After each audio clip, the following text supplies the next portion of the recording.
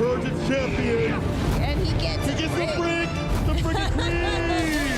What a long road that was ahead of him. Welcome to the Capcom Cup.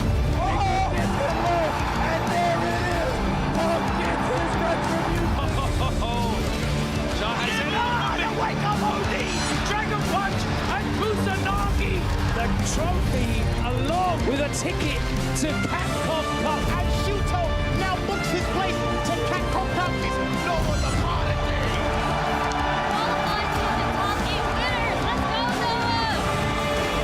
The whip punch from the heavy. On the engine right. Angry bird. Show him the door because, kid, you're in grand finals.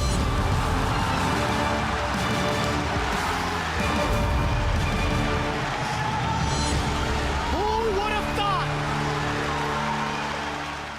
Welcome, welcome, welcome. Good afternoon, evening, morning, wherever you are from. Welcome to the Street Fighter 6 Esports Spotlight Show. It is your girl Sherry on the mics with my man's Vicious.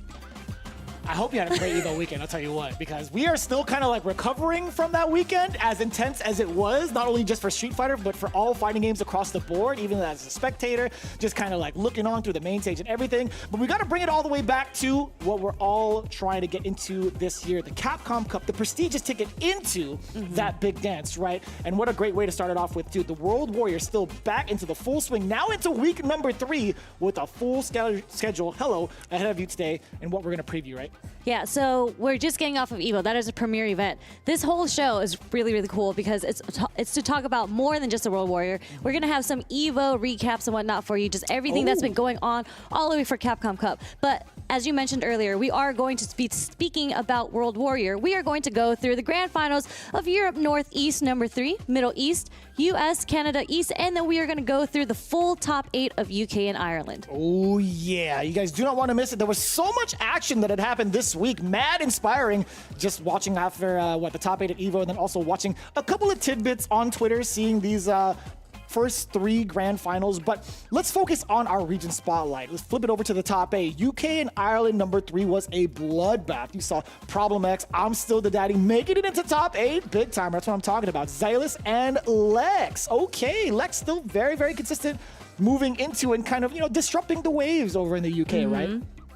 And then we have in losers, we have Rapid, we have Suleiman, Mystic Smash, and Shax. A lot of familiar names, some new names. But before we even go through the top 8, we want to talk about the regional finals pricing and what they get for making it this far. For first, we are getting a bonus of 2,000, second 1,500, third, fourth, all the way down into 8th. You are getting a top 8 pricing. And not only that, you do get points, correct? A decent amount of points as well. If you are consistent in your first place prize, and you also get a chance to fight off against your fellow compatriots over into a top 8 qualifier, right, to see who makes it into Capcom Cup. But again, the points are so important in regards to consistency as well. Being able to show up at each and every one of these World Warriors really get you a head up into the game, because if you miss like maybe 1 or 2, you might like slide in points just a little bit, but it really depends. Like some regions kind of have it that way, others really don't. Like sometimes people would miss out for like other regions or whatever. But yeah, I think the way that some of the points are swinging, at least from this side of the world, have been very, very interesting. Well, what's really cool this year about World Warrior is, well, UK, Ireland, they're still super regions. There's auto qualifiers for first. UK, Ireland is a super region. So whoever has the most points on the board, they auto qualify. And then the next 8 players with the highest points, they make it into the top 8 regionals. But what's crazy about this year, or really cool, is, as you mentioned, sometimes not everybody's able to make it to every single World Warrior.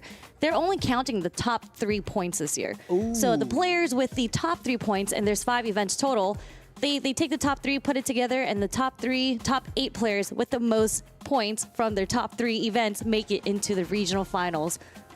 Do that math for me. How many players is that? I can't. Like, it's too early for me right now. I know it's like 4 p.m. over in California, but it's too early for me right now to be doing all those math. But I will say it's a very, very big incentive for a lot of the players that have maybe like been mad consistent in their online weekly events for their specific region, are not able to travel as much. We've talked about this incentive for like years now as the World Warrior had started up. It's pretty good. It's not bad for being able to play at the comfort of your own home or setup, maybe in pajamas, and get paid for it a little bit. We're gonna talk about all the details in regards to how to sign up as well throughout the show. So please keep in mind, keep in tune. We got a lot to showcase for you guys today. So in lieu of all that, our very first grand finals up. Europe Northeast, week number 3. Coming in, we got Shady Imposter versus Phenom. Phenom fresh off the heels of a very impressive EVO top 8 run. Which is crazy because, as you mentioned, like, these players were just playing at EVO. So many of these players were in person in Las Vegas last weekend, and then we go straight for more Street Fighter 6 action with these World Warriors. And Phenom, with the incredible performance at EVO, I think he got 4th, right? We'll double check that. But yes, he did. That is correct. Okay, thank you. You got it. Being into the grand finals into his World Warrior. Of course, as you mentioned, consistency is so important, right? Phenom has been a huge household name for a really long time. He's been to almost practically every single Capcom Cup so far. He's qualified in, so it makes sense that he would be in the grand finals for his region. Yeah, a little bit of a tidbit here. Although this has happened prior, at least during this week, one of the more interesting things that I found was how he actually got into the grand final seat. He actually fell short to Shady Imposter 2-3 at the very first round of winner's side and had to do the gauntlet run. Kind of similar to what he had to do at EVO, right? So is he going to prevail this time? Perhaps, maybe not. Maybe Shady Imposter has something else to say about it. Could be a double jeopardy situation, which it will be, obviously. But let's see how it goes down. This is the grand finals of Europe Northeast number 3 coming right at you. Ladies and gentlemen, grand finals, Shady Imposter versus Phenom. We could get a repeat. See if Poland could get a win on the board. Or if Phenom doubles up on victory. He's already seen that walk-up jab. Shady trying to do that crouch mean kick a bit too reactively, giving Phenom a big opportunity to walk up and press that stand jab. You see him pressing that stand mean kick to try and prevent it. Both Some whiffs though. Both of them as well.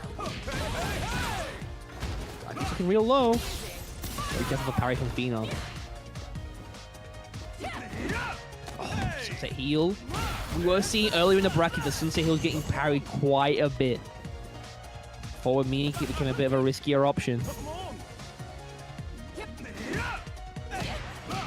Nice delay. Late press from Phenom has been a common option, right? He's a lot of delay press after the Sunset Heel after stand knee punch. We saw it earlier. We saw it in Seti and Kirito. Start speeding it up. She's happy just to give up a little bit of space. Commits are so bad. 5 kick. Ends up being fine. Will we see the pass to the chase super? No, we ain't.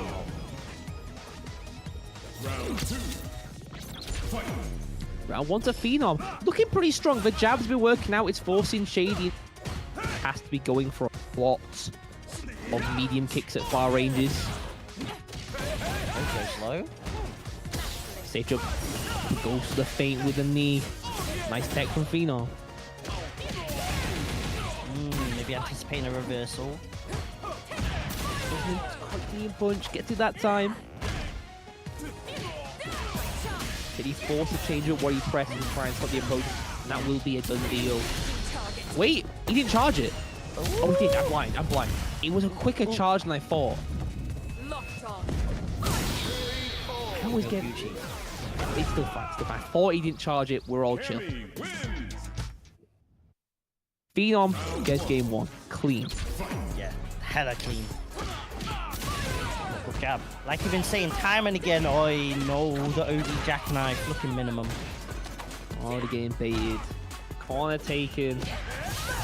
Shady earlier was showing a lot of backdash defensively, now being quite happy to ODDP, block for a while, try to crouch me and punch with delay.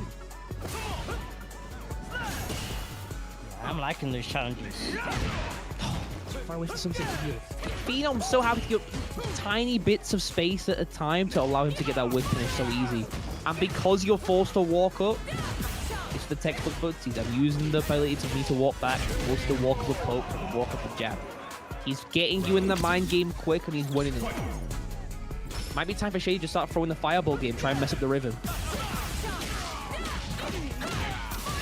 Oh, again. One throw. I saw that last time as well, where it was just single throw into stand strong. Nothing too crazy. Nice and simple. Trying to be tricky with a feint so bad. Change up a tiny bit. Grab number 1. Yeah, Again, not overcommitting to the second grab, doing something different after. All right. Shitty got CA, but one more grab will take us up 2-0 to Phenom. We did see the situation last time. But as of right now, I think Phenom is controlling the pace of this game so well. Shady is being forced to act with the spacing Phenom stood at, and by that, we get into walk-up jab. Ooh, nice meet. We start something though. First time really seeing Shady get going offensively. Not much longer for it though, is it? No. Immediately out.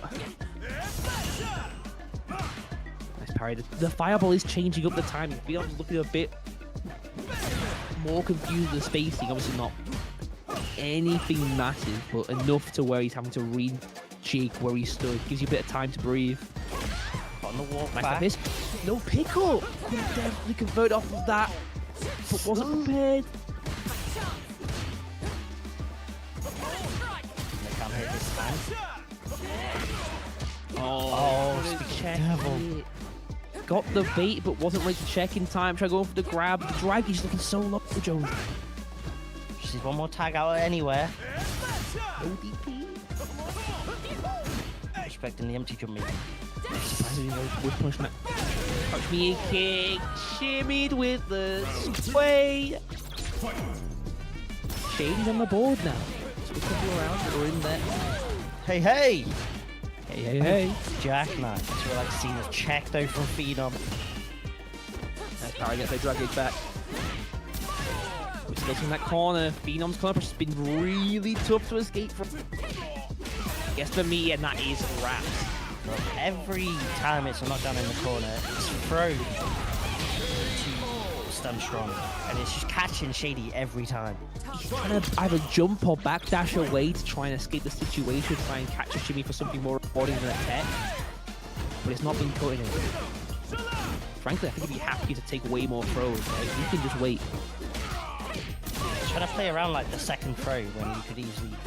That's reset point, by the way. Sometimes just take it. For a burnout here, manages to force it, but was minus. The burnout, it's still negative. No, we're pushing the crouch me and kick. You're walking it back a lot after these whiff buttons. Been trying to abuse that with a jump. His back heavy Cantius haven't been there.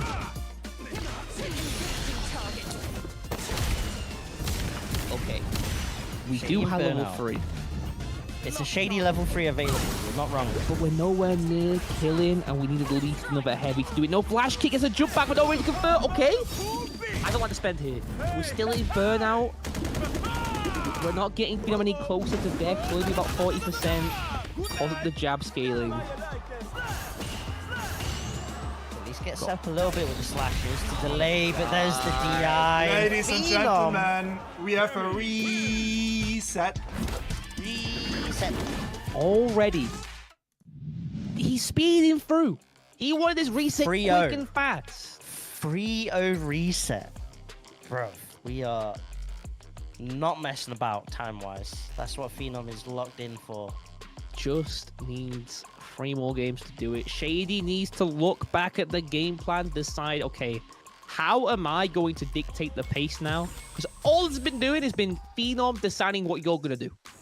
How you're forced to act. And because of that, it's like, okay, I'm walking forward jab now, and I've shown it, so now he's going to have to try and press buttons preemptively. He's pressing buttons preemptively, a whiff punish. Been going great. I wouldn't even mind maybe just 1 or 2 more OD reversals. Just let the Hey, the jackknife festivals were rock and roll. going great.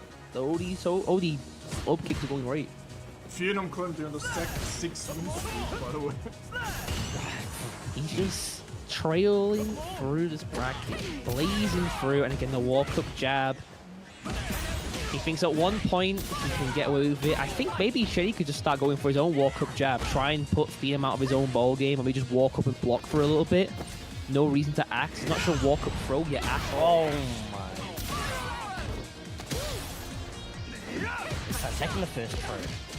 Come into that. We'll see if Phenom maybe mixes it up offensively, but It's just his route. Oh, level 2 a wake up. Yeah, the reversal. You gonna see a reset for the Oki? No, going for the heavy kick and the the best Doki in the world, but still works out. No, can we confirm? Oh, you're reversal. Alright, we can just chip out here. We messed up, but it ended up working out anyway. I like we didn't go for the OD meaty fireball. We definitely messed up because it might have lost to Wick level 2.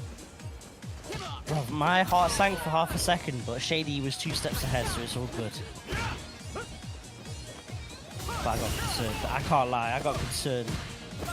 Rabbit's been real low for Phenom. He's pressing immediately because he knows Shady. Trying to catch that guy at gauge. Trying to call out the parry even. To get the right gauge.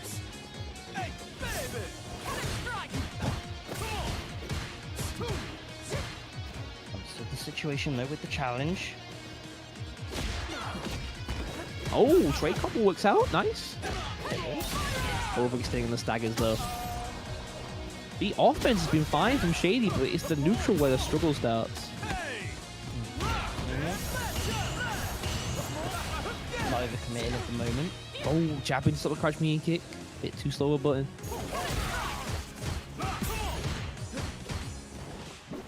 I don't get what these faint sobats are trying to bait. Is it just noise for movement to try and get Phenom off guard? Has to be.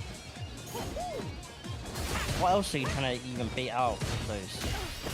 It's like if not, no one's really expecting a sobat when they see the yellow. We're not trying to react with anything like that. Like the fake slashes I can get. Oh, we didn't spend. Didn't put the meter in time. Oh, hold on. Wait a minute. Just didn't cancel. Wait, what's on the clock? Yeah, it's over. Wait, it's over. Yeah, it is over. Just not the way you expected it. So it's over, but sure for who? Down to the wire. Jump. Oh my. Long rounds. Shady on the board. 3 games we're stopping the win streak. Enough is enough. It's ended. Okay. Fireballs. Nice. Exactly what you need to post reset as well. Take that first game. Will we see the first ever Polish Warrior win today? Look at that ourselves. Still gotta get to set point for now. Long journey. Oh, nice catch, but can't convert off of that from the max range. Even medium Sobat's not.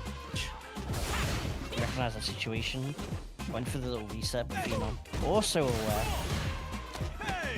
And you can see that I think the fireballs have got Phenom at a timing where he's not used to. Oh, interesting conversion. Can maybe killed. Nice parry. Hey, hey. Yeah, I mean in that, Street man. Fighter 6. Yeah, in SFL we saw it was just Europeans at that point. ER jab. The bread and butter. Two's there. Oh, gets the catch. Bit too obvious to catch me and kick. He sees spin and walk forward and feels he has to act.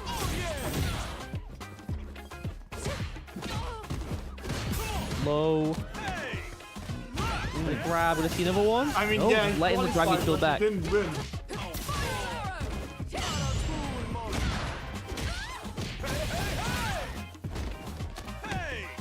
Alright, dash. What's the throw?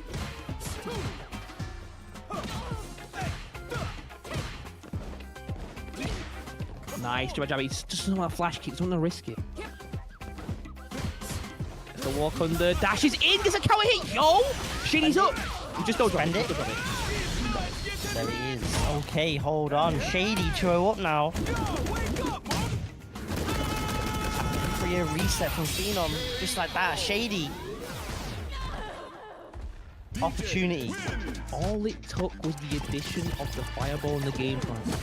And now Phenom is not being as comfortable doing walk-up jab.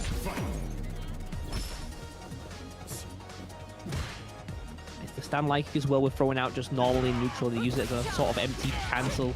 It's the driver catching him off guard. What's out? Driver's low. Yep. You parried the fireball. Good luck. Oh, it's a imperfect parry.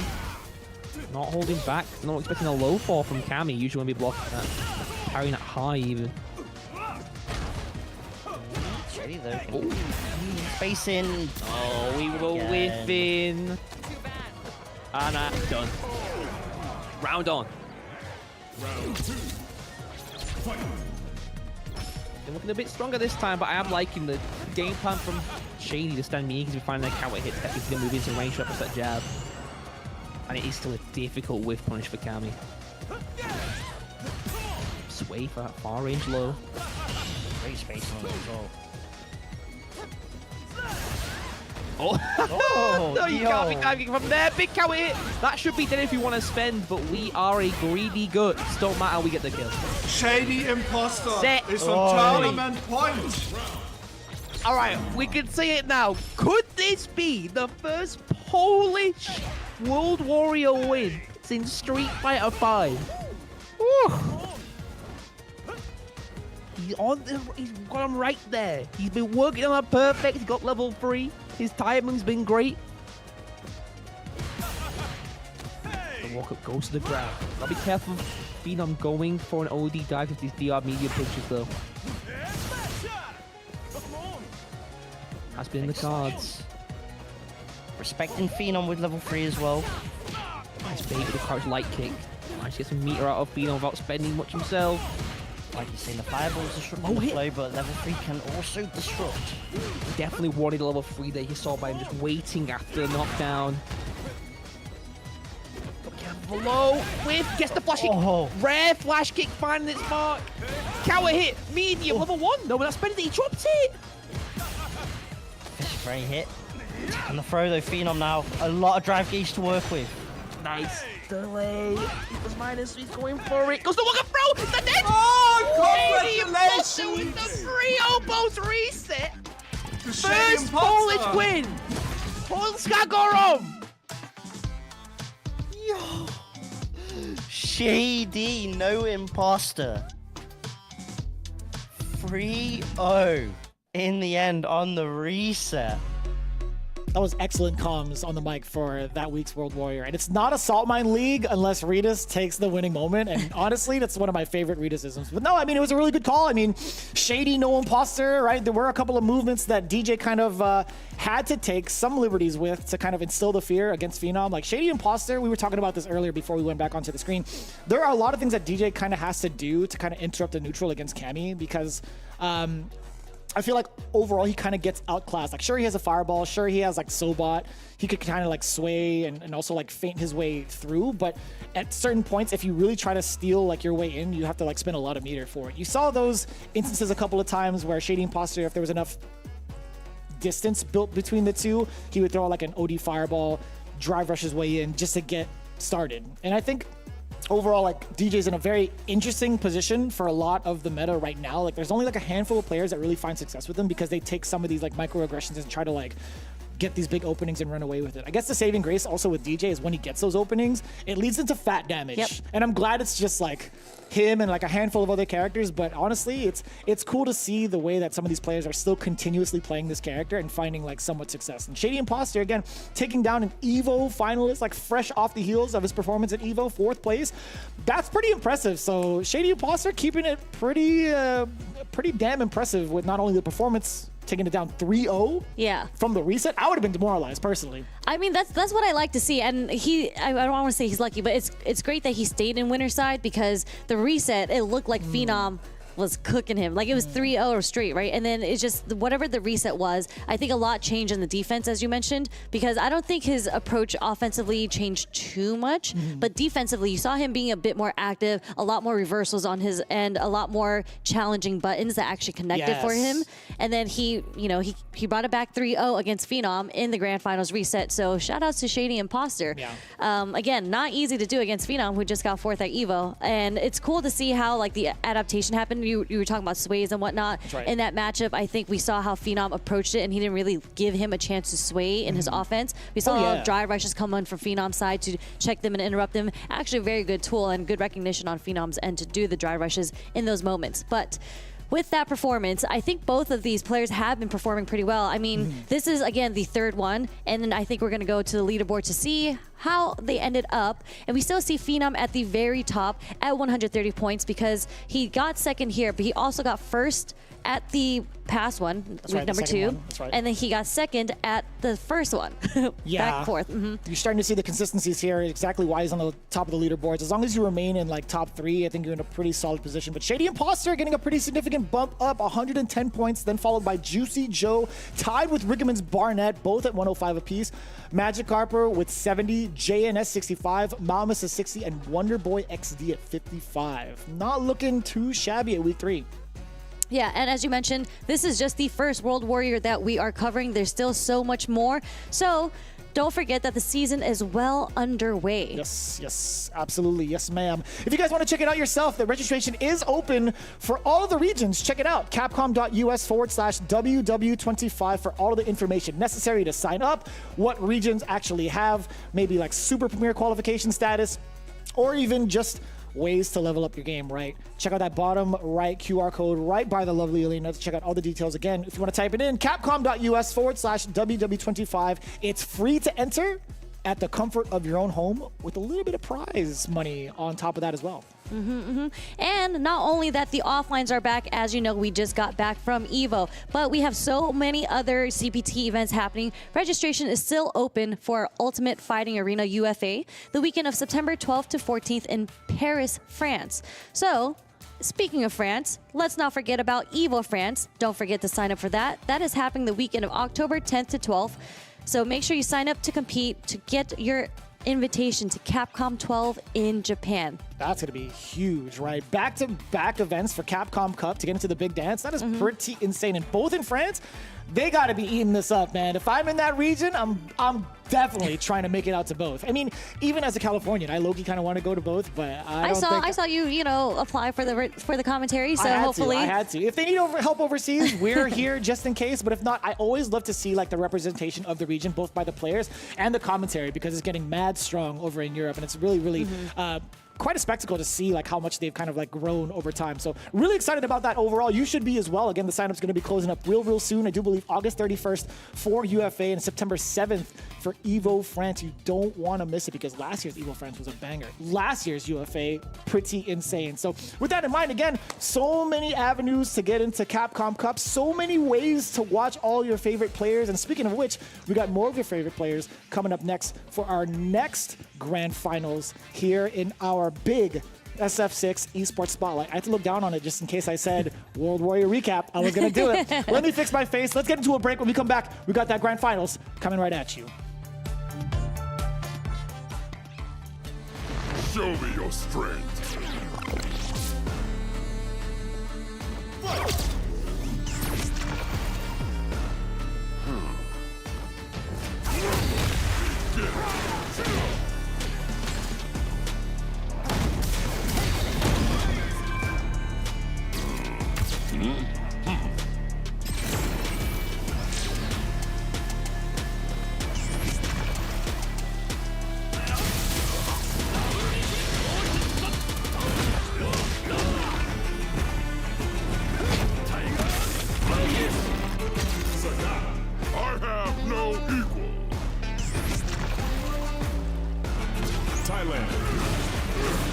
Libra bows to no one.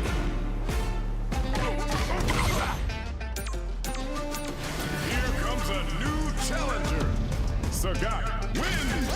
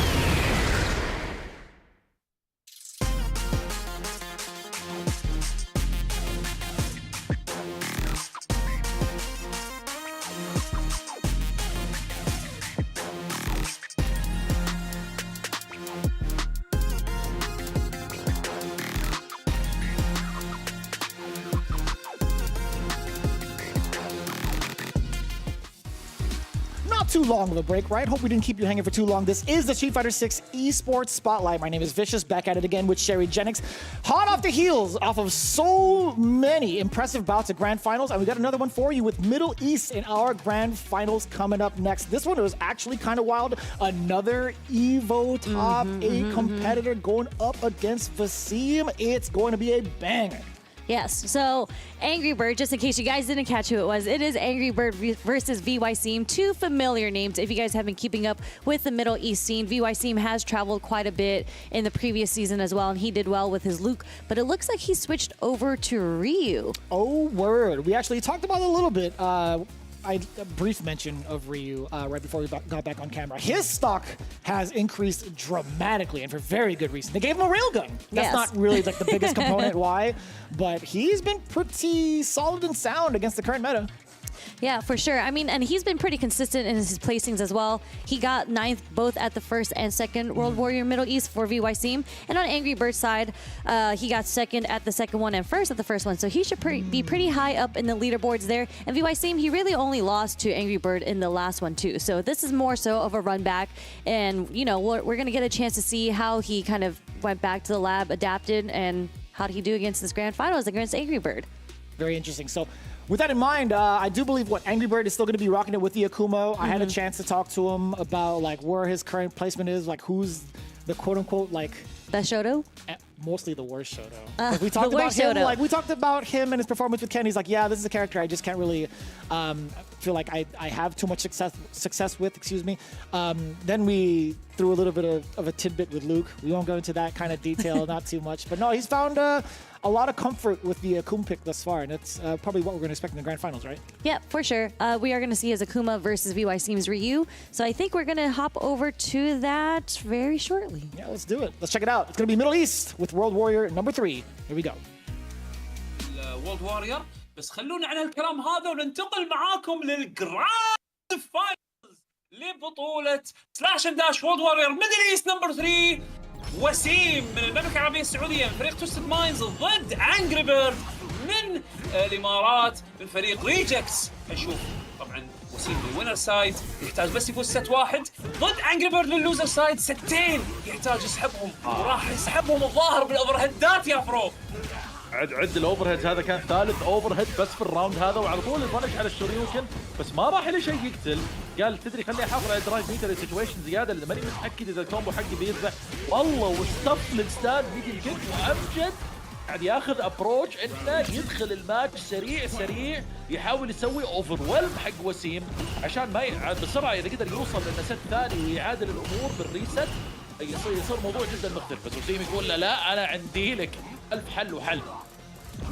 وسيم يعني هو حاليا ماخذ ابروتش للتهدئه ولكن انجري بيرد يستمر معانا بالبريشر. وسيم مع الشكس الكراك جاب هني جدا كان خيار جدا ممتاز. انجري بيرد لا قال انت تبي الهمجيه انا اوريك الهمجيه. شنكو هذوك حاضره هني هذه الحين الشنكو هذوك درايف امباكت. لا اللعب قاعد اقول لك هم قالوا خل الهدوء على كتر هدوء بعدين نلعب بكامل الهمجيه على اساس ان كل واحد فيهم يحاول يسوي استابلش حق الدوميننس واللي الحين يعني يبعد عن فقط لمسات بس وياخذ معنا الجوله وسيم. بس على طول رايدو هدوكن على طول يصيده لا تخليه يقطها. والله يعني جولات مخيفة ما اقدر اتخيل اني العب ضد خصم على هذا الرتم ابدا. يعني كمية اللي هم قاعدين يسوونه في اجزاء من الثانية مو طبيعي. واثنيناتهم عندهم يعني نفس اللب عرفت شلون يقدرون يهدون اللعب ويخلون اكسبلوزيف باقل من شعره من الثانيه. وهذا الاو دي شوريوكن تحدي جدا ممتاز من وسيم يطلع نفسه من الزاويه ولكن الهيلث ليد للحين لصالح انجري بيرد وعنده الموارد. انجري بيرد بس يحتاج ويخلصها. هي وسيم راح لكراوش ميديوم كيك الى الميديوم دونكي كيك اللي هي تتعاقب. الهيفي طبعا احنا نعرف من كذا باتش صارت سيف لكن هذه على هذه المسافه هو شكله توقع انه ويف بانش وما كان صايدها صح. صحيح وبالحاله هذه قدر انه ياخذ معانا الجوله وينتقل معانا للجيم الثاني. امجد يعني قدر ياخذ جيم واحد باقي له 5 باقي له مشوار. هذا الحين وسيم ما يحاول يتحدد ديمن فليب. دائما تعليقة اكوما في الهواء ممكن تضيع منك الانسبيلتي فريمز حقت اي شو يمكن تسويها. الدونكي كيك توقعها وكومبو الدرايف امباكت اللي يبي البرن اوت اللي هو حصلها الحين. شوف من وين تطلع تقصر الكومبو عشان ما يعبي له ميتر ليفل 1 اللي تعباله الحين. لعب عبقري من امجد. شوف شلون يقدر يطلع منها الحين وسيم. عنده هيلث ديفست كبير كبير كبير. شك ولا اروع مع الستاند فورورد. دخل امجد البرن اوت باي طريقه. لكن امجد يهد اللعب شوي. هدوكن جدا ممتازه مع الهدوكنز. حاول يعطي بيرفكت باري للاوفر هيد لكن ما ضبطت معاه. وش السيناريو الحين؟ او امجد على طول. هذا الووك سبيد. هذا فرق الووك سبيد. هذا فرق الووك سبيد يا احمد. دخل عليه ومسكه مفاجاه كبرى يعني. وفرق الحضور الذهني حاليا امجد تحسه يعني سابق وسيم اجزاء من الثانيه. بس هذه الاجزاء هي اللي فارقه في تقدم امجد الى الان. شوفوا البونش على جاب يا جماعه اللي هو سواه الحين. والسكسس ريت مع ستاند شورت بانشمنت عند امجد اليوم اون بوينت والله وايد عالي. فقاعد يستغله بشكل جدا مثالي هالبطوله. ثاني ممتازه. انقذ جولته انقذ مباراته وسيم. اوه على الويب بانش. الله عليك يا وسيم. وهذا الحين فرصه ايش يقدر يسوي بعده. ما يحتاج ميتر حتى. بلاي جدا ممتازه هني من وسيم. الاوفر هيد كان يحاول انه يوقفها بهوك يمكن لكن الكاونتر هيد زادت الطين بله واخذ كومبو كبير هنا. شوف البوزيشننج هني لصالح انجري بيرد تريد ولا اروع. ولكن ما حد فيهم يقدر يسوي شيء زياده واخر وايد بعيد عن بعض. مره ثانيه الميد سكرين. دابل ستاندينج شورت يقول له بتسوي عليه ويف بانش. هذا الزر اللي لازم تدور عليه. تقدر تتصرف معاه. الى الان الاجابه ما جت من وسيم عليها. مرة ثانية بالنيوترال. انجري بيرد حفلي العملاق. وتحت سترونج يد صح. وسيم قرر انه يعني يوفر. يبغى السيتويشن اللي بعده وهذه هي حصلها الشوط الثاني. هذه هي بتكفي لنا هيلث اكوما. نعرف انه ما راح يتحمل هالكريتيكال الان. شوريوكن وسيم يعادلها 1-1. كان في بعد زيادة. في زيادة دمج. يعني كانت مضمونة بكامل أشكالها. وسيم ياخذ معانا جيمه هو الأول يتعادلون 1-1. يعني يعطل خطط امجد بانه يحاول يوصل للريست بسرعه ويصير الحين في وضعيه انه بس يحتاج يحاول انه يفوز الست باي شيء هو يقدر عليه. وسيم خصم عنيد جدا وطلع بالرد في الوقت المناسب عشان يعادل النتيجه. لعب بالميد سكرين. يحبون الميد سكرين الشباب. بيج جمبن حق وسيم هني. قال له لا تشحن طلقتك. انا الراوند هاو الفيرس حاضر عندي. على طول واو كميه لايتس بعدها شوريوكن. التريد من امجد يكمل بعده بريشر على الاقل ما يخلي الوسيم فرصه. هذه الحين على طول يبغى يخلي هذه جاهزه دائما بسبب الجو هذا حقت اكوما والريكفري السريع حقها. وطبعا البف اللي جاء على الترافل سبيد حقت الهدوك الريو لما يكون مشغل الدنجن مود. وهذه كانت وف حلوه. رايدو هني يدخل فيها اقرب. تشكل استخدم الليفل 2. ياخذ معانا الجوله لاول مره. وسيم يتقدم بالنتائج. صيدة اللاندنج من الديفن فليب يا ابو يوسف. هذه بحد ذاتها من وسيم قرار شجاع جدا لانك دائما ما تعرف الى اخر لحظه اكوما اي اوبشن بيطلع فيه. لكن انجري بيرد انحط في مواقف اصعب من كذا بهالبطوله الى الان وقدر يرجع منها. فهل يسويها مره ثانيه؟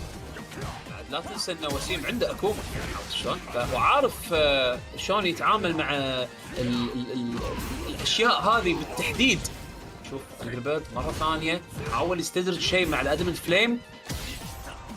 لكن وسيم هذا راح تعور. ادفانتج يكمل بعدها سولو فلكسس. وين بتروح؟ هل بيروح يحاول؟ لا ما حاول يروح الى ليفل 2. فريم تراب بعد الهاشوغاكي. ايش بيكمل درايف ريفرسل. كان عارف انه ما في عليها بانش بسبب البرن اوت. نط على ورا لكن انتبه ريو عنده الشينكو هادوكن القديم. الحين بعد البفات لكن ما عنده دنيا. بعد من هالمسافه اي والله مو معقول مو معقول. لا ايش قاعد تسوي يا وسيم؟ ايش قاعد تسوي يا وسيم؟ مستحيل القراءة الليفل اللي انت فيه. لا امتعتنا. هذه الحين قد تكون المباراة الأخيرة والحاسمة هني إذا وسيم استمر معانا بهالأداء الأسطوري ضد أنجري بيرد والتقدم جدا عالي. شوف المومنتوم. كان يبغاها الجهة الثانية، كان يبغى الكروس راوند الجهة الثانية. ما يقدر يعاقب بس انه يقدر ياخذ مومنتم. لا قال لا اعجز عن الكلام يا فرو. وهذا قد يكون تورنمنت بوينت حق وسيم. وسيم الان متقدم 2-1 تورنمنت بوينت. وسيم هل يقدر يخلصها؟ انجري بيرد الحين معروف بالكمباكس، بس هل هذا ممكن يكون كمباك ابعد من الممكن بالنسبه له اليوم؟ والله ما ادري يا احمد. كلا الطرفين صراحة لاعبين كبار. وسيم قد تكون هذه هي فرصته، قد يكون هذا يوم آخر سيكونس. وتمشي آخر سيكونس. الله وسيم الفائز في الميدل ايست وورلد واريور نمبر 3. I'm not gonna lie, I felt like that was kind of a speed run between Wasim and Angry Bird. I was slightly surprised. I mean, it was like somewhat close, but at I guess the timing of it all, I thought I was gonna be here for a minute. Yeah, so I mean, like, it was like back and forth in neutral, and there were a lot of rounds where it went down to like the very last decision making on who would win, and Wasim came out on top every single time. And it's crazy because a lot of those times it was just supers. It was like, I'm gonna wake up super, or I'm gonna get my damage off, because there was just like that. There was that one round where Angry Bird did OD Fireball, and Wasim also did his own Fireball, right? And it went through and punished countered Angry Bird and burnt him out. So very unfortunate, like very last minute decisions for Angry Bird, and just did not go in his favor. Yeah, but they were slugging. Yeah, they were fiercest, standing video kicks, crouch strongs. They were going at each other. There's so much to really kind of like dissect. It's kind of crazy because I don't see a lot of people that are that active against Angry Bird, right? There's so many styles that Angry Bird can play. We've seen him kind of set the pace a lot against a lot of other competitors, but you see the kind of comfort factor really being in play against Angry Bird from the way that Wasim was playing. But I think it was like kind of highlighted. You could hear some of like the English bits coming in from both Yakub and Fro. By the way, shout outs to my brothers. Love you guys. Doing an excellent job as always. You talk about like some of the movement that was involved with both, right? It's not really giving Angry Bird a place to even try to play reactionary, like if you're that close, because you could be in fear of maybe like a low opener, right? Ryu does get a lot off of some of these single hit openers, which is kind of dangerous, which is why his stock value has risen up so much. But again, seeing the way that they played, I don't think you could kind of replicate that any other situation or any other competitor, like specifically against Angry Bird, because let's be real honest here, Angry Bird is the one that's like way more well-traveled in comparison. We're going to see him at like multiple events in comparison to Wasim, but I would love to see it if it was the other way around eventually. Like if Wasim was coming out to these places and him setting the pace aggressively, that would be very interesting to see that dynamic of like how he plays Ryu against the rest of the world. Yeah, like it's cool because we do see Wasim traveling out a bit more, but obviously Angry Bird is much more seasoned, especially as a traveler. But you don't really see that in the playstyle that they play against each other. And we were just speaking about how Ryu rose in stocks, and I was talking about, you know, Hashigeki and whatnot. But we actually didn't see that come out from Wasim at all. Like, it was a very standard Shoto match where we're seeing a lot of heavy buttons, we're seeing a lot of mediums, and then just the conversions that Wasim had in the rear end, that's what put him out on top this time in the World Warriors. But I think overall, I think it's still Angry Bird who will still be leading it. And Angry Bird in this World Warrior took it over Big Bird and Latif, just in case you guys were wondering where Big Bird was in this top 8. He was in the top 8, but he did fall to Angry Bird in this tournament. But as we mentioned, Angry Bird is top of the leaderboard at 130. Big Bird right under with 95. We also have Fruit, and there is where Wasim is at the 80 points. We have Abood at 60, Turkey ABC at 55, YSFB at 55, and Hamoud at 50. A little bit more of a closer spread between like second place and the rest of the leaderboard, but you see the dominance right now from Angry Bird at 130. We still got a couple of more weeks for the Middle East. is going to be pretty exciting how that scramble happens towards the end of their World Warrior run. But with that in mind, again, Angry Bird, although falling just a little bit short to Wasim, I want to see it kind of get shaken up from the rest of the people on the leaderboard, because I think it's a super talented region in the Middle East. Would love to see if any of them actually go out to the EWC Last Chance qualifier. Probably. So that would be pretty godlike. Yeah, and as you mentioned, the last chance qualifier for EWC is 10 slots. 10 I didn't know that slots, by the it's 10 way. slots, so there's a good chance that they're going to make it in, and the winner of EWC does qualify into Capcom Cup. So there's still multiple ways outside of World Warrior to qualify into Capcom Cup, and, you know, Angry Bird's looking strong. Big Bird, you know, unfortunately, Middle East isn't a super region. So if Angry Bird or Big Bird doesn't qualify through a premier or an offline tournament, unfortunately, they're going to have to battle it out in their regional tournament, top 8 of World Warrior. That's going to be kind of shaky. There's so many more events to look forward to in the Capcom Pro Tour, so I feel like there's got to be a way to see like both of them in, whether it's through like a crazy premiere, that you're only whether seeing one it's like bird. Street Fighter League, perhaps, right? Yep. There's going to be a lot to really think about.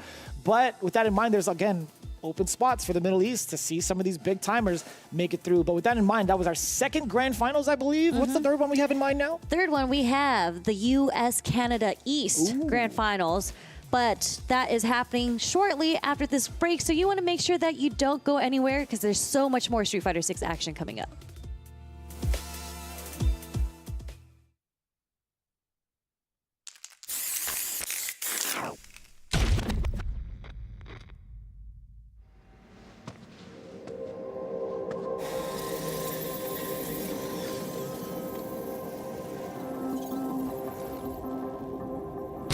That's the leader of the organization known as Shadaloo. His name is Bison. This is simulation data based on his battle prowess.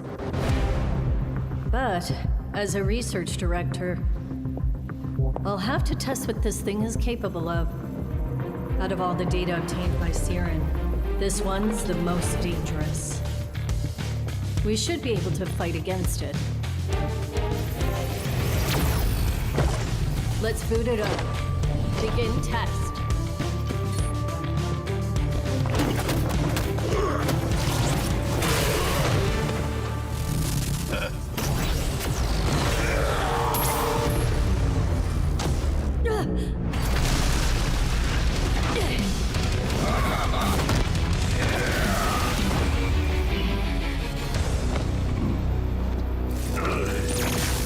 Nice work.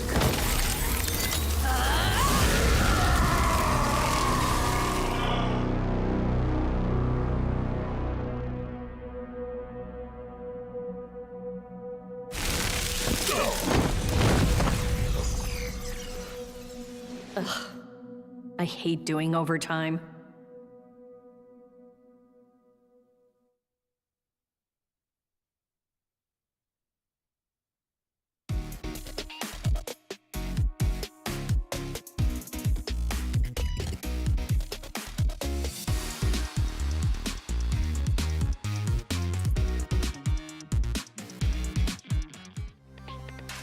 Woo! I am still sweating off my girl C Viper's trailer right there. I was getting hype over that, but getting back to the point of the show, welcome back to the Street Fighter 6 Esports Spotlight, where we go through recaps and World Warriors, everything that is related to Capcom Cup, and just giving you an update on everything that has happened thus far. Because although we are coming back from the EVO weekend, there is still so much Street Fighter 6 action that happened just this week, and we're here to talk about that. It's mad inspiring too. Plus you had like the immediate release of Sagat right after EVO. Yeah. Everybody and their moms is currently playing this character on casual, ranked, battle hub, etc. Everybody's been kind of like reinvigorated with everything that had gone down with EVO. So the action has not slouched one bit in terms of like the quality kind of plays that you're getting, the players that are like really trying to get themselves into Capcom Cup. It's been really inspiring. I see it all over Twitter as well. I would see it on like people's streams as well. So with that in mind, US Canada East number 3. This one was a rather interesting one.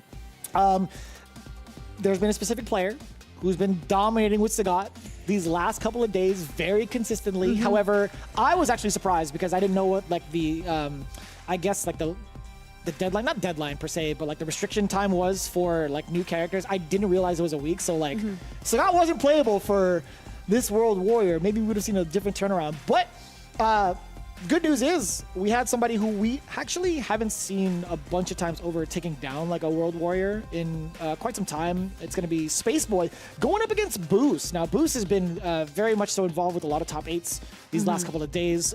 Every single week we have like how many different tournaments that go on, maybe like minimum. There's at least one a day. Yeah. So Boost is definitely a usual suspect in all of those tournaments. So seeing him in the grand finals, not too big of a shocker with the way he's been playing Terry as well. But Spaceboy, yeah, I did see a determined look in his eyes. I think I saw him over at Evo as well. He was kind of like walking by. He looked mad focused. I didn't want to like stop him and say what's up, but Spaceboy's looking kind of different this time around. Yeah, I mean, Spaceboy basically found the character for him. So his Mai did pretty well at Evo. We saw him on the big stage play. I forgot who he took down, but it was a pretty significant player. I saw that, yeah. And as you mentioned, I want to say, no, I was going to say, like, was it Tokido? But no, I don't think it was Tokido. He played, actually, he lost on stage. I just remember because he had to play against, it was a Bison player, I think. Okay. It might have been Xiaohai or it might have been Kakaru. We'll take a look at that after the grand Not finals. Bison, but yeah, JP. It was just purple on the screen. That's rough, though. I mean, yeah, speaking of stock value, Mai has actually been so played in so many different regions. And I don't mean to kind of like exacerbate that word when I say like so played, but she's been doing a lot of damage. She's a consistent character. She's a consistent character in this game. We've seen her in the hands of Lashar. We've seen her in the hands of Momochi. A lot of players are either maining her or having her as a secondary character.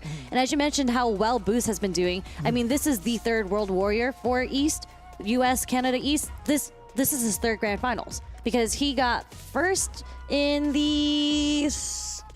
the second one and second at the first one against who you mentioned, Punk. Punk was also in grand finals for the first and second one.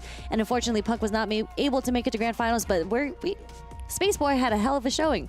Good. I like to hear that. He had a really determined look. I'm telling you, man. He might have found something that may not have worked out for him at Evo, fix it up throughout the week, and made it really count in World Warrior, which is super, super important. Let's check it out. We got the US, Canada, East World Warrior number 3 coming right at you. See? Oh, yeah. Grand finals, people. Let's get it. Here we go. Let's get it started. The SAK special. A lot. I think of the name of the game. I've seen this movie before, but different names. Different costumes too. My costume is a little different. Oh, that's true. That's true. Sorry, use a different one, huh? You're right. OD? We ain't looking at Galro. He's there. Oh! Very smart What stuff. a call out with the grab. Yes. Yep. Driver's throw. Caught the tap parry attempt. Puts him up in the corner. Boost with the fireballs. I feel like Terry, well, Terry Press, what they tell me, is adept at fighting Mai. Low fireballs means she can't throw the fans like she'd like to. That stand media being buffed, that means you can counter poke and get more in store. The heavy as well. Hit up so low. Back at it again. Boost with the crouching medium kick. Again, hits it. Should be able to finish. That's round. Kill. Yes, sir. Not okay. What you mean, am I okay?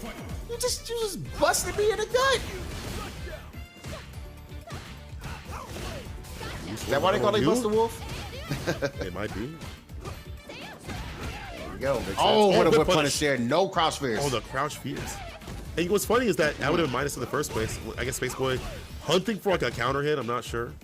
Yeah. So that sucker out. Oh, man. Number 1, protecting the drive meter. It's time to go ahead and hit it with the Method Man. I don't know. He's getting hit with all these straight hits. Real smart stuff. He's too close, man. Too close, man. Get him. Hit him with the Method Man. The fan. When we're throwing, no, Shabs said the trade. Boost can't take too much more. It's a stand fierce. And the follow-up right after. Spaceboy getting his revenge. And the fan to hit up the drive rush. That was a little close. Here we go. Get the hit again. Level 1. Time once again. Hit him with the how high Method Man. Throw, boost, gets a bar. Crouching leg kick, crouching medium kick. Did not want to convert right after though. He had the opening. Walk up throwing the minus frames.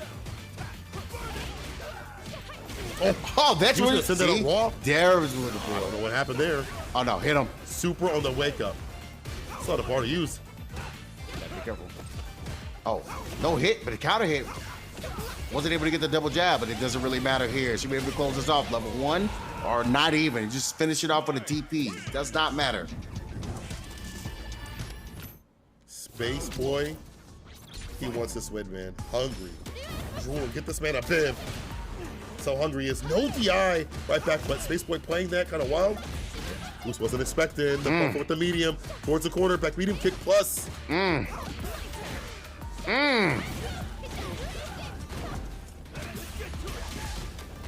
Uh-oh. Yeah, caught the jump out. Trying to run away. Gut check again. Throw possibly. Super. Get off me. Too close, man. Got the lead. Oh, no cross cut. Wasn't in time.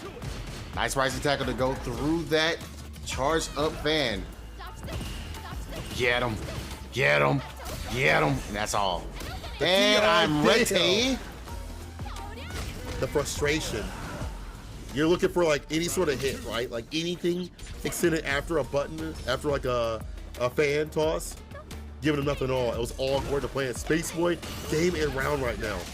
Mad momentum, but that's perfect. With the perfect parry, the crouching medium punch, the punish, and the OEDP reversal will continue riding this momentum. Impact right back, yes! Oh boy. No uncheck here. Boost, young man. I don't think that's the last time Space Boy's gonna try that. Bus. Okay. Try to get the jump. Okay. There's a way and goes back to playing the consultation game. Give me the DP. I'm landing just in time. Try to go for the overhead. Nothing out of it. Boost lead. Oh, he's so close. He can actually spin. No, he didn't want to because he wanted to save the meter. You can't do that, buddy. Oh, wait, he's alive. Alive. You can't do that. Alive. You're alive. Level 3. You're burnt out too. Oh my God. You're dead. Alive. Hold up. Hold up. You're not dead yet. He's still alive. But he's got bar at the bottom. Jump. What's the play? Back dash and fan away. There we go. Keep it simple. Keep it solid. Keep it safe. Space Boy. I cannot believe that this man was able to hit that super and back off. You know how many people would have dashed up right there and said, I'm going to finish it off? Game to the point for Space Boy. This is the perfect music to go ahead and play it off this last potential game here. Nice checks there by Space Boy. Tried to go for the +3. Wasn't ready for it with the meaty. Now Boost has spent a lot of drive gauge. Let's find the jump in though. Towards the corner we're gonna go. Fireball. DP ender. Rising tackle. The fall of Space Boy, possibly. Counter it combo. Yes, sir. He said Basa Woo. Tiger Woo? Oh, he says it? Tiger Woo? Tiger Woo? You ever seen the Chad movie, man? Carry the DP. Wait, what movie is this? Shaft 2000. Oh, Shaft. Bro, that's too old. I don't want to date myself if I say yes. DP ender, boosting his lick back right there. The super level 2 bust through. Like towards the corner. There's no way he does this with drive cage. The DI, yes. You extended too much, my boy. Yeah, brain, send him up. He said, are you okay? Yes, I am, because I'm about to get the chip out kill. We got a game on the board. Boost lead. All right. Real match. Basta Woo? Basta Woo? It's like 70s. Oh my God. You know what? I have no idea what that is. All I know is Fortnite. Roblox. True. 70s. Yes. Oh my God. 70s? Shaft 2000. Oh, Came out the year 2000. 2000. Didn't it come out earlier? Brother. Oh, maybe I'm bugging. That's the old thing. Samuel L. Jackson, brother. Come on, dog. Bro, this is an earlier Shaft, How though. dare you? I said Shaft 2000. That's why I had to. Before, there's like one in, 1971. I was right. See, I was right. Well, yeah, but that's Richard Roundtree. Tell me which year. I did. Brother, how many times have I said Shaft 2000? Nice DP. Wake up crouch. Yeah, Counter it combo. Get the level 1. What a wake up combo. Level 1 right after to switch it up. More fans to land. But some woo. Oh, out of there. I gotta watch that movie. Anti-air DP doesn't kill. It's actually very. Oh, it gets the overhead, and Space Boy is on tournament point. too hot, man. Look at that confident walk-up jab. He's trying to end him. Hitting the heavies back at him. We love a punish counter. Oh, no. Yeah, Oh, can't no. do that on block, my boy.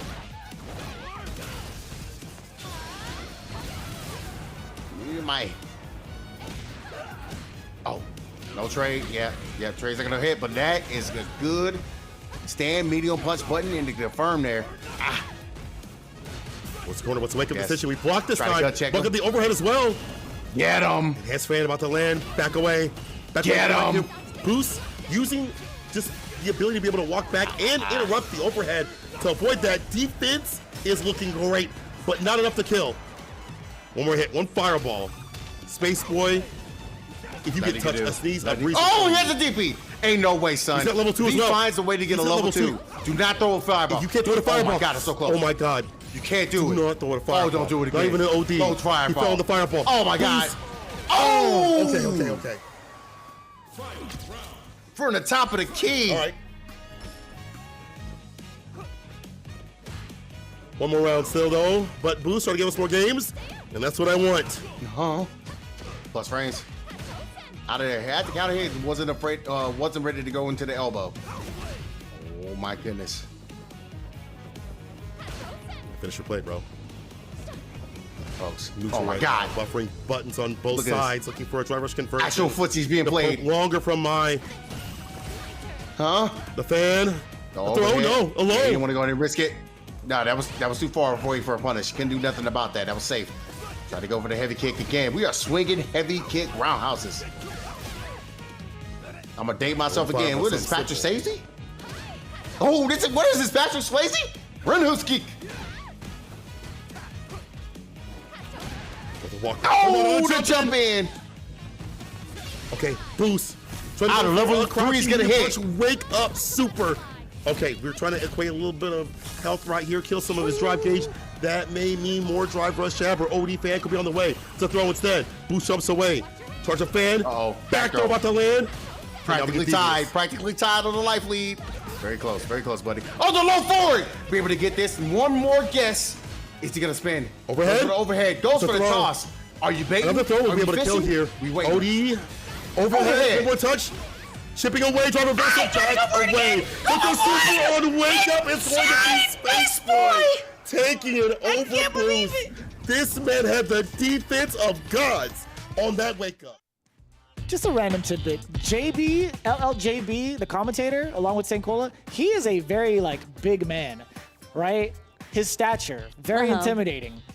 I did not know his voice could get that high. And it didn't crack. It did not crack. He held the high note and it didn't crack. That's crazy. If he were a singer, I wouldn't be surprised. But yeah, that was the conclusion of the US Canada East World Warrior number 3 Space Boy with the attention to detail in regards to the defense. And also not really, I guess, discouraged from throwing fans in for certain pressure situations because Boost had made really significant callouts, throwing out the jab lightning tackle, or a rising tackle, excuse me, a bunch of times over because that could kill you if it's blocked. There was a handful of times where it was counter hit. You would see it on the screen. I'm like, how did you know that he would continue pursuing offense here? What if he decided to bait you once, which we didn't really get to see, right? Yeah, I mean, he did switch it up. He did do the rising tackle, but he also did the target combo that kind of moved him forward also to get out of the pressure from the second fan. So, but we did see the times where it did fail him. There was that one round where he got hit by the second hit of the fan 3 times trying to escape the corner. Yeah. So at the end of the day, it's a guess. And in the very last round, you see all the pressure that he was handling from Space Boy. Even though Space Boy was burnt out, he had to spend the bar in order to get Space Boy off of him using the drive reversal.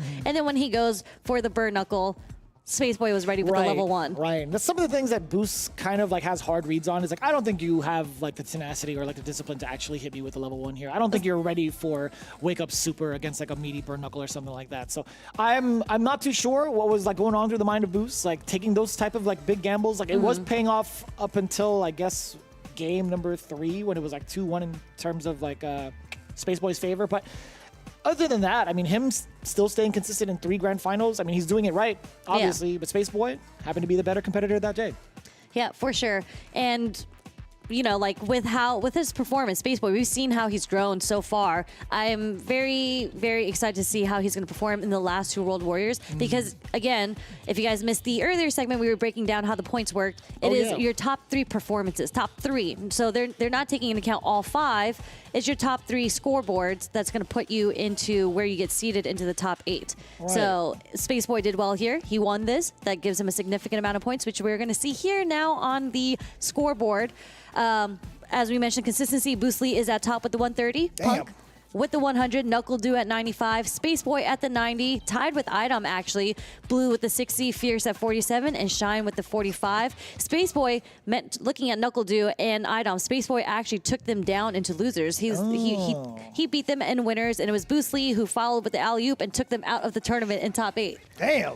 That is pretty hefty. I think I saw a little bit of like a Knuckle Dew stream while that was happening, mostly because I was waiting for the card pack opening. But yeah, I mean, it's not a surprise to see like the top 3 right now in regards to like where they're at for the East Coast. Seeing the Kimberly brothers at the bottom, though, I'm like, okay, well, yo, Fierce has been getting like mad clean with his Kimberly. I've been very, very impressed with the way he's been rocking this Kimberly lately. Fierce is actually the one who took Punk out of this tournament, I believe. Word? Yeah. So he lost to Flux Waves in winners, and then Punk lost to Fierce in losers.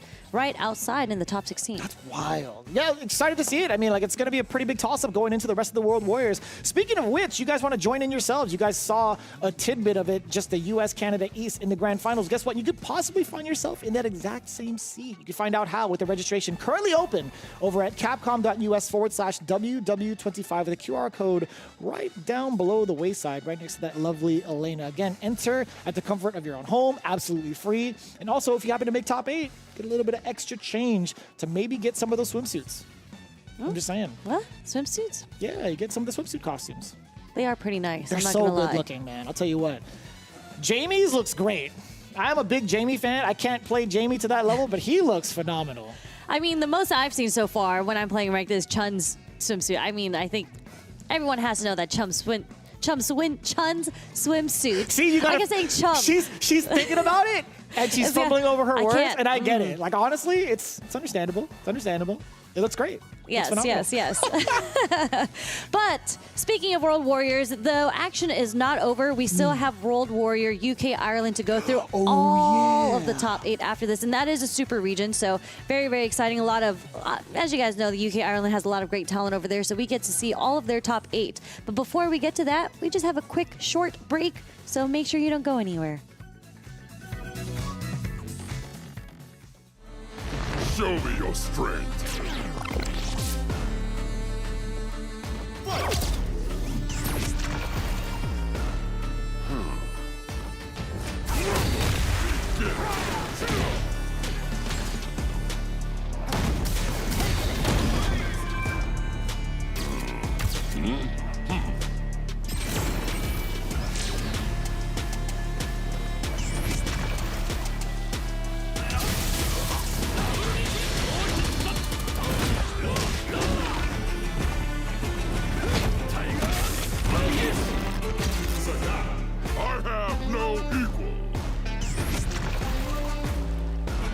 Thailand. The Emperor bows to no one.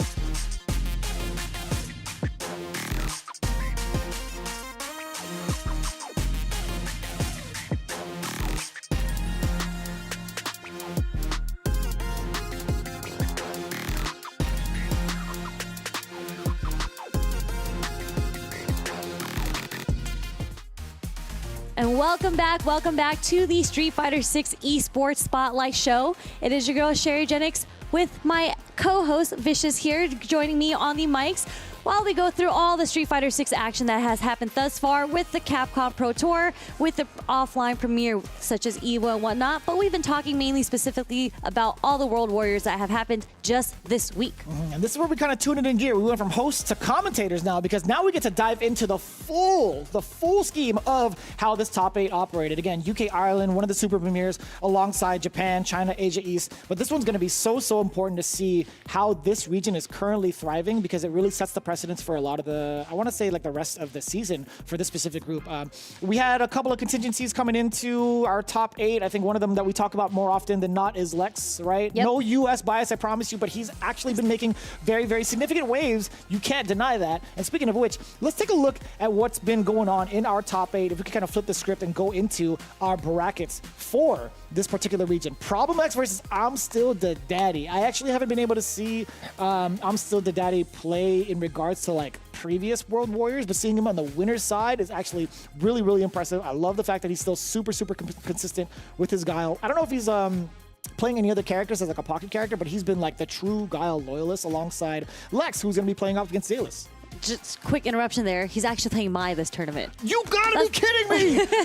Oh, man. Well, I shouldn't be too shocked at the character selection, but I'm just shocked that I'm Still the Daddy had gone through with like a pocket character, because he's been like guile through and through. He has. He is the guile, but Okay. I think I've seen a lot of his online play, and he's been playing Mai lately. So Respect. I personally haven't seen it because my timeline is flooded with Sagat, but that's just me. But that's going to be our first couple of matches on the winner's side. Who do we have in losers? We have Rapid and Soliman, who Rapid is a JP player. We have Soliman on the Kimberly. And then we have Mystic Smash on the Lena versus Shax, one of my personal favorite friends. There's a little bias there. On the Cammy. Damn. Well, in the loser side. So I think before we go into the losers, we are going to start off with the winner's semifinals, starting with Mouse's Problem X, who we just saw at EVO, versus I'm Still the Daddy. There we go. There's the Mai. Son, that's wild. I see the name and I automatically assume Colonel Guile every single time. But Bison has also been like the very consistent main for Problem X. I mean, he's been the Bison for a very long time. But in terms of like this matchup, I think there's been, I feel like a little bit of a toss-up in regards to who gets to control the pace a lot more. I feel like Mai has that slight upper edge, in my opinion, with the current way that the meta's been shaping up. But yeah, I think Mai, although being very consistent, very annoying, I think Bison could also give her a lot of problems. I can see that because of the range in his neutral. I mean, and Bison is known for having one of the best neutrals in the game, and the damage that he gets off these hits, right? The spacing traps and whatnot. Mai also has something very similar, but obviously she gets her pressure mostly off of the fans and the drive rush pressure that backs up after the fans. So it'll be interesting to see how Problem X approaches this matchup, because I feel like to get around the fans is kind of difficult for M. Bison. Like, he's going to have to spend the OD meter to use Cycle Crusher to get through it, right? Possibly. So a lot of his meter is going to have to be burnt, kind of avoiding what her standard game plan is. Yeah, and you're giving up a lot of estate just charging for that Psycho Crusher and also praying for the fans to come. If I'm Still the Daddy is like well versed in this matchup, he should recognize when a Bison player is charging and kind of like inch his way forward to apply a little bit of pressure. Let's see if that plays out. It's going to be Problem X versus I'm Still the Daddy. Bison versus Mai. Very excited to see it. Winking at me. I love that wink. We were just talking about how amazing her costumes are. It's so good. This is definitely, to me, her best costume. Oh, and immediately air throw? Okay. Oh, and immediately very expensive on the defensive end from the side of Problem X. A very early drive reversal, but look at how much he's gotten out of it. Bomb implanted, corner control, but the jump back read against the throw immediately from I'm Still the Daddy. And we see this nice spacing coming from Problem X just to get the punish counter using scissor kicks too. So that was super well thought out coming from Problem X. And there's the anti-air using the OD Cycle Crusher. No punish there. That's kind of scary. A little bit scary from the side of Problem X, meaning like, how are you not ready for that kind of thing? It's like, what else were you kind of looking for? Maybe you just weren't thinking about what options to punish with, perhaps? Ooh-wee! That is an excellent call out against the fans. Wake up, drive, impact. Not the first time we've seen it, right? No. Bruce had literally done that in the earlier grand finals we saw against Spaceboy. What an interruption against the overhead with the crouching medium punch. Drive up on in there. The bomb is still alive. We're gonna get a block string, possibly, or a level 1 from ISDD. Giving him the stocks on the fans. We're going to get the trade combo off the drive rush roundhouse too. Pretty clean so far. It's like a super active Guile. It's so scary when you think about it that way. It is. It's a slow projectile. Just being able to drive rush in, putting Problem X already into the corner, unable to escape the pressure.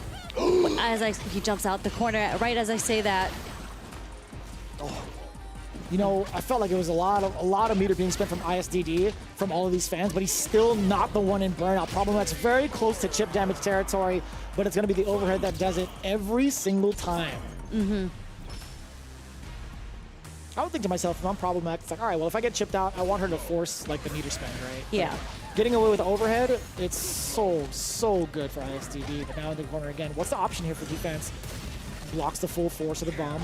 And I mean, we've seen I'm Still the Daddy represent that he's willing to do the level 1 as reverse on Wake Up 2, and that's something that Problem X has to take into consideration. And he did. I think that's why he did a delayed jab there that actually caught I'm Still the Daddy. And again, catches him holding up, and I think this should be the first round. Yep. Yeah, straight into 100%. level 1. So much damage. Didn't even need to do it if he wanted to. He could probably do like a bomb if needed. There was so little life left, but spend it while you have it. I'm Still the Daddy. There are some shining moments on defense in the corner, but it's just so difficult to call it correctly. We talked about that too. Blowing past the fan with the OD Cycle Crusher, backing away. Perfect scissors for a really big punish counter leading into a medium start. So this is going to be very significant, very much so early pressure that leads into fat damage. And both looking kind of low on the drive gauge. More so Problem X. I'm Still the Daddy. There we go. He had to do it, right?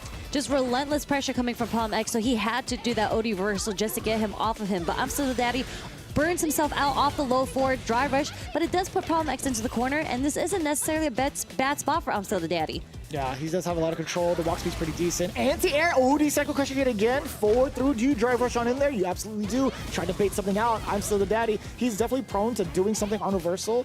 I wouldn't blame him because he is in burnout as well, but Problem X tried to sniff it out. Backing away to the corner. No estate left, but still back in the green now for I'm Still the Daddy. Was able to wait it out, yeah. Stand medium kick takes it for Problem X just enough, just a little sprinkle of a normal there, Yeah, just like- to take the round from I'm Still the Daddy. Why not, right? If it leads to a trade-off and the trade happens to kill, like, why not throw out that medium, right? I think that's an excellent tool against some of the fireball characters that Bison does have. Pretty much like an average speed, normal, pretty decent range as well. Excellent poking tool. Yeah, definitely caught the startup with the fans in the last round. But again, Problem X finding a way to try to escape the corner, tried to do the forward dash, unfortunately gets caught. Ooh. Early jump fierce, actually beat I'm Still the Daddy in the air-to-air. Yeah, kind of an awkward exchange. I'm Still the Daddy pretty much almost grayed out. He's got just about a bar, but he wants to kind of maintain his positioning. Again, Problem X with a big, significant jump out. Are you going to force to maybe spend the critical out of the next combo? No, not yet. Ooh, wee. Yeah, there wasn't really much of a threshold for like Problem X to actually initiate with level 3. Like, I don't think maybe burnout would have been as beneficial with how much life ISDD had left. Yeah, he definitely had to go for that last hit because he wanted that combo to kill. So honestly, good stuff from I'm Still the Daddy, because if that OD reversal got blocked, he was dead. He was smoked. Damn, she flips like twice on that air grab. Kinda, sorta. Oh my. No pun intended. What a counter hit combo off of the crouch jab. That's some of the consistencies that you need to have with this character. Actually, with a plethora of different characters too. Oh my. That was an instant tech, so did not get punish counter there. Wake up, low forward, committed to the scissors? Don't tell me that's a confirm. Oh, you couldn't do anything about that. You were grayed out. You had no super. This is going to be so problematic. The jump again. Was that a delay? He didn't get the punish, but just what a clean jump in just to take the round. Unfortunately, Problem X wasn't ready to anti-air that. It's tough, right? As Bison, I think crouching heavy punch with the startup that it has, it's kind of like inconsistent to use as an anti-air. Yeah, especially when you have a fan coming at you. True, yeah. I mean, most of the time, yes. But I think, you know, Hell Attack might be a way to like solve your problems. Even just like neutral jump Hell Attack, even if the first hit hits, right? You don't have to necessarily get the full juggle, just as long as they're off of you and you maintain the corner positioning. But already grayed out. Not for bad cause, though. I mean, I'm Still the Daddy enforcing a lot of his will, getting a lot of damage. Oh, that was actually clean on the jump in, but didn't think it was going to hit. Yeah. Honestly, I thought it would have hit. I don't think he thought that it was going to be Bison grounded still at the end of that because of the way that interaction happened. So I understand. I thought it would be like a reset too, like an air reset, if anything. And as you mentioned, the Hell Attack feels like the better anti-air option for Problem X here, and we finally see a Hell Attack come out from his end, because there was a lot of times he was looking, I feel like, for the Cycle Crusher, and it forced him to hold down back the whole time. Oh, Wake up, back grab. You saw ISDD actually back up just a little bit, not far enough out of the range. Low medium again. He got the big confirm twice thus far. Those were his big openers. Yeah, it's so funny because I'm Still the Daddy actually burns himself out quite early in all of these rounds. It doesn't seem to have an effect on him though. I think the earlier the better. I mean, as long as you're maintaining your offense, I think it's totally fine, right? It's not necessarily like the Noah effect, but oh no, you could have landed and done it level 1. Anything really? That wasn't a punish counter. Oh no, even worse. Unscaled, wall splat, level 3, problem. 2 games. He saw he wasn't ready for the first one. He's like, yeah, he ain't checking the second one either.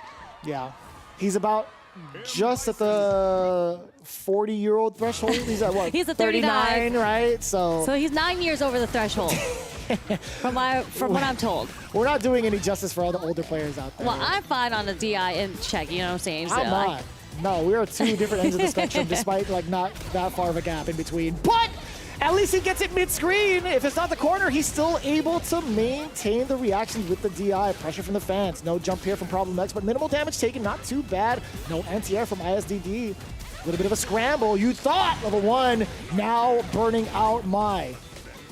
I mean, again, no fear. A jump roundhouse on the charge fan from Problem X here, and it puts I'm Still the Daddy again ready with the level 1 to go against the DI coming from Problem X.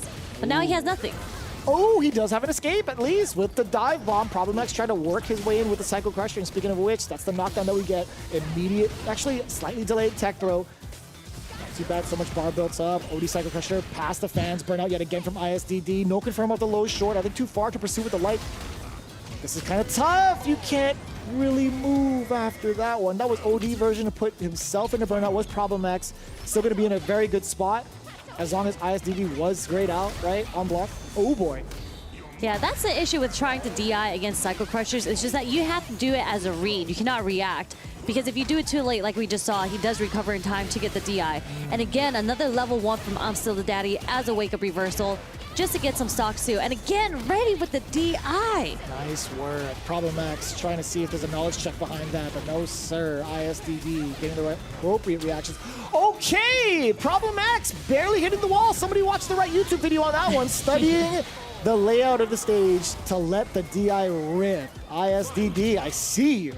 I mean, they're in the UK right now, right? This is the UK stage. That's correct. They're at the pub. Ooh. And this time it finally is early enough for the DI to connect as a punish to the OD Psycho Crusher. Excellent reactions, good anticipation, and even better reactions, actually better read on defense from the side of Problem X, waking up with a stand jab. Noticing ISDD kind of staggering his pressure up on wake up, the low, connecting with the fan. We get the killer bee into level 3. Love this animation. Sting like a bee. I love when she closes the fan, yep. Only to throw it at you right after. Oos! Huge jump in. Killer jump in. Tied up 2-2. Good call out against Problem X. These guys are really strong when it comes to like their offensive pressure, like making the appropriate reads, but also on the other end, there's some really wily call outs on defense in both.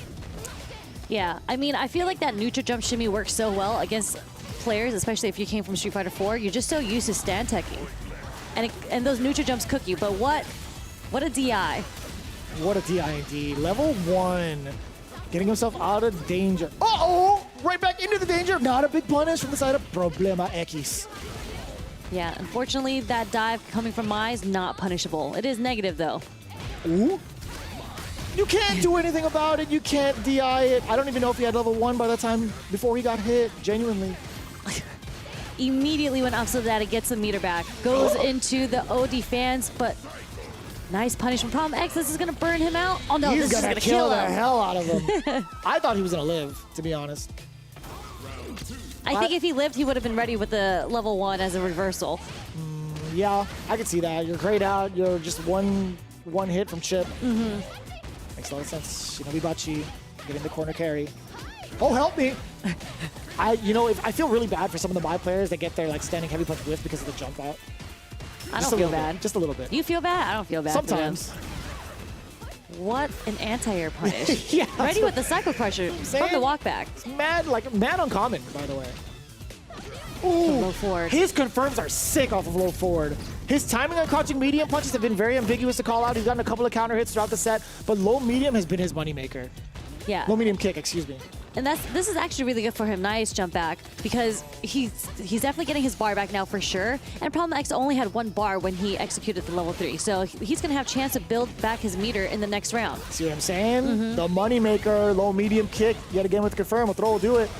Problem X probably thought the same thing. That was actually so scary, just because it's like you're in burnout, you block the DI, you can't punish it, you know you want to, hence why he went for the jabs. It's a 50-50, right?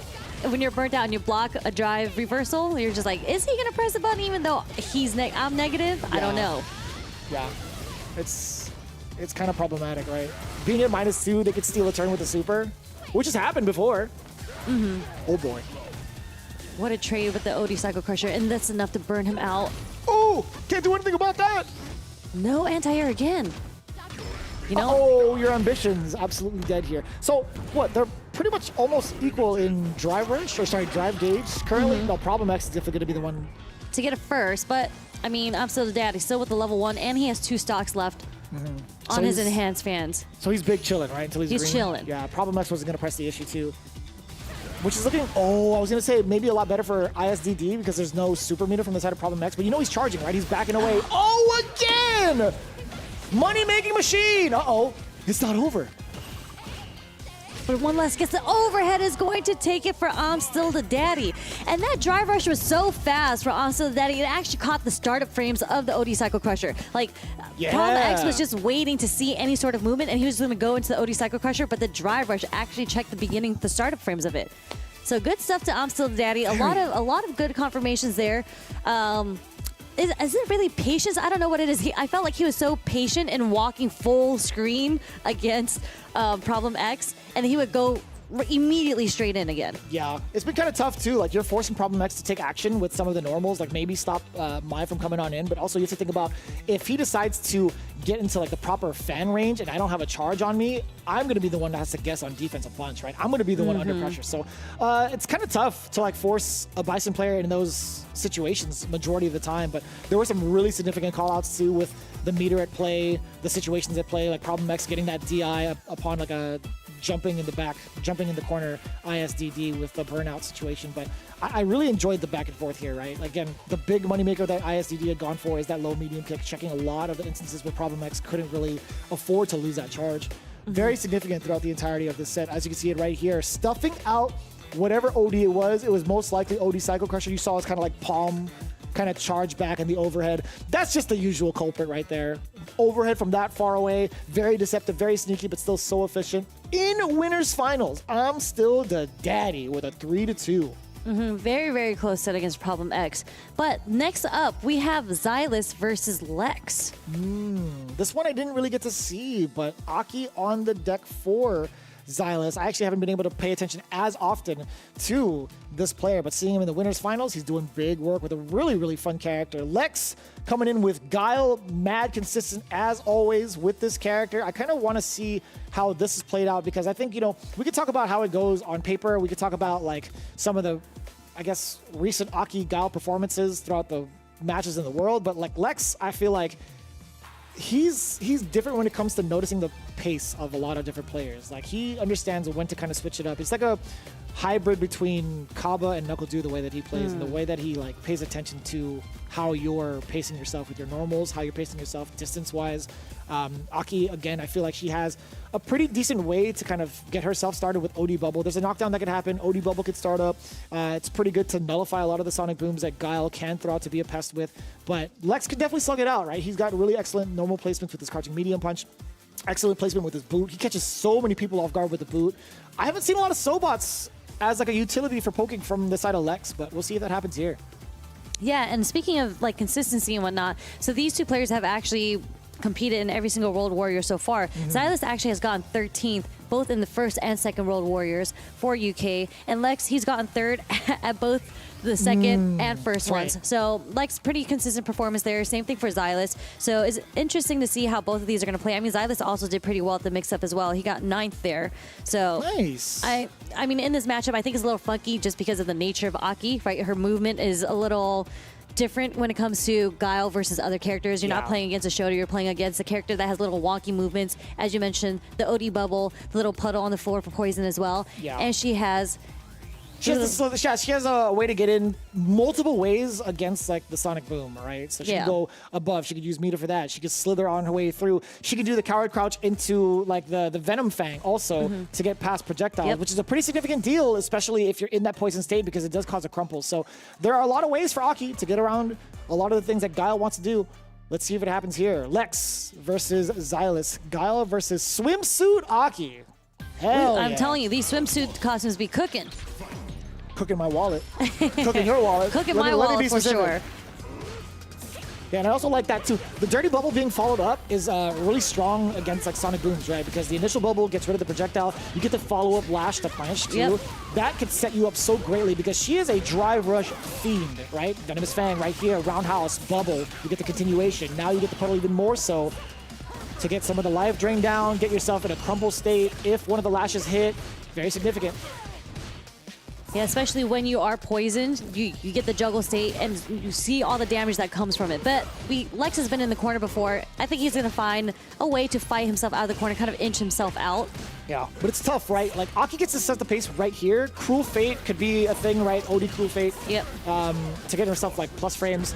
But I like this, the drive rush forward, getting into the back throw, a little bit of a drain from the drive rush. Xylus, not quite in burnout just yet, but Lex get to dictate the pace here, right? Exactly here with the Sonic Booms, at least in 3 or 4 range. Roundhouse, you see it. The boot for counter hit, not letting Xylus get in. This is kind of the range you want to see at, but the delayed double kicks is going to take it, and the command grab reset. No way, So dude. cheeky. He snuck that in. Cheeky. Unnecessary cheekiness, I'll tell you what. That's just uncalled for. You could have finished the combo, but you wanted to get a little bit of reset, huh? And it's actually a really, really great way to build yourself meter into the next round. There's a lot of meter from that. Oh. Damn. Give me that boot. Slither. I wonder if the start of a fag would actually got caught, like right above the Sonic Boom. Damn, right above? Catches him. Overhead blocked. Target combo. Yeah, you gotta be wary. Sometimes people will follow up the bubble with the lash. There's the anti-air again. They are jumping. The delayed jab. You gotta be hella dead. That's it. Hella dead, brother. Easily. Level 3. Not quite the magnum opus she was looking for, but we'll definitely take it. Poison to the dome. She did still say it. My bad. Have you seen there's like a freeze frame of her doing the stand medium kick and like her knee is going like the wrong way, and I was just like, you know what? It's Aki. It's by design. She's like a contortionist, so it makes sense that her knees don't go the right way. Exactly. You know? Like she could dislocate any limb on command and still use it as a weapon. Yeah, but incredible, very smart play from Xylus there just to punish the OD flash kick with drive impact because it burns Lex out, and he has to hold all of this chip damage, and he has no super meter, so there's no reversal coming from him here. So early stun. So much chip, and look at that. Look how much drive gauge is spent for that entire combo. Already at like a third of his health left. Lex also being poisoned does not help him. Level 1 is not going to save him anywhere, as Xylus has not given him that time of day to even let loose with that level 1. And even so, he was sitting on a perfect regardless. Oh, the attempt at the overhead immediately blown up by Lex's crouch medium. You got the OD dirty bubble to set the pace again. Wake up, too. What a DI. Nice read on the double kicks. And again, with another DI just to burn him out, or get him close to burnout with the block on the OD Sonic Boom. Slides to get out of the corner. And we're just a little bit of a freeze frame to let us know that this flash kick does hit. Yeah, the impact frame is what it is, right? Oh, that was so wonky. Did you see the roundhouse? The crouching heavy kick just absolutely whiffing him. Yeah, I think it kind of slid his hurt box forward, right? And it made Lex actually land behind him in order to get the punish. Yeah, and Guile's got a really weird jump. Like, oh boy, Cruel Fate on the way in. Like his jump is kind of similar to Blanca's, where it's kind of like a triangular kind of angle. A little floaty, if anything. I don't know anything about shapes. I think you're more into shapes than I am. Don't talk about geometry around me. I will not. I will not. Your schooling days are over. Nice confirmed punish counter off the throw there from Lex. Puts him into the corner. Xylus not in the best spot because he is burnt out. Yeah, you can see him kind of like teasing the idea of maybe going to like a slide or even like the coward crouch too. Oh boy, that's a confirm and a half. Hella damage on deck, excuse me. Does have full drive gauge. What's gonna be the way to pursue? OD bubble? No, it's gonna be drive rush. He maybe tried to bait out something from Lex, hence why he just drive rush forward. Just waited for it. Ooh, got a hit. A couple of lashes, medium. Oh the kicks get burnt. Get blown up again. Again, really, really nice adaptation from Lex, or just to show that you just cannot throw these out on me in neutral, because this is the second time that he's DI'd that. And it's funny because not a lot of people react to that. I feel like these are reaction timings to that with the DI. So good stuff on Lex there. Yeah, and Xylus has actually proven that he's willing to kind of make it whiff. Not necessarily whiff, but he'll like kind of feint it if need be. Damn! Clean overhead from the side of Lex. More throws. What a backdash.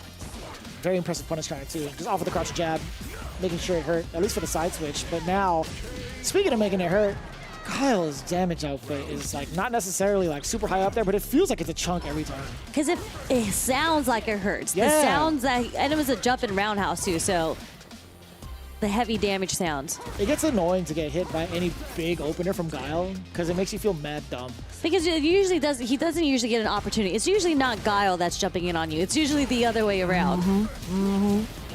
Some of these heavies come into play. It just feels astronomically high for no reason. Oh, you see it right there, right? Being able to feint. But Lex is also exercising different defensive options, right? He's not just going for the DI, so now they're very much so aware of what the intentions are. It's like, yeah, I know Lex definitely went for a DI last time. What a perfect parry against the knee. Is able to get the poison onto Lex now. Uppercut, or sorry, I know uppercut. Roundhouse. Roundhouse anti-air. If Aki had an uppercut, I think the world would go nuts. I wouldn't enjoy that, no. No, I would not either. Ooh, Another why? perfect parry. Full fake corner. Extra plus on that. He still got counter hit. That was driver slow medium kick. Excuse me? Yeah, and he tried to delay his button, and Lex answered with his own delay button, getting the counter hit there. Uh-oh, he ain't that old. Little brother by title, still very young at heart. Actually, I don't know how old Lex is. We did get to see a little bit of that. I don't even know if he's in the 30 I think they said club. it was 25. He's not even close to the 30 club. Dear God. No, Lex is, I think that on the screen they had him as 25 and Zalis is 21. So both young. And there's that. Oh my God, 21? Yes, 21. He's 21 playing Aki. And he's this good? Come on, man. I mean, we've seen younger. Mickey, Yes. 16, 17, etc. Mickey 17. Jesus, counter hit. Also, get a little bit of the crumple. Follow with the standing light kick, save jump. That was a counter hit. You're still poisoned, my man. For all this damage into the corner carry, it only allows you one more guess, and Lex does guess right with the wake up OD flash kick, but no. She deserves Counter hit it. is going to take it. She deserves all the damage. She does. Her combos are just so sick. They are really cool setups, and the fact that she gets to have different combos based on whether or not you're poisoned is really cool. Yeah. Aki characters or Aki players work hard for this character to work. I don't care what anybody says. I think she's a very intricate character She to is, pilot. for sure. Oh, what a catch. Most people don't catch the slide on the way out. It's facts. Oh. So much to think about here. The Sonic Blade coming in. Oof. That's a backdash shimmy for you. It's a huge punish counter at that. Gets to set the pace. This is the exact range. Lex wants to chuck these booms. Backing away. Stand medium kick. What a pickup, too, from the side of Xylus. Again, ready with the cower crouch into the command grab. A little cheeky back throw. I would not let anybody command grab me like that. No? It's just mad disrespectful. What would you do about it? I would cry. What am I going to do about it? If Guile couldn't get out of it, what's a normal human being like myself going to do to get out of that? I'm going to stand there and cry. What do you mean? If I survive, oh my God. That hit from so far. Downfield. The OD flash kick. Jesus. That was at the tail end of it. Oh, give me that. He tried it. No cruel fate here. Absolutely ready for the fat punish. Level 3. Fat punish. Level 3 on the OD Cruel Fate. You don't see that often as a reaction to Cruel Fate. No, my man was ready. He was charged a day and a half for that one. Oh boy. Oh my God. Yeah. Xylus a little bit closer now, getting the bait out with the defensive choices that Lex is making. That Hippo is unhappy. Unhappy Hippo. These hippos are actually incredibly loud on the screen. When I play this match, at least. Yeah. Oh my God. Yeah, not gonna be in time. Entire perfect parry. Forward throw is enough meter to give him a level 1. Next hit, he will get the cancel. No! There was a big opportunity too. It started off with the crouching strong punish counter. Could have spent the rest of his bar. They're both close to being burnt out as well. Silas, you don't want to get burnt out at this point, but he does have critical art sitting nicely in his corner. Oh, Sobot, just a touch. Little by little. He can do a forward light kick, he can do a Sobot, he can throw a fireball. Oh no! No, very preemptive level critical art there from Xylus. I mean, that is a common time when you would want to press a button as guy, right? Like right after the Sonic Boom in that range, but Lex, nice and patient, was able to wait out the level 3 from Xylus. So good stuff to Lex. He is indeed 25 years old, and he is moving on in through to winners. But before that, replay of seeing what's going on. And we're going to see more of those command grabs later in this round. I believe he's 3 for 3 on these command grabs. I wouldn't be surprised. I think that makes a lot of sense too. I mean, being able to sneak it in, like throwing off your opponent's like defensive habits is a pretty significant deal. We saw that exact slide actually getting blown up if you go into the kicks from the side of Xylus. Lex had blown it up twice over with drive impact. I don't know if it was like upon reaction, and then later on he kind of switched over to using parry majority of the times that he's seen it. But I do like the impressive confirms that Xylus did have when he was showing off his patience, especially in Burnout, right? Most of the time you think to yourself, it's like, all right, well, I could probably rush this character down. We could probably like force the meter from them, maybe like a level 1, etc. But Xylus being able to cash out on all of it with the level 3 was pretty significant. But again, you saw that big blow up with the DI from the side of Lex. And immediately after, the follow-up with the Sonic Boom, it's so tantalizing. You want to try to pursue offense after that. It's like, please stop. I'm in Burnout. You're going to check me out with more Sonic Booms. Please get the hell away from me. But totally understandable. Lex making it to winners finals over against I'm Still the Daddy, which technically puts him at, I mean, no matter what, minimum 3rd place, right? Minimum 4th? 4th place? Yeah, I'm sorry, minimum 4th. I can't count. Don't worry about it. Yeah, but not too bad. I mean, he's been mad consistent. We talked about 2 back-to-back third placements, excuse me. Yeah, pretty significant with the way he's been moving and navigating this guy, but he has to face off against I'm Still the Daddy. That is actually pretty cool to look at over in winners finals. Then down below, Xylus, he awaits the winner between Rapid and Suleiman. Problem X awaiting his fate between Mystic Smash and Big Shucks. Indeed. But before we go and proceed through losers, we are going to take a quick break. But prior to that, we are again commentating the World Warriors for UK and Ireland. But your World Warrior is also open. The whole season is underway. So make sure you go through and register. All you have to do is head on over to capcom.us/WW25 to look for the schedule and more information. That also includes the regional finals pricing and all the information you need on how to qualify into the coveted Capcom Cup 12. Dang, we're already at 12. Can you believe it? It's been quite a wild journey. But it gets even wilder the next couple of months as we have a lot of offline events happening. One of them being Ultimate Fighting Arena, the weekend of September 12th through the 14th in Paris, France. You guys do not want to miss this. The deadline is going to be at August 31st. Be sure to mark your calendars. Be sure to plan it out responsibly. I know it does get kind of hectic trying to travel from like region to region, but this one is definitely worth going to as it is an official Capcom Pro Tour stop. With that in mind, the month afterwards, Evo France. With how crazy it was over in Evo Vegas, best believe it's going to be just as exciting, if not more, over at Evo France. Register now as it closes up on September 7th. That's going to be happening on the weekend of October 10th to the 12th. That's going to be so sick to be a part of, to watch, possibly compete. Who knows? You might. By registering now. Evo France, again, UFA over in France as well. 2 back-to-back banger of events for the EU.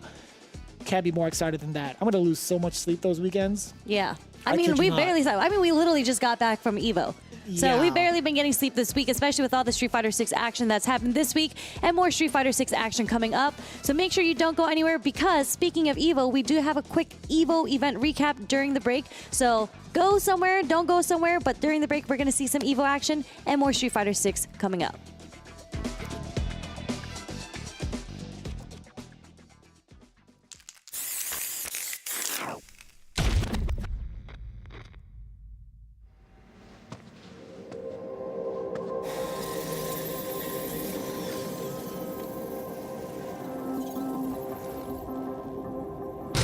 That's the leader of the organization known as Shadaloo. His name is Bison. This is simulation data based on his battle prowess.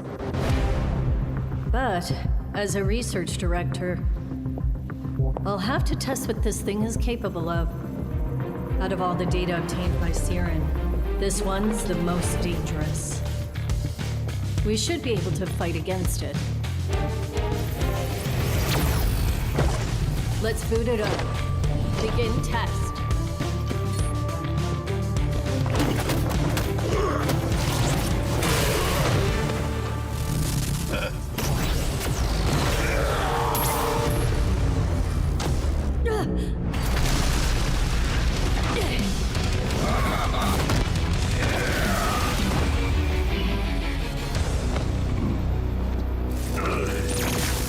Nice work.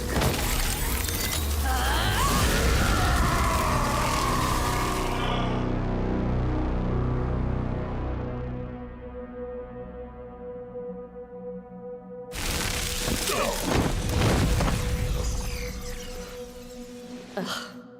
I hate doing overtime.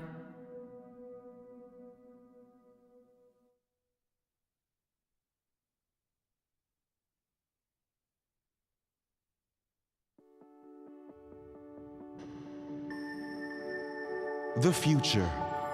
It isn't just a dream. It's a promise. One we're turning into reality. With our third generation of Luna filament and advanced generative AI, we're reshaping the line between dreams and reality. We create life for our future. Delphi Corporation.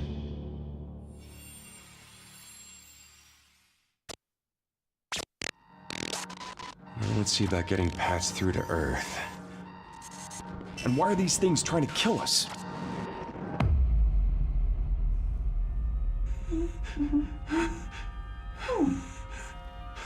There you are.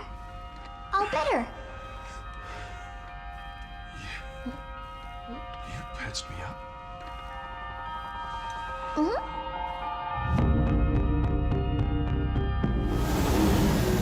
I am DI03367. They are pragmatic. Whoa, hang on a second. Don't you have a name or something? I'm good. Get behind me! I think I can help.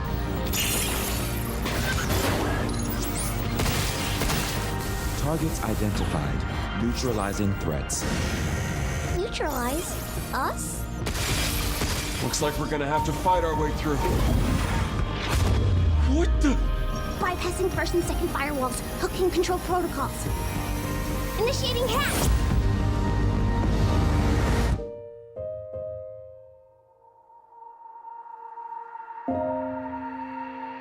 Hey, D.I. I said I am DI. Okay. Look, how about we call you Diana? Diana?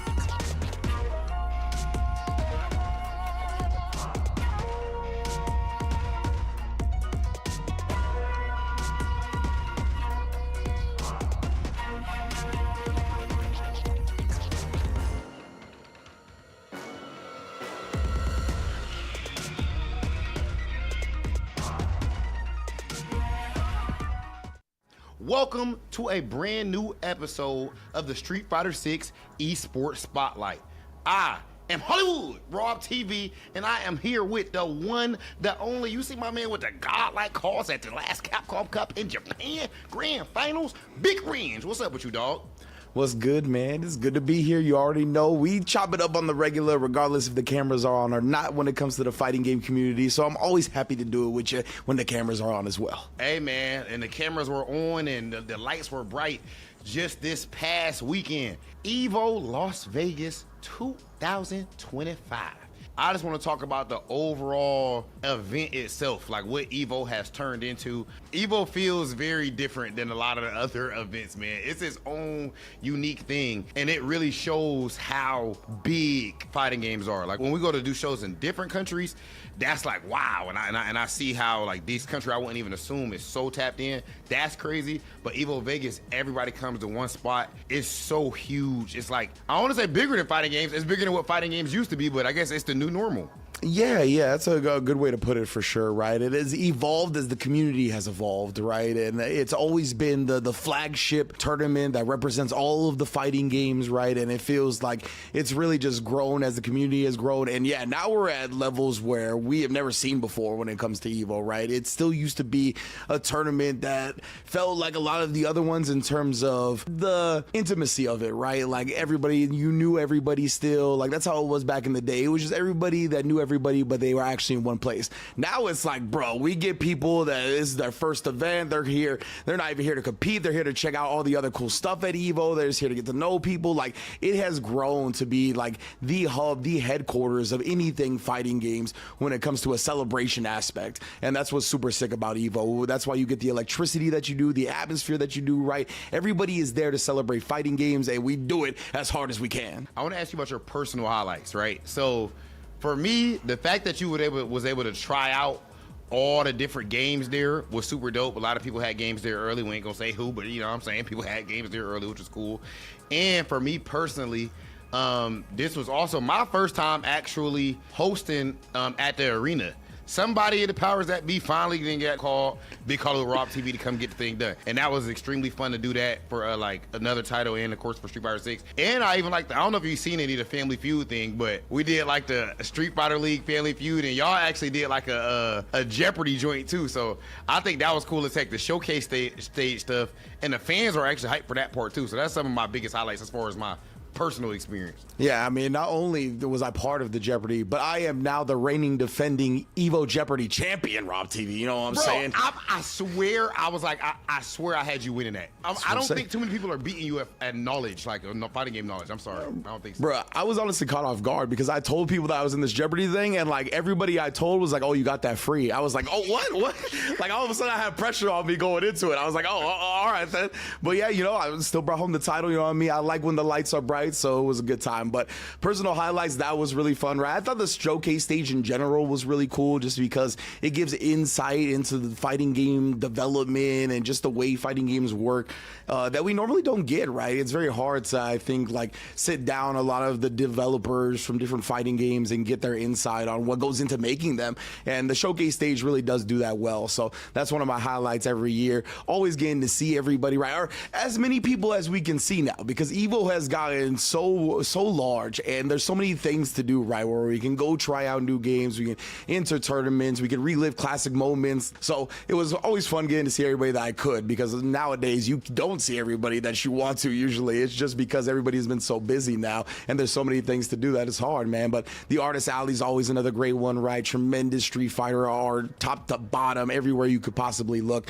So EVO in general, I think it's the electricity and being around so many like-minded individuals that's always a big personal highlight. But yeah, that definitely would be for me. The Jeopardy win especially holding a little place in my heart. Hey man, you know the big message that I want to get through to everybody on this one, as far as the entity that is FGC Twitter, that MFer is not real. I guarantee you, in real life, it ain't nothing but positive vibes, high energy. I'm talking about it's love everywhere, inclusivity, all of that. You got to come to EVO or any offline events, CPT events, I guarantee you gonna get dang love the experience, man. Like, I literally, yesterday, I'm like, yo, I need to make more fighting game content again, y'all. I got to get back in the trenches with it. And I needed a title. People are all giving me titles, all hundreds of people. One dude on Twitter, quote tweet, well, are you going to pay people? How about you make your own effing title? Da, da, da, da. That only exists on FGC Twitter. If you want to see what the real FGC is about, pull up to the next CPT event near you, and I guarantee you it is going to be a euphoric experience, just like EVO was. Definitely come out to whatever CPT stop. There's plenty of opportunity to explore the event at a global stage now as well, so that's super sick. All right, so of course we've talked about the vibes of EVO, how dope it is and why you need to attend. But next up, we're talking about something that's just as important and even more exciting in a lot of ways if you goddamn a fan of the competitive side. That is, of course, who had the best tournament runs and those crazy upsets that you might not have even seen on stream. We'll see you guys soon. We could not talk enough about EVO in that segment. In fact, we've been harping on it pretty much since we started here for the Street Fighter 6 spotlight. Excuse me. Hello. Welcome back, everybody. We got the rest of our top 8 for UK Ireland. I'm never going to get the name of the showdown. They're going to fire me before this is over. But I'll tell you what, before they even do that or even get that chance, we have to pay this respect that's due over into this scene. Taking a look at what is going on in the loser side of our bracket. If we could take a look at that. Boom. Production on point. Rapid versus Suleiman. Then Mystic Smash versus Shax. These ones are going to be fire. Indeed. Right before the break, just in case you missed it, Rapid is on the JP, Suleiman on the Kimberly. We have Mystic Smash on the Elena and Shax, I believe, on Zakami. So we're going to have a chance to watch their matches in losers, as we saw earlier as well. In winners, we saw Zaylis fall to Lex, down from winners into losers, and Problem X, very, very close match between him and Silla Daddy. Unfortunately for Problem X, he did not come out on top, so Problem X is sitting there in losers, waiting to play the winner between Mystic Smash and Shax. I think the last time I've done a Street Fighter 6 Esports Spotlight, I said it right this time, there have been like so many moments in the winner semifinals where it was complete blowouts, at least from the ones that I've been watching, but this one being like mad close, I feel like it's a really big testament towards like how much they've been kind of improving in the matchups going into Season 3, adjusting to some of the DLC characters, etc. I wonder if that's going to be the same case for like losers round 1, right? Because I didn't get to see like the full results, which is like, I feel like even better for me because I get to sit here and commentate it and not like repeat myself. There was one time, at least in the first one, where James Chen and I had to do like a Wednesday Night Fights one where it was like, wait, we did this together.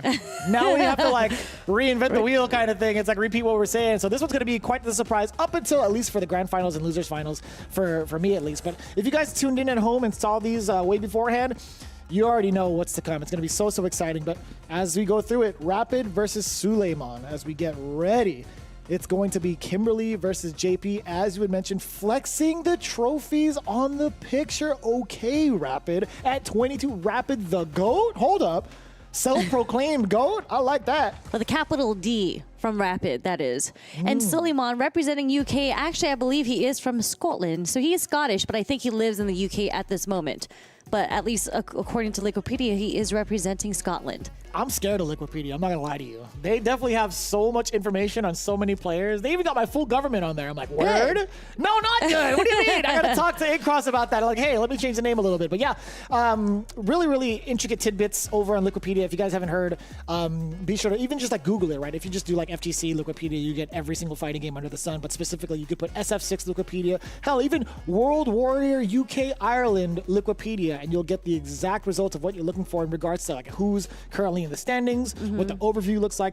But make sure it's 2025. I made the mistake of looking at 2024. I don't know why Google decided to do that. But let's talk about the matches. Kimberly versus JP. I feel like that's been another character, or at least another set of matchups that we've seen a lot more lately. Yep. Kimberly has been doing a phenomenal job of rising the ranks. For sure. I mean, they haven't really been nerfing her at all. They've been giving her buffs, and just the buff on the forward movement on her Fierce, we think it's a small thing, but it actually has done a lot for her. That is a button that she goes for a little bit more in the neutral instead of like just a Sam medium kick. Sure. I feel like what Kimberly's usually go for. Yeah, although they made the universal change to a lot of the mediums in the game where it has like a much more of a lingering hurt box, or at least like a further hurt box to get with punished. I think the change up to her frame did it too. It makes it a lot easier for her to get like some of these big openers, like low medium kick, stand medium kick, drive rush, low medium kick is so problematic. You actually have to block that because of how plus it is after the cancel. And even then, when you block low medium kick off of a drive rush, you're in a strike throw mix by default. That's right. It's +5, right? Plus, and she's right in your face. That's so dangerous. But just as dangerous, the ghost coming in, or so we thought. We didn't get the full connection into level 2, but what a check with the crouch medium punch on the drive rush. The drive rush just a little too close there for Rapid. He was able to get the startup frames on that move. Yeah, this is one of the characters that I've been so intrigued like to watch and maybe try to play. I don't have like the offensive mindset for it. Yeah, I think the way she plays in Street Fighter 6 is so fun. It's so fast-paced. You get to really dictate a lot of that pressure into forcing big errors against the opponent. And some of the whiff punishes she gets are so satisfying. And who doesn't want to see like double can setups? I mean, yeah, the double can setups is a cool thing that she has now in her repertoire as an offensive tool. And just that teleport, you usually don't see the punish counter hit grounded. So pretty cool that he was able to get a full grounded punish off the teleport coming from Rapid. That gives Suleiman the second round in this first game. Yeah, but JP, what more can we say about this character, right? Always consistent. Whether it's buffs, whether it's nerfs, whether it's on the big stage, whether it's in a weekly event. This character is always going to be a problem, but right now the problem is going to be against JP as Kimberly is now buffed up with a Ninja Star Cypher. Very significant deal. That movement, pretty critical. The damage also, very, very important. Oh boy. Nice buff she gets off the level 3, of course. Nice perfect parry, doesn't get the punish off the spin though. Okay, nice back throw into the corner. Yeah, I had to reposition for the pressure, right? Exactly where Kimberly gets to thrive. And that's actually a dangerous spot. I like the roundhouse attempt to possibly blow up a delay normal, possibly a delayed tag. Ugh, but the Bushin Kyok, that's going to be mean that, right? A little bit of an execution error, and man, does Rapid make Suleiman pay for it. With the level 3, this is actual critical art because he was in the yellow. So a lot of damage here, and we get all that drive bar back, and we're almost at burnout from Suleiman. The jump isn't going to get the wall spat. It is going to connect from the DI. Damn, and off the backboard. She was so high up there, setting up for the departure, now ensuring the burnout. The pressure is on. Rapid putting himself into burnout, but this is going to be such a big sequence for Rapid. Yeah, even if you put yourself into burnout, there's so many frames behind it for you to pursue any type of offense and continuously chip away at your opponent. It was just a matter of time, I feel like, for Suleiman to kind of drown into getting a chip damage, but I didn't actually get to see if he had super on the board towards the end and possibly find a gap, but that's really difficult too. Damn, on the other side, perfect parry. Once again on the roundhouse meaty, and this is going to lead to corner carry for Suleiman. We're going to see the setup happen. That's one. That's two. More plus frames coming your way. Dear Lord Almighty. Did you see how much drive gauge was stripped away against Rapid in that entire sequence? That was the fastest burnout sequence I've seen, and even faster victory now for Suleiman. Yeah, and unfortunately, he had to take the gamble on the OD Amnesia there, and because of the startup, and Suleiman just read it, that burnt himself out. That was it. Yeah, funny enough, like JP, actually one of the few characters that can actually thrive pretty well whilst in burnout because of the fact that he has amnesia. Doesn't need armor for it, it's just a regular special move, it does counter. So finding that correctly, okay, wait, we got OD amnesia, at least to get himself out of the corner and possibly create pressure. Didn't get to succeed in that. Suleiman still on the ball. Has to pump the brakes. What a call out! Drive impact! Perfectly in sync with what Rapid wanted to do. That roundhouse getting clipped immediately. Hot damn, that was sick.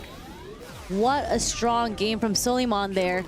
Just 2 rounds, almost a double perfect from that second round. Damn. So I think it's very difficult, especially as a character who doesn't have the traditional reversal as like a DP.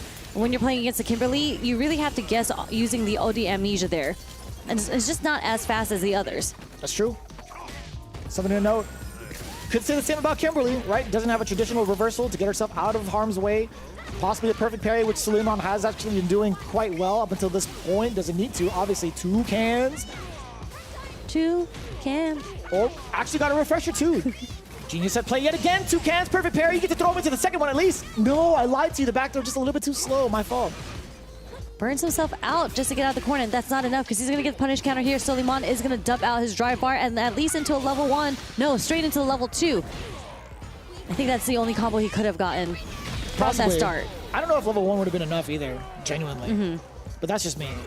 That could be me being absolutely wrong on that one. But level 2 to ensure it, that's fair. Against JP, especially if you're burnt out. And the OD Amnesia, we are going to get the jump over it. Just a strong punish counter. The level 1 is going to punish the throw coming from Suleiman. Another perfect parry, but not the right directional input there. I love that change, by the way. Oh boy! Another one! Gets a knockdown off the slide, recharge on the cans. Was it worth the meter? You are going to put yourself in burnout if you block a sequence or get supered.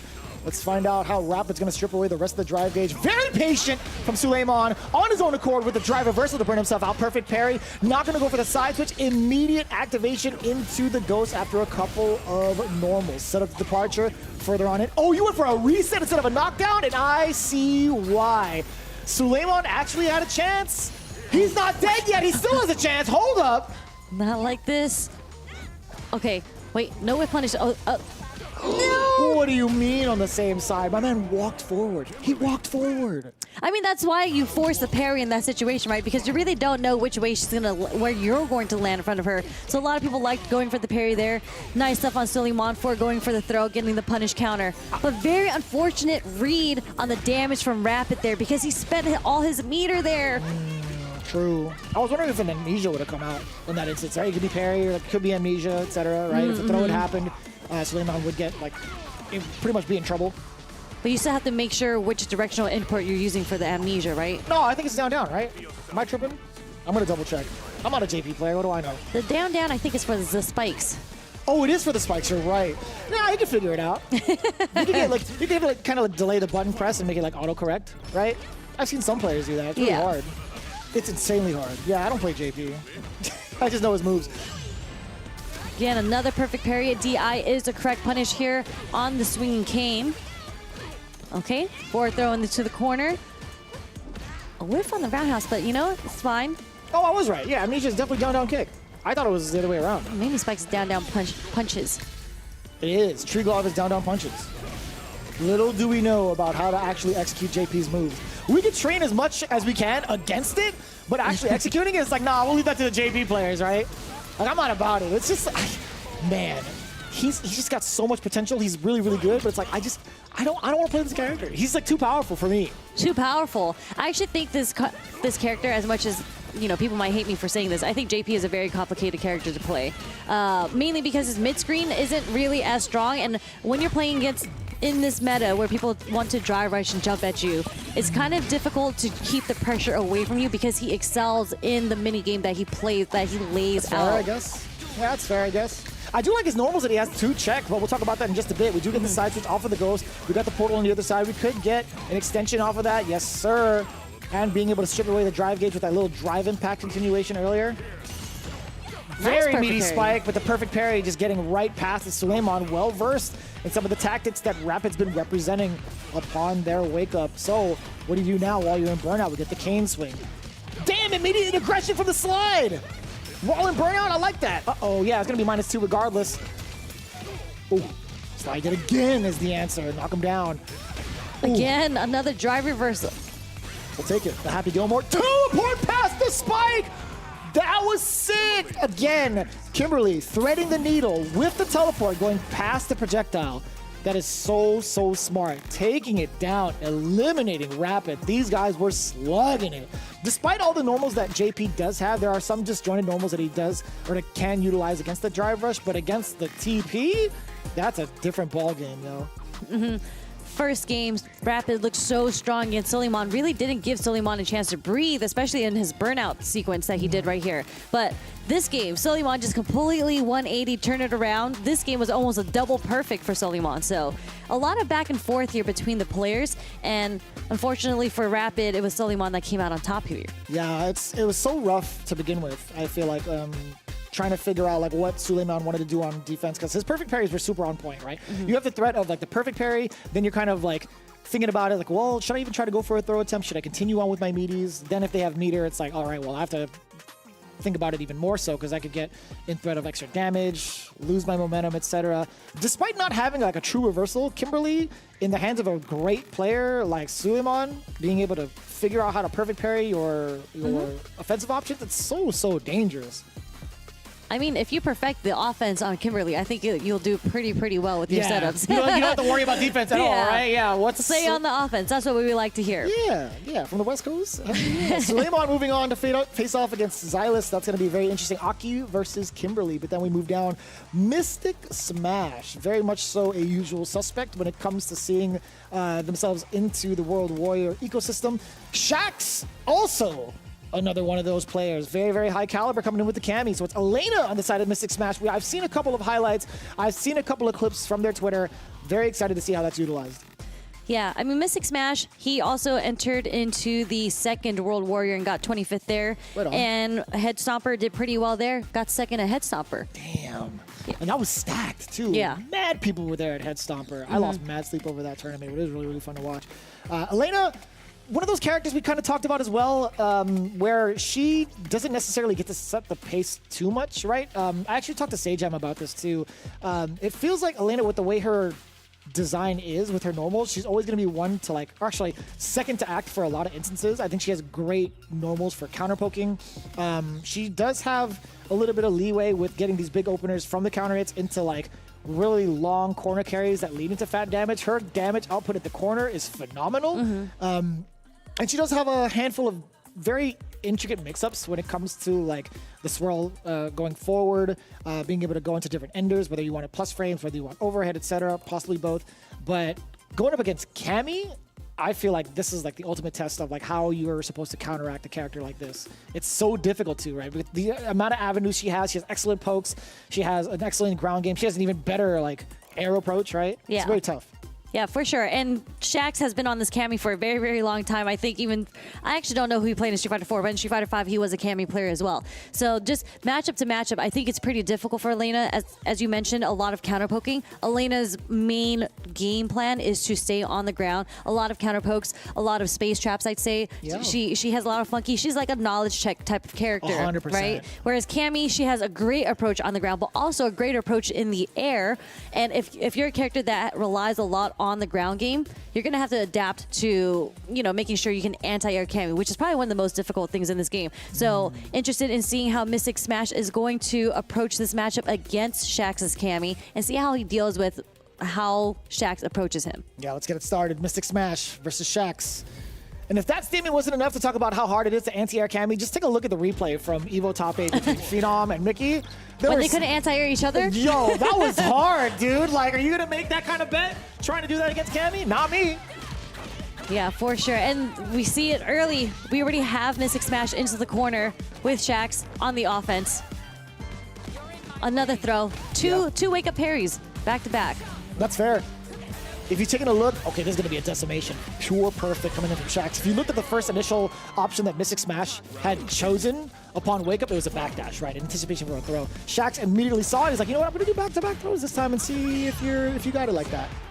And the perfect parry coming from Shax leads to another corner carry against Mystic Smash, but another perfect parry. Both of these players so good on the perfect parry so far. Early introduction in the first game.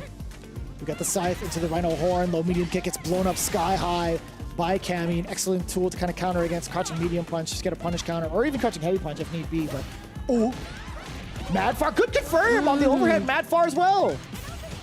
Something that Elena does have a lot as well. She has many different types of target combos, and a lot of that comes from not being able to drive cancel off of a lot of her buttons like low forward. Yeah, and it's cool though because some of the target combos are cancelable.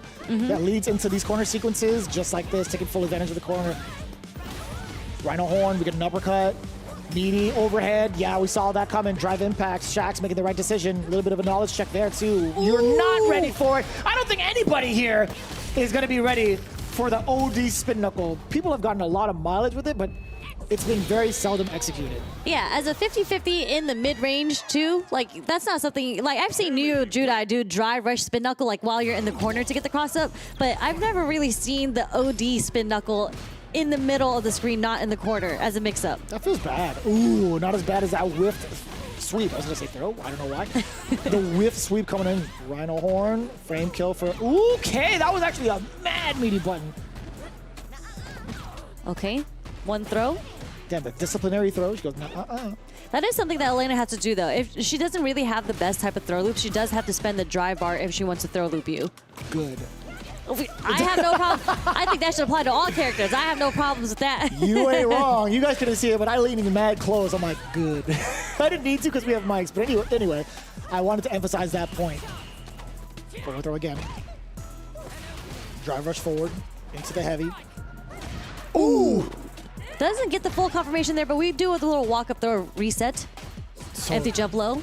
Everything's getting blocked right now, except for the dive kick. Yeah, that's a common sentence. Everything getting blocked right now except for the dive kick. That's how you know. It's like when you have somebody focus so much on the ground game, it's like throwing in a little bit of that sprinkle of the dive kick. It will throw people off. But granted, it wasn't even a punish counter. It was just a very, very deep dive kick. Oh my god. Yeah, you can't be doing that. Oh, you can be doing that though. Nice roundhouse coming from Shax. Playing a little bit neutral with the stand medium kick and the roundhouse now. Just trying to keep poking at Mystic Smash. Prevents him from taking a little bit too many liberties like going forward, right? Oh, and speaking of which, exposure down below, low medium kick to get things started. Now the forward throw. Shax, I like him going for that because he was rather dry. Now it sets him up nicely for a dry rush if need be, back to back. Another one? Don't give me a third or fourth. He or heard fifth. you. Thank you. Oh my God! Did you press a button? What? What was that? I don't know, but it was plus. No, it was plus. But I just mean like he didn't go for the confirmation, although he went for the shimmy. He baited the shimmy out. Didn't go for the full confirmation, but you know what? The hooligan into the low is going to take it for Shax. Another shimmy coming from Shax, working on Mystic Smash. He's going to have to find a way to switch up his defense. I feel like his back has been against the ropes for a lot of these rounds. Yeah, I mean, you're very reluctant to even try to let out an ODDP with the way Shax has been layering his offense. It's been very hard to find like actually committal gaps that he's been throwing out. It's very, very solid the way that Shax has been playing. A lot of whiff punishes, a lot of throw strike mix-ups here. And the anti-air with the ODDP there coming from Shax. Being able to cover so much of that space is Shax, right? You're so concerned with the ground game. You talked about the roundhouse really bullying Elena away. I don't blame Mystic Smash for even trying to throw out at least one jump. Big punish counter, we talked about it. Being able to act second. Look at that carry. Using the Rhino Horn to push him all the way into the corner. Overhead does get blocked. A little bit of a trade. Can't get much out of it, though, from the side of Elena. Another counter hit. Overhead does get blocked. Still in hot pursuit, though. Plenty of normals coming in. The first time we saw Shax a little bit in trouble against all the normals and layers that Mystic Smash has been presenting, and we do get a finisher at least. Second round. A little bit of signs of life from Mystic Smash. Yeah, definitely. We're seeing a lot more stand medium kicks, which is Elena's button, pretty good button because it moves her so forward. So we're seeing a lot more pressure come in. But again, the jump and the aerial approach from Shax is working out really, really well for him, whether it be dive kick or even the jump short. Yeah, that was a good sign, too, from Shax to kind of like change up his game plan, right? He's been so well accustomed to the ground, so actually trained. Yeah, you could say that exact noise again. I'll tell you what, that was gross as an anti-air. But still being able to confirm and get this damage, beautiful. Oh, you knew an uppercut was coming. You saw the buffer. He was buffering, and I think he was wondering whether or not it was just a little bit too far, so he didn't let it go. But the dive kick on the punish counter is going to work for Shax, and just like that, we were talking about how difficult it was going to be for Elena because, you know, the Cammy approach aerially is going to be difficult for most characters to deal with. And if your whole game plan is to stay grounded, it is going to be pretty difficult for you. And just like that, Shax takes it 3-0 over Mystic Smash. And we're seeing a little bit of like, this is the struggle that we're seeing here, where a lot of these clips has Mystic Smash in the corner the whole time. It's funny because Elena does have the kit to kind of get herself out, but it's at such a big risk, right? Like some of her normals are not going to be like great ones to initiate with, especially if somebody has an airborne approach. It's been very, very difficult, but like some of the hits that Mystic Smash managed to get did lead into significant pressure, corner carry, etc. The same kind of song and dance we've been harping on as Elena, but Cammy is just too problematic for that matchup, in my opinion, right? Like being able to just drown Elena in offensive pressure is just so difficult. I want to see like more of the Elena players like work this matchup out just to see what can be done. But also really, really vital information for the side at Mystic Smash. If anybody could solve that puzzle, it's definitely them. So I want to know what happens going forward in the future. But Shax, in the meantime, 3-0. Damn, we're already done with losers round one? That was fast. It was 3-1-3-0. Come on, guys. I mean, we're talking about the best of the best in their region, right? So sometimes you just have to be in the mood. You could be the best player in the world, but if you're not feeling it that day, sometimes you just don't get the results that you want, unfortunately. And that's just the life of a competitive player. But good stuff on Shax. He does move forward. That means he has to play Problem X next in losers quarterfinals. Suleiman does move forward, and he does have to play against Xylus in their losers quarterfinals. Yeah, you weren't kidding, too, in regards to like how stacked and talented this region is. Like one of the players that we usually see in like these top 8 performances, and in Walker not even in sight for our current top 8. I guess to point this way to kind of like not break the immersion.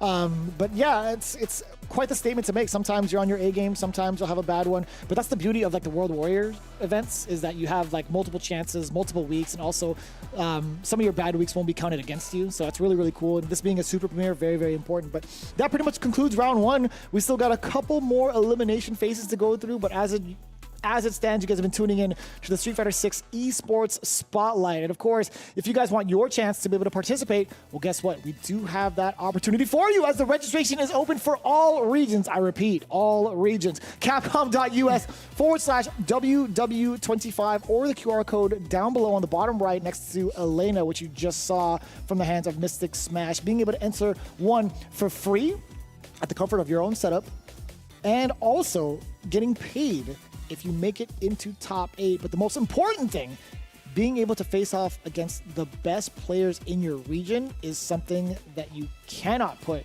a monetary amount on. This will easily excel you forward, as we've seen every single year. A bunch of new people popping up, a lot of new talent, and honestly, it's been for the better.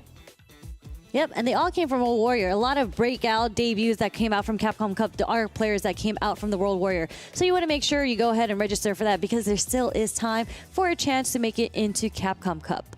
And we still have more Street Fighter 6 action coming up along the way, so make sure you don't go anywhere. And we also just had a recap from the lovely Rob TV and Ringe about EVO as a whole as an event. But next we have EVO as a tournament. So you want to make sure you don't miss out that segment. We're going to take a quick break. Damn. Then they're going to come back, and then we'll be back for more Street Fighter 6 action.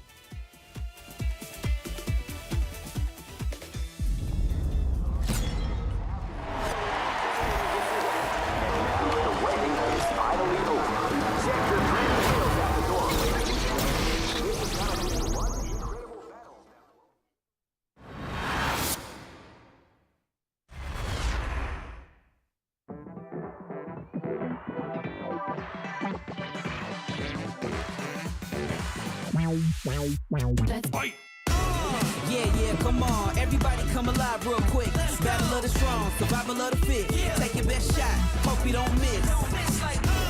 Yeah, come on. Everybody come alive real quick. Battle of the strong, survival of the fit. Take your best shot, hope you don't miss.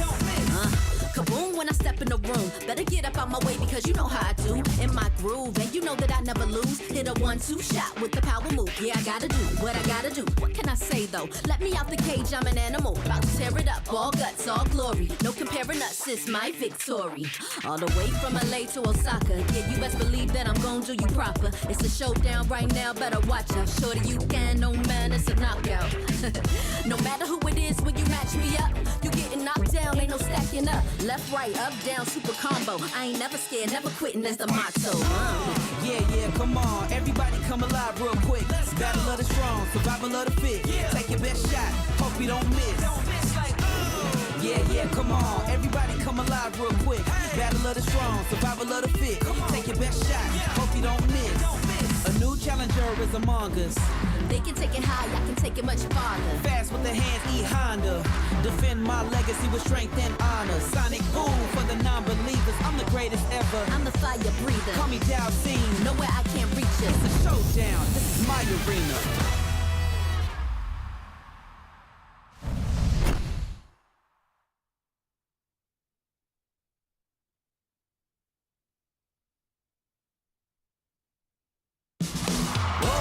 You ready? Top player, repeat. Preview on the scene! There's poisons on the menu. No mercy for you. Ready? Then show me.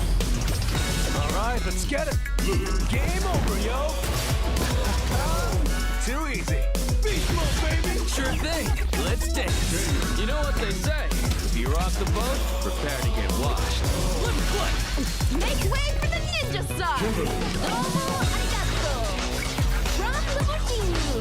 Behold! Watch you know, as I command this stage. I'll make you proud. When poison prevails, it's a wonderful feeling. I have you. Another mission awaits. Do you plan to fight us on it? Target acquired! I'll show you the power of my kung fu. Now you understand. Don't underestimate me. Are you ready yet? It's go time!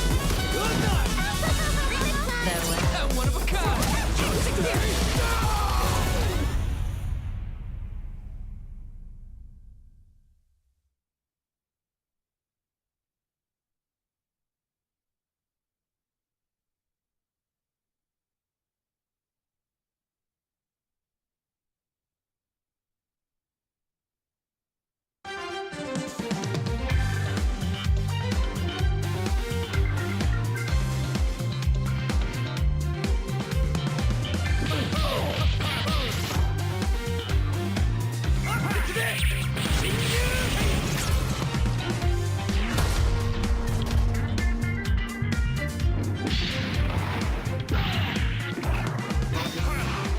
blast.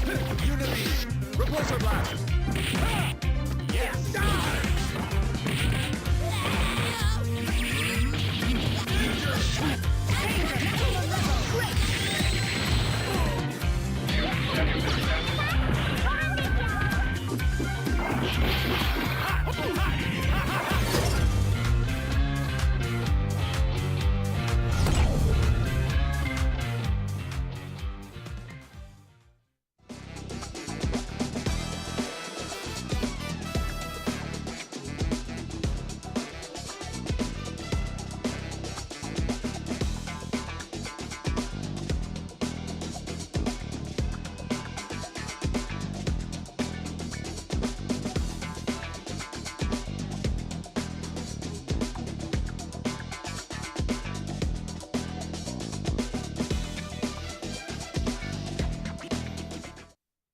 Evo 2025. Let's talk about the tournament itself. What actually happened on the sticks? First and foremost, there was a whole lot of upsets, man. My man's Incross, he put a tweet up, and oh my goodness, some of the stuff that y'all didn't even see on stream. Smooth King, 2-0 over Tokido. I ran into him later on that day. I hadn't met him before, and I'm pretty sure he told me that this was like either his first major or his first Evo, and he 2-0 Tokido. I'm okay, brother. You starting off hot, scorching even. Problem X loses 2-0 to Hippo. Don't see that coming. What were some of these crazy results that you saw at Evo Range? Yeah, it was wild to me, like going over specifically Incross's tweet where he put out a lot of the upsets that were kind of judged by seeds and whatnot, right? The lower seeds upsetting a lot of the higher seeds. And what stood out to me was like some of these players that put two bodies in bags, right? It wasn't even just like a one victory. Artificial Holly took down Gachi-kun and 801 Strider. Sai took down Tachikawa and Oil King. I was like, yo, a lot of these players came out and showed out. We saw Tony Shuhai, I believe it is, defeating Crymay. So it's like, man. And Will Tupac coming out of the cut. Will Tupac, another name of Street Fighter's past, out of France, defeating Tachikawa in losers bracket. So it was cool to see a mix of like these new names that come out, showed out, playing multiple top players, and then the ones that I haven't seen in a while come through and put their place on the map again as well. Bro, look at that Takamura match. Ludi Lu from Canada, 2-0 over Takamura. And you know what, man? Look, man. Let me get the goddamn big camera for 1 second, y'all. Let me get the damn big camera. Let me take this off. Let me take this off. You see this right here? Let me explain something, y'all. You see how people might lose? And shout out to all the homies who lost. And they were supposed to win, and they're supposed to beat these people. But for some reason, in the biggest moments, stuff happens. With certain names, and I ain't saying no specific name, with certain names, stuff don't happen. The right stuff happen. It's big dog time. Aroo, aroo, aroo. And for some reason, they always get it done. Sorry. Now and you that's always what spin happened facts. at Evo. Am I lying?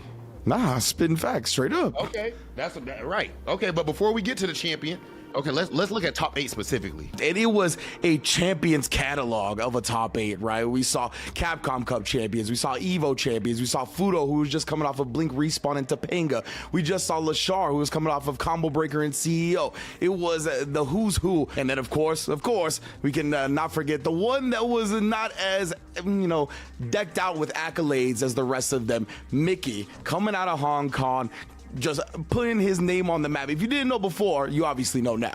Bro, Mickey is built different. Mickey, what are they feeding you in Hong Kong, brother? You're that good, this young? Can you relax a little bit? Making me insecure about myself. Are you kidding me? Somebody made the point. I think it was actually Minna when we were backstage for top 8, and Mickey's out there cooking. And he's like, bro, I feel like every event we getting a new kid that's godlike. It's like it really makes you wonder how many of them are really out there that we just don't know about yet. And these guys don't win in a fluky way. No. Like raw skill. It's always so impressive, and it feels like to me one thing that they really have, it has to be like a byproduct of starting so early, but their processing speed is just out of this world. Like, it feels like the things they recognize are able to react to or in the moment are already looking for. It feels like it took me years to get to that level, right? And it probably has for them as well, but because they're so young and started so early, we're seeing it even younger and younger. Like, probably my personal highlight that I wanted to save for this moment, because we were going to talk about Mickey, was getting to commentate one of his top 24 matches. And probably one of my favorite plays of the entire event was when he air-to-aired. I can't remember his opponent, but it was in the top 24. Air-to-aired his opponent, and he got his meter back from burnout with that air-to-air, then converted with drive rush from that juggle point in the air. I was like, wow, and he's earned his place in the arena. Bro, like, how did you process all this that quickly? So yeah, Mickey, completely impressive. Top 8, even beyond that, like we said, right, getting Kakaru in there, Mena RD, Fudo, Lashar, bro, Phenom, everybody was just stacked to the gills, bro, and it was a really great top 8. So I want to make sure I highlight Phenom. He finishes in 4th place here. He's done this so many times. He just doesn't have the big crazy win, which he almost had at E-League years ago, but he had to drop. But I had tweeted this out. I think we need like a Phenom Appreciation Day or something, because for years, this man, like this result is not surprising. For years, he has finished extremely high in our biggest events, and that level of consistency deserves to be respected and revered. So shout out to Phenom. Angry Bird, yes, he won EVO 2023, but what we might not have noticed, I didn't know until Big Bird tweeted out, is that he's been in EVO now for the top 8 for the last 3 years. Last year, it's just they only showed top 6. And he got 7th place, so he don't pop in our minds as getting in top 8. This is 3 straight years of getting in top 8 for Angry Bird and an EVO win. That is absolutely unbelievable consistency. And then on Lashar's side, of course, he had the potential to get the Triple Crown, but he ended up not getting it. This Triple Crown, as far as I'm referring to, is of course Combo Breaker into CEO into EVO, but even getting 7th place is godlike as well. Now, personally, that's where we kind of get to the Mena side of things as far as EVO. It was me, Brian F, and Adon before EVO. You asked me my 2 picks to win EVO. I said Punk the God to repeat, and I said Mena RD.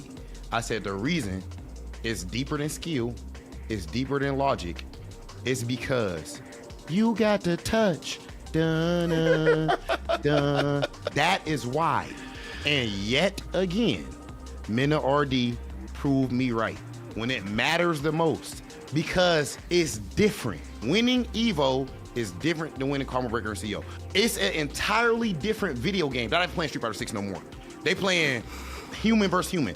Street Fighter 6 is out the window now. When it's the biggest moments, some people are built for it, and I promise you, there is something inherently that's deeper than skill, and that's why Mena RD wins. Point blank period. And that's why he's our EVO champ. Yeah, it's deeper than Street Fighter. It's deeper than fighting games, right? Mena RD has crafted his whole being at this point to be ready for moments like this. He's never shied away from the lights. Every time he's gotten an opportunity to talk after a win, it's been the greatest winning speech I've ever heard. It's always building up the entire community. He's always pushing forward in a productive way. And you could tell the way he carries himself at this point, that filters out throughout his entire being, his entire process of going about fighting games and living. I mean, he's 6-0'd Kakaru, bro. Kakaru, the reigning defending Capcom Cup champion, 6-0'd him. 3-0 winners finals, 3-0 grand finals. Kakaru, he stood there in the seat after grand finals. I have never seen him look like that. Legitimately, genuinely looking lost. And that's just, again, a testament to how Mena approaches the game, man, and it just approaches life in general. It was incredible to watch. Incredible to watch. Definitely an amazing performance, but is it something that moved the needle in the GOAT debate at all? That's what we're about to find out next. You do not want to miss it. We'll be right here. And that is an excellent question. We were literally just talking about that. Mena RD and his current status in the realm of Street Fighter 6 and also possibly in Street Fighter. Is he the absolute GOAT? We definitely get to talk about that between Rob TV and Ringe later on. But welcome back, everybody. We were talking about the top 8 of EVO not too long ago and what an impressive run for each and every one of those players it was. I'll tell you what, man, I still have dreams of that grand finals. It still shakes me to the core that I even had the luxury and the honor to even cast that alongside with Sajam. I was like, man, I was expecting to be in the seats and be like, yo, this is gonna be lit. But being up there, I almost threw my headset twice. You guys would never know it, but there are multiple times where I was like, oh my God, like I almost made a mess on that top 8 stage. But this is what we're focusing on now. UK Ireland top 8 for our esports spotlight here for Street Fighter 6. We're getting into loser's side yet again for the quarterfinals. You can see it here. Xylus versus Suleiman. Problem Ekis versus Big Shucks is gonna be a banger.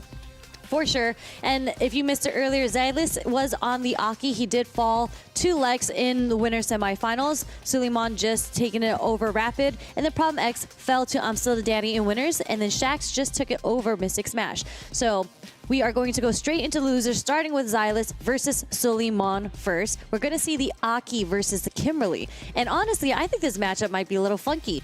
Yeah. Talk to me about that. Like, I feel like this... There are two archetypes that are kind of uncommon with Street Fighter, right?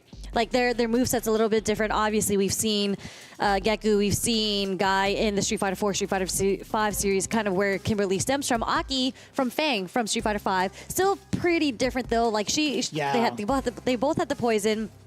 Bubble's a little different here though, and she's a bit more slithery in my mind than Fang was in Street Fighter 5. So I think in this matchup, like I think in the neutral it might be a little difficult for Kimberly, mainly because Aki plays at a further range than she typically is, and then Kimberly is going to have to do some risk to get in. Like she's not going to be able to get the stand medium kick the fiercest like she typically does. I feel like she might have to throw in a couple slides, maybe guess on the jump in against Aki. Possibly. I like crouching heavy punch as a really consistent anti-air tool against the jump-ins from Aki. I do like spending bar for bar against Aki, especially if they decide to do Dirty Bubble. If you have an opportunity to and you're still standing, I think OD Teleport is such an excellent tool. Slide to maneuver around the bubble could also check Aki's walking forward in pursuit after the bubble, which is a pretty significant factor. But I think overall, like the damage output that both can accumulate on a single hit, or at least the pressure they could apply, is very similar to each other, right? Despite being very different archetypes, I think in regards to the pressure, very, very similar. Yeah, corner pressure, definitely both of these two characters have some of the best corner pressures in the game. I think Kimberly's might be a bit faster when you play defensively against Kimberly. You feel like there's a lot of guessing going on in your mind. If I go high, low, do I tech the throw, especially if the bombs are out? I agree. With Aki, it's more so when you're not poisoned, I think her damage is pretty average, but when you have the poison on, which most of the time you do, Aki's damage into the stun, into the corner carry is significant, and I think it's a bit higher than Kimberly's. They just have different ways of setting their offense up. So it really is who gets it started, because both of these characters, they don't have the traditional reversals that you would typically see. You would have to lean on to their supers, but let's see how Suleiman and Xylus plays this out. And I'm glad you prefaced it in that way, right? They have different types of control styles when it comes to like pressuring their opponent off of like a wake up or like off of a knockdown, right? Like I think Aki, as soon as her like strings are over, she doesn't really give like a lot of like plus frame pressure strings, right? I think it's more so the threat of being like knocked down after a puddle setup, being able to whiff punish normals, and also control any sort of like airspace with like crouching heavy kick, pretty significant because it lowers her hurt box significantly. Stand roundhouse, or even standing medium punch because it moves her so far forward for a punish counter on any whiff. Very, very good. But on the other side, this type of pressure from Kimberly, if she gets it off eventually, is more in your face, right? Yep. This right here, it's like you have to guess like delay normals too off of the roundhouse if you want to try to tech or something. The throw could possibly be a thing where you're forced to spend a level 1 exactly as Xylus did. Now you're being able to drive rush out, and it's really kind of tough to manage, right? Being able to guess correctly on defense from either end. Yep. Like a lot of your defensive options, you're going to have to rely on the level 1 supers or supers in general. You're going to have to rely on the perfect parry and maybe even drive reversals in order to get this pressure off of you. But you can see how ready Xylus is in this matchup, because Suleiman has done a different aerial approach every single time, and the roundhouse coming from Xylus has punished both from the far range as well, just on the recovery frames on the elbow. Damn, did you see the punish counter on that bad boy? The crouching heavy kick from the side of Aki. Oh, we talked about the control, right?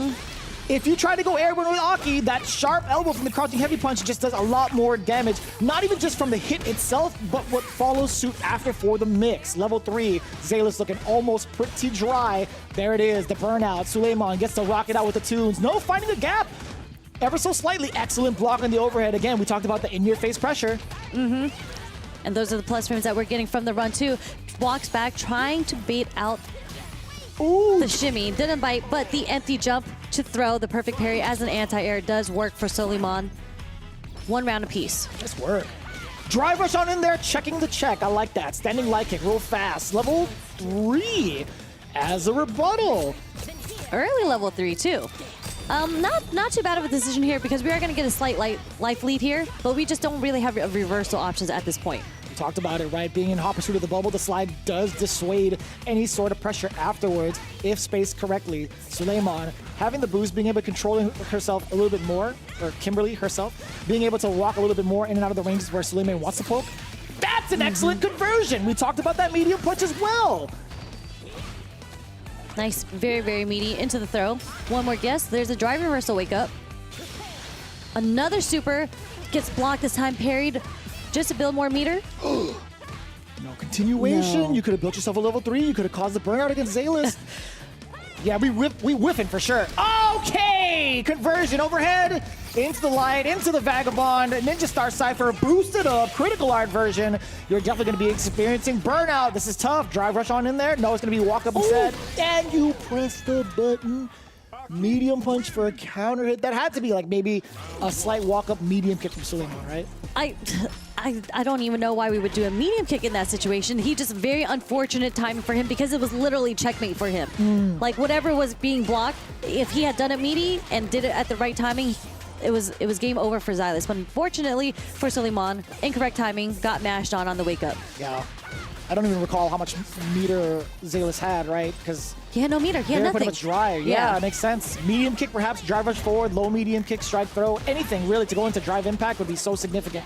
But moving on to it, Suleiman pretty much recovering from a little bit of that grief from previous games. We do capture the low, excellent to the medium lash, median hot pursuit, forward throw, no bubble is going to be drive rush, as it makes sense. Doesn't get the whip punish there. Again, roundhouse. Oh, this is not going to connect. Too far, though. I wonder what you can do. I don't think you can do anything. Maybe level 2, perhaps, but you have to do it like right off the cuff. Uh-oh, it's still in burnout. Excellent choice for the drive reversal. And that's it, yeah. First round, game 2, Suleiman. I really like the really cognizant effort of a lot of players that do drive reversal while an opponent's in burnout, right? Very low risk behind it. You could bait it perhaps with like a normal that recovers in time and neutral jump or something, but still being -2, it's like, why not do it, right? Or a super, as we've seen other players, they found the tech against the drive reversal on wake up. You're able to do lights in OS into super, which he could have done, but unfortunately, we haven't seen him do it yet. Yeah. That is an OS that's not the easiest to do, so something that has to be practiced and trained against. Oh, you saw a delay. You saw a slight walk back from the Suleiman. Zalis managing to get the back throw. Just drive rushing on into the puddle. Doesn't give a damn. You know what? She's a ninja. She's gone through intensive training with a little bit of poison. You know what I'm saying? And we get the hit, so we get the poison off of us. Straight into level 3. And I mean, Zalis is sitting on 3 bars here. He doesn't have to spend it for the next hit. If anything, he just needs one more poke, and there's the wake up drive reversal to get the pressure off of him. Another drive reversal, both burnt out. Nice backdash though, just to build some space and is able to get the space for the whiff punish there. Yeah, even if they didn't get a punish on that, they would still have a very big advantage to go into like a burnout sequence. Like we've hailed Aki as being the burnout queen for quite some time these last couple of seasons. She's still very much so that, but not a drive reversal queen, I'll tell you what. Suleiman with a pretty significant punish. Perfect parry against the medium kick call out. Nice getting the poison on. With the early tech throw here, there's an OD bump, and there's a slide again to get under that. And it's now Suleiman who has Zalis back into the corner. Wake up normals again from Suleiman. From Zalis. I just fused their name together. Jesus. Okay, at least it's a counter hit this time. Crouching heavy kick. Confirming it into the level 3. Pretty significant damage. You got to drive rush forward, right? Are you going to bait a super? Oh, you bait out a parry? Even better. That was hella damage. I thought she was going to live like barely. It's that punish counter damage off the parry. That's a lot of damage. And just a dash up jab is going to catch Suleiman, able to get his offense on. Punishes the throw with his own throw, and again, more corner pressure coming from Suleiman there. Drive reversal is going to take a parry on the bombs. Another drive reversal. Get off of me. Zalis on the offense. Damn! Stealing turns all over the place. If it's plus, why not, right? Very reminiscent of like Bison, his back roundhouse. Yep. Similar situation. And when Zalis was so close to being burnt out with 1 drive bar left, now he's in the green because of that sequence. Yeah, there was an attempt at a perfect parry against a safe jump possibility, right? But Zalis immediately going for an empty jump, crouching light punch, 2 steps ahead, and that is an excellent confirm. Low medium kick, especially in counter hit, plenty of time to get the rest of that damage out. Match point for Zalis. What a far overhead. Zalis?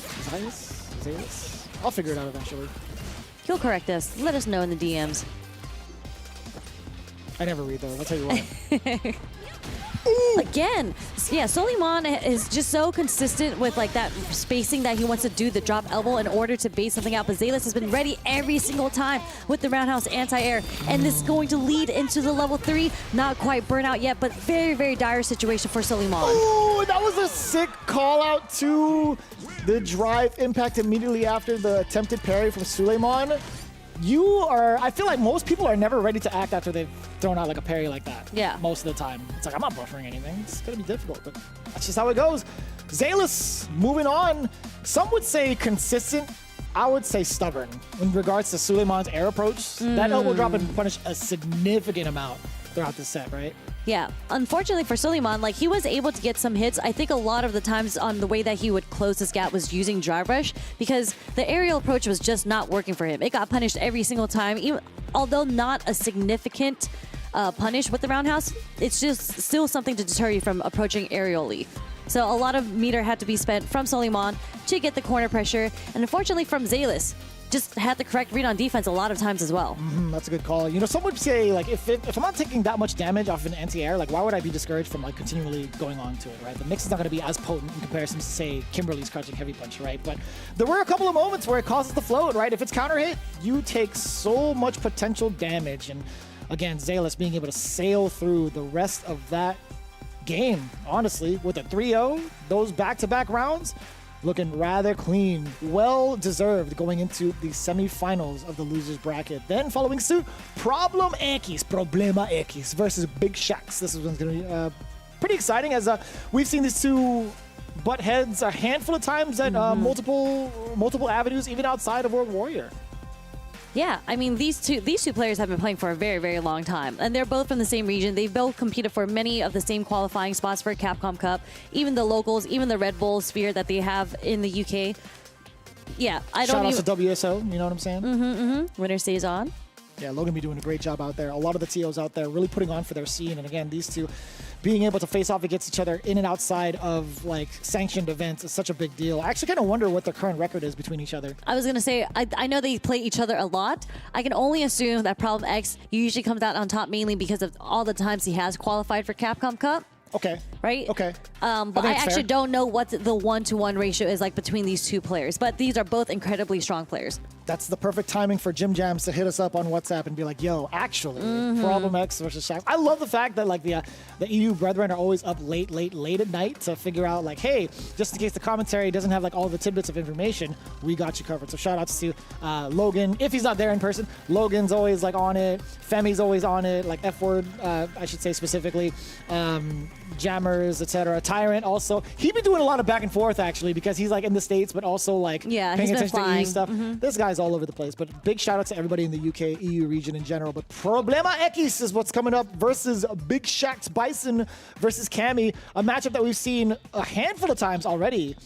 Whether it's in the CPT, whether it's in your locals, whether it's in like a online tournament. This is something to be really attentive to see how these two top tier players navigate this matchup. Yeah, so going straight into the match, how do you feel about this matchup? Because there was a time when I was playing Bison that I didn't necessarily like this matchup because of the dive kick situation. You know, you don't have a DP to anti-air, but actually Psycho Crusher is a pretty consistent answer to the dive kick. Yeah, you're pretty prone to holding back a lot against Cammy in this matchup, right? Just to maintain your charge just in case. And then if she decides to take liberties like walking forward, that's where medium kick shines the most. We've seen that, 3 or 4 times thus far, and that's an excellent choice against the drive rush. So you're starting to see some of the intricate answers already to mask your Psycho Crusher and also prevent your opponent from walking in on your space. Yeah, I mean, imagine your answer to drive rush is to Psycho Crusher. That's insane. I like that. I mean, it's Psycho, right? That's just how it goes. That's the whole principle behind Bison, the method behind the madness. Ooh. Fierce taking Cammy out of the air, keeping her grounded, and we're gonna get the bomb set up here. I'm glad it's not called Psycho Scissors. That'd just be a little redundant. If he had purple at the end of his boots, though, that'd be kind of sick. Don't give me that. Snatching him up, heavy punch into the throwback into Street Fighter EX. I love the fact that they've added like a bunch of different movesets from like older generations of games into Street Fighter 6. Like Bison's back throw, call back to Street Fighter EX. The knee press nightmare, also another call back to Street Fighter EX. Ooh. I'm old, man. I was gonna say, I don't know anything about those games. I started in Street Fighter 4. That's the only game I played. 4, 5, and 6. That's where I'm at. Dude, playing the classics is such a refreshing thing, man. I've been like obsessed with those stuff recently, but I'm more obsessed with the sequence right now from Shax. Look at how big of a rebuttal that was. That was almost a perfect. A lot of shimmies coming from Shax there. He was able to lock down Problem X there and was able to get a jump roundhouse also. And here's the low forward, something that Cammy is so known for. Yeah. Within range too to catch maybe a standing median kick, right? He's starting to figure out the timing of Problem X.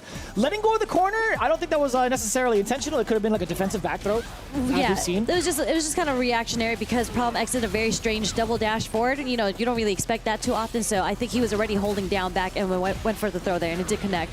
But it is now Shax who is in the corner against Problem X. And Problem X is sitting on 3 bars, which is so scary to get hit by a strike right now by Problem X with the bomb because you're going to get this. You're going to see this damage right here. Yeah, as long as you're in the pocket of Bison in that corner range, he's got full control. Especially with a bomb on you, you are not even trying to move forward. Yeah, not at all. And that's actually really, really good timing on Problem X there because that was a raw overhead that went into the bomb timing to get the juggle. A lot of times you're doing a sequence that leads into the auto-timed overhead to get the juggle. Yeah, that's difficult. Ooh, counter hit along the wayside of that dive kick. That was way off the beaten path. That was so shallow. Uh-oh. That's kind of tough. We do get a back throw. Problem X now in control. He's backing away, right? He's not even trying to pursue too much. He doesn't have a bomb on Shax. Doesn't want to lose his turn. Doesn't want well, now he's in the corner regardless. So. Yeah, but he did stay at that range just in case Shax didn't want to approach by doing a jump out. So he was able to get the Psycho Crusher that we did see earlier. Problem X does this thing where he walks back in order to get the Psycho Crusher. But what a whiff punish on the dive kick. Crouch Strong was far enough to get it. But again, Shax has Problem X into the corner now. Fierce. Doesn't work. Empty jump. Throw does beat the parry. Back dash to beat the throw. What a call out too against that option. Shax a little bit in trouble. He has to back away, or so we thought. Problem X. A throw would have killed him. So we don't blame him for actually going for a delayed tech. Shax 2 steps ahead despite being under pressure of the bomb. Get off of me. Oh, it's so scary. You know I'm flinching every time I see her go airborne. When it whiffs, okay, nice wake up super. Does connect for Shax. Talking about a whiff dive kick. It's still so scary, right? It is. When you whiff the dive kick, there's actually quite a bit of recovery frames there, and especially Problem X, we've seen him earlier with punish with the crouch strong. Ooh, sit him back down! That is a disgusting animation in a great way. Like it's pretty severe to see someone get brought back down. You're literally swatted out of the sky. Yeah. Back onto the ground. So sick. I like that it has that property. Instead of it just being like a random like air juggle, it just swings you right back down. Super sick. Oh. There's that crouch strong trying to get the whip punish, but a little too far that time. Those are plus frames on the OD head stomp too. And so scary because there's 3 bars on both sides. Nice check on the drive rush overhead, and we're gonna dump out the bar into the level 3 here. Yeah, you gotta do it. This is gonna kill regardless, so there's no way you would hold back. What an excellent way to thread the needle against that drive rush. So important too. That overhead could have cost pretty much the round against Shax. You saw how much life was left there, especially in critical territory for Problem X. He was fully locked and loaded. If that overhead hit, oh. Yeah, that was definitely going to dump out into the level 3 from Problem X if he was able to get the overhead there. But nice check from Shax. Holding his ground. Definitely excellent call out with the crouching medium punch. I forget how fast it is, but still an excellent poking tool. With the OD, scissors, knock him down, forward fierce. Bomb has been planted. No CS.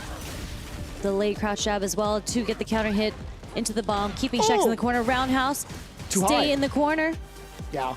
Despite it not being punishable, that was OD version, a little bit too high. You lose your turn immediately afterwards. But still being able to traverse past the low medium. Is that a throw? No, it's going to be just a parry from the side of Shax. I thought we saw an animation. I was wrong. Interesting. Didn't want to spend any bar there. Oof. Okay. Talk to me about these lows. Plus frames afterwards. There's a whole bunch of plus frames, and if he goes with the Sam medium kick, very safe poke here. Damn. Speaking of safe pokes, you see that far spiral roll? Good Indeed safe, yes. What do you do about the Shax? What do you do about this? Close to being burnout, 1 pixel away. You can't take a drive impact to drive impact. You're going to have to parry whatever comes out your way if it's in that regard. But charging back. We had talked about if you go airborne, you see my man Bison still maintaining his charge. Best believe the Psycho Crusher is going to be coming out. Nice counter hit confirmed from Shaxter from the crouch on, putting Problem X into the corner now. Okay, a little spacing trap there. That was kind of sick too. Airborne with the conversion. Oh, very tricky stuff with the target combo going down below. Forward throw now. How do you pursue? In the air, plenty of time to check the erroneous drive reversal. Keeping it real tight knit, all tied up. Low forward from Palm X this time and is able to get the bomb off of him. Drive rush roundhouse, get the pressure off of me. We know you got those plus frames. You might be greedy with the buttons there, so nice ODDP. Perfect parry from Problem X here. Another bomb setup. Drive rush on in there. Delayed tech from the side of Shax. Hey, that's not too bad for the drive gauge. Up until this point, though, how do you get out? Okay, delaying the dive kick to get past the Psycho Crusher. We're starting to see the layers. Definitely a scary position for Problem X, and also for Shax because of the fact that he can cancel into the level 3 here. And what a whiff punish! We're gonna dump all the bar out because this is enough to kill. Damn, son. Can you believe it? Punish counter standing medium punch. Still within range for another standing medium punch into a crouching one. That's a lot of distance to cover. I mean, that's the one thing you really don't want to do against M. Bison, right? Whiff anything? Yeah, whiff right in front of his face. Yeah. And it's funny because we actually saw the same sequence come in from Shax earlier when Problem X was in the corner and he was able actually to get the juggle. Yeah, that's true. Lesson learned. Don't whiff a damn thing. Nope, not even a throw in front of me. Not even a throw. An excellent start. Yeah, it's still going to be his turn because the bomb was on him. Back roundhouse. So has to respect it. Oh, a little bit cognizant of the target combos. Maybe Problem X will sprinkle a little bit of the overhead off of the target combo. If a bomb is planted, we'll see if that ever comes into play later on. Ooh. Trade with the dive kick from the stand medium kick coming from Problem X here. And there's the whiff punish on the low forward using scissor kick. So we're going to get a lot off of this into the heavy bomb. More plus frames. More plus frames. Yeah, his sole objective was just to burn out Shax, right? Oh, you might be it. Yeah, that's going to be pretty much lights out. Even if Shax wanted to rebuttal and any block string before chip happens with a super, Problem X just had so much life on the board. There was no way it was going to be like anything really effective. And when you're walking back as M. Bison, it's just a very difficult position, even if you have dive kick because of the Psycho Crusher as an anti-air, however you want to approach it. True that. I don't think anybody could really like react to a, let's say he did stay grounded, right? I don't think anyone's going to react to like a grounded Psycho Crusher in the corner when chip is on the table. Again, the perfect parry. You cannot do these auto sequences against Problem X because he's shown already that he already has a perfect parry timing when you do the fierce into the spin knuckle. Back-to-back throws already to the corner. This is so significant now. Problem X gets to layer on the pressure, especially after a back roundhouse. And now he's trying to get a spacing trap out of this. That standing medium punch. A drive impact! You're not even in the 30s club, I don't think. But damn! The fact that he stuck that in there, level 3, that's all she wrote. Bang! 3 games to 1. Problema X, eliminating Shax. Very, very quick rounds, I must say. And, you know, Shax, I think in the beginning of the set, we're going to see the replay back. We're going to see how Shax did try to fight back. And he did have really, really good sequences when it came to the footsies, I'd say, with the low forwards and was able to get some jump-ins here and there. But eventually, Problem X kind of figured out the timing on when he wanted to press these buttons because a lot of these were a little too far. Like, he was looking for the whiff punish. So he actually allowed Shax to whiff in front of him, and he changed his timing and did his buttons a bit more delayed in order to get the whip punish on Shax, as we see later in the rounds. Yeah, and as he got comfortable with that pressure, if you saw towards the end, he would do something like a standing medium punch. He knows for sure it's not his turn. Him backdashing actually gets him out of a lot of trouble if Shax were to actually press a button, because the air reset would happen. Maybe Shax would try to confirm off of it by accident. We've seen that happen a bunch of times over. So him backing away into the perfect space to like tempt a normal to get ready for the whiff punish really intimidated Shax, right? Like even if he was granted space, he was just frozen there in the corner. But I mean, there were obviously really big moments for Shax to shine. We saw some of his offensive prowess, being able to put Problem X into the corner, but that forward roundhouse just a little bit too much, a little overeager to try to catch Problem X at the tip, possibly trying to ensure burnout sooner rather than later. But this is that exact spacing we were talking about. Before that drive impact had happened, he had been creating that exact space so many times over throughout the end of this set. Yeah, but that was the first time he introduced the DI, and that was for the game winner. And even if Shax had the chance to DI him back, it wouldn't have been a point where he would lose at that point, right? So he still had the life lead.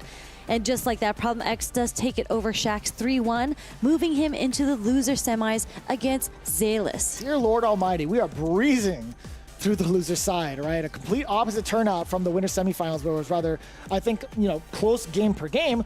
But in terms of some of the rounds, like towards the end of it, it's been kind of big shutouts, right? I think there's a really, really strong point to make in regards to the current players in the EU scene. Their adaptation levels have been super, super on point, especially towards the end of sets, especially making those minute adjustments. I'm very, very impressed with both Shax and Problem X, to be honest with you. But again, that's the matchup that I feel like is going to be so, so different. And it's like so region-based when you see some of the Bison and Cammy players. So I'm glad we got to see that out. Yeah, for sure. And I know Hurricane used to play in these a lot too, so I just know they have a lot of Cammy experience out there. Shout out to Hurricane. I believe he's moved down into South Africa. So oh, word! Yeah, okay. He's moved back.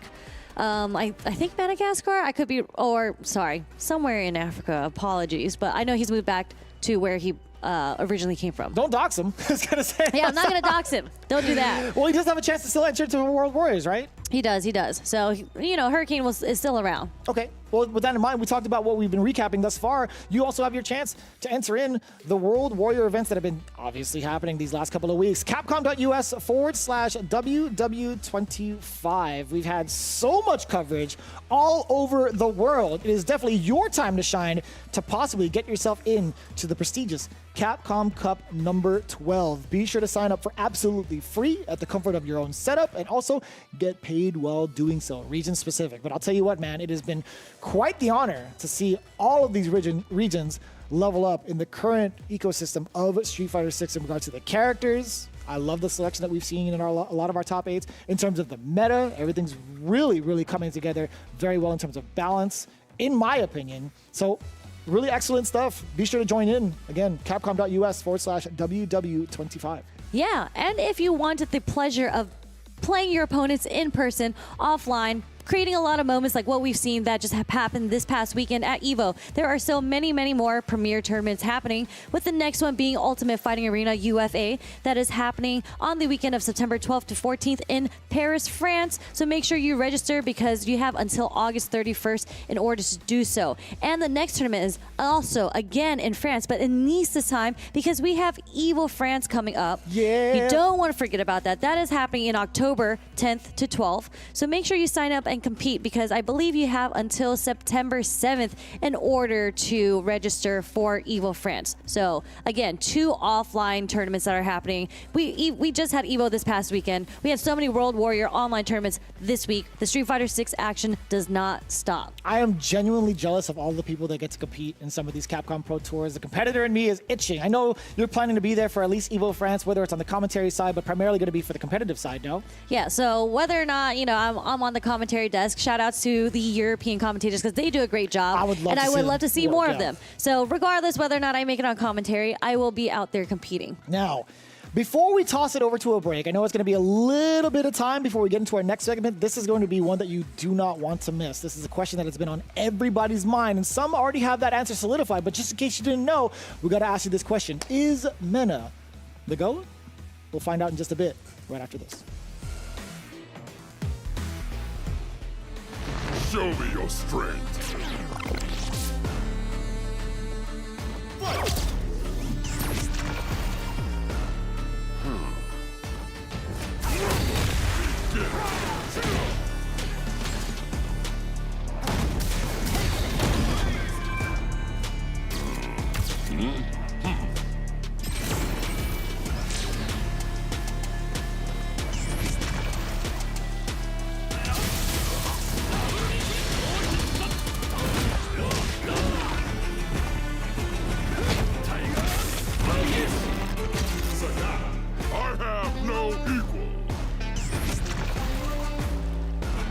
Thailand.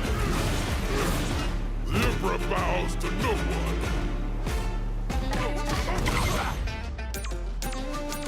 Here comes a new challenger. Sagat wins.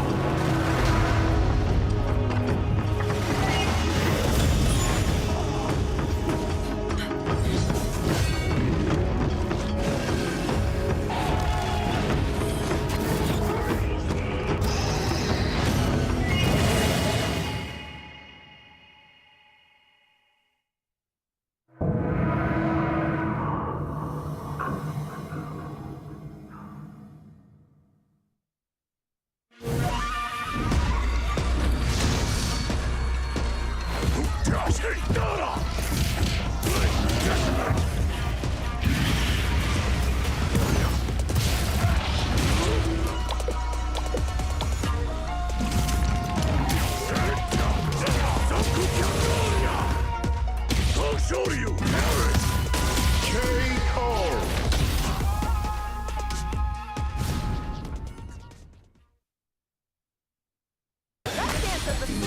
Come on, get ready! Welcome to the street! Hope you'll put up a I am fight! the pride of the Shiranui.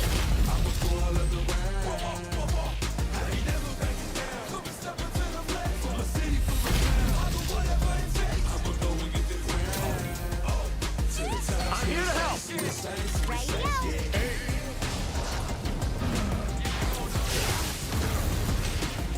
fight's over! The joyous eyes can't be beat! And go!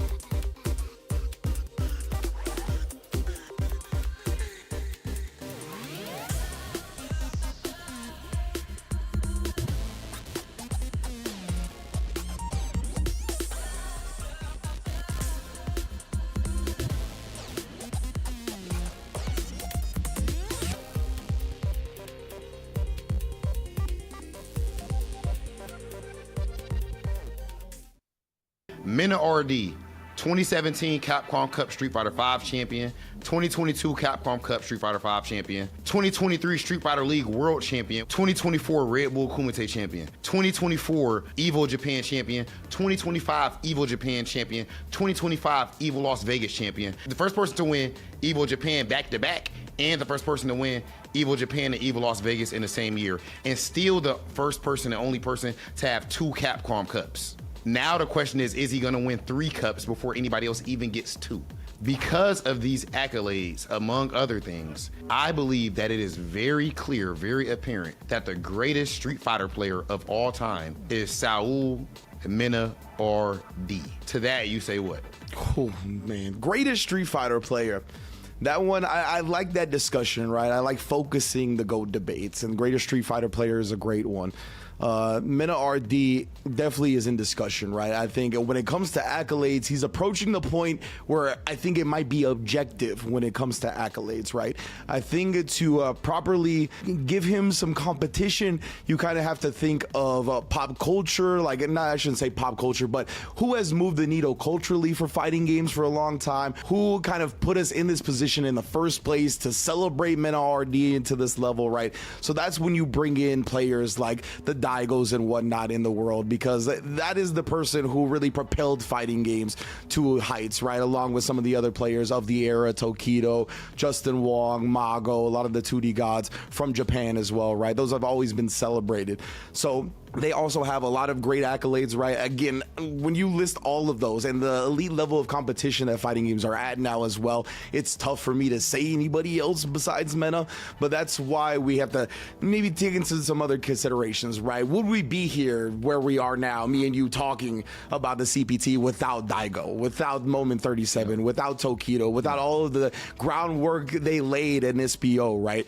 So it really comes down to how you value certain things, and that's why you see people being like, oh, maybe there should be a modern era GOAT debate versus like a past era GOAT debate, right? Because like the groundwork has been laid, but now competition is so high. The games are different as well, right? The skills that are required are different to succeed in them now. Focus is more on decision making. Your decision making has to be so on point to survive these 4,000 person brackets and somehow do it consistently like a Mena RD, that it's just mind boggling to know that somebody could be that right that often. So it's tough, man. I would say probably when you talk about Street Fighter player, I would say Daigo is the only one in contention simply because of his importance to fighting game culture, right? But like accolade wise, after getting the EVO US and all the other accomplishments in multiple Street Fighter games as well, right? It's not like Mena has just been a flash in the pan. Won Capcom Cup twice in Street Fighter 5 as well. Won plenty of tournaments in that game.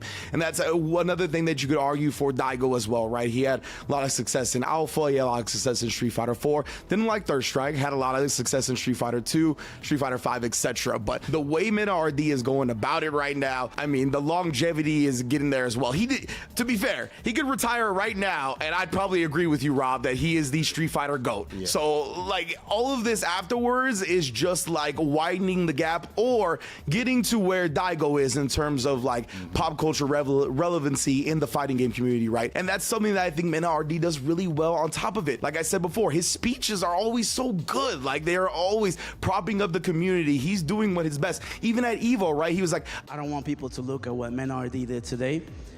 I want people to look at what we all did today. Being part of this show, is the biggest privilege of my life.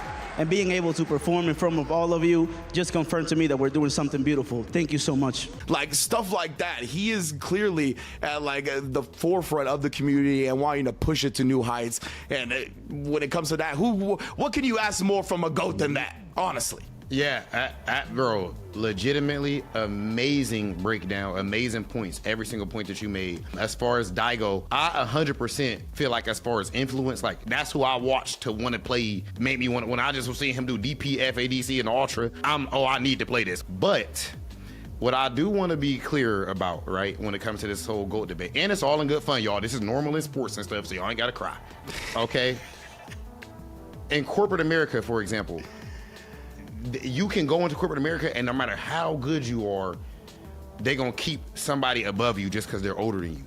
Just because it's as if it's your fault that you was born later. I can't sit up here and penalize this man.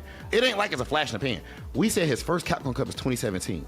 This EVO Vegas is 2025. That's an 8-year gap. And he been winning the biggest things in between that whole time. What are we talking about? That's 8 years apart. That's a long enough time for me to comfortably and confidently say, without disrespecting any super OG, that he been doing this since he was a child. I can show you pictures of Mena as a kid at tournaments, playing against Snake Eyes and stuff in Dominican Republic.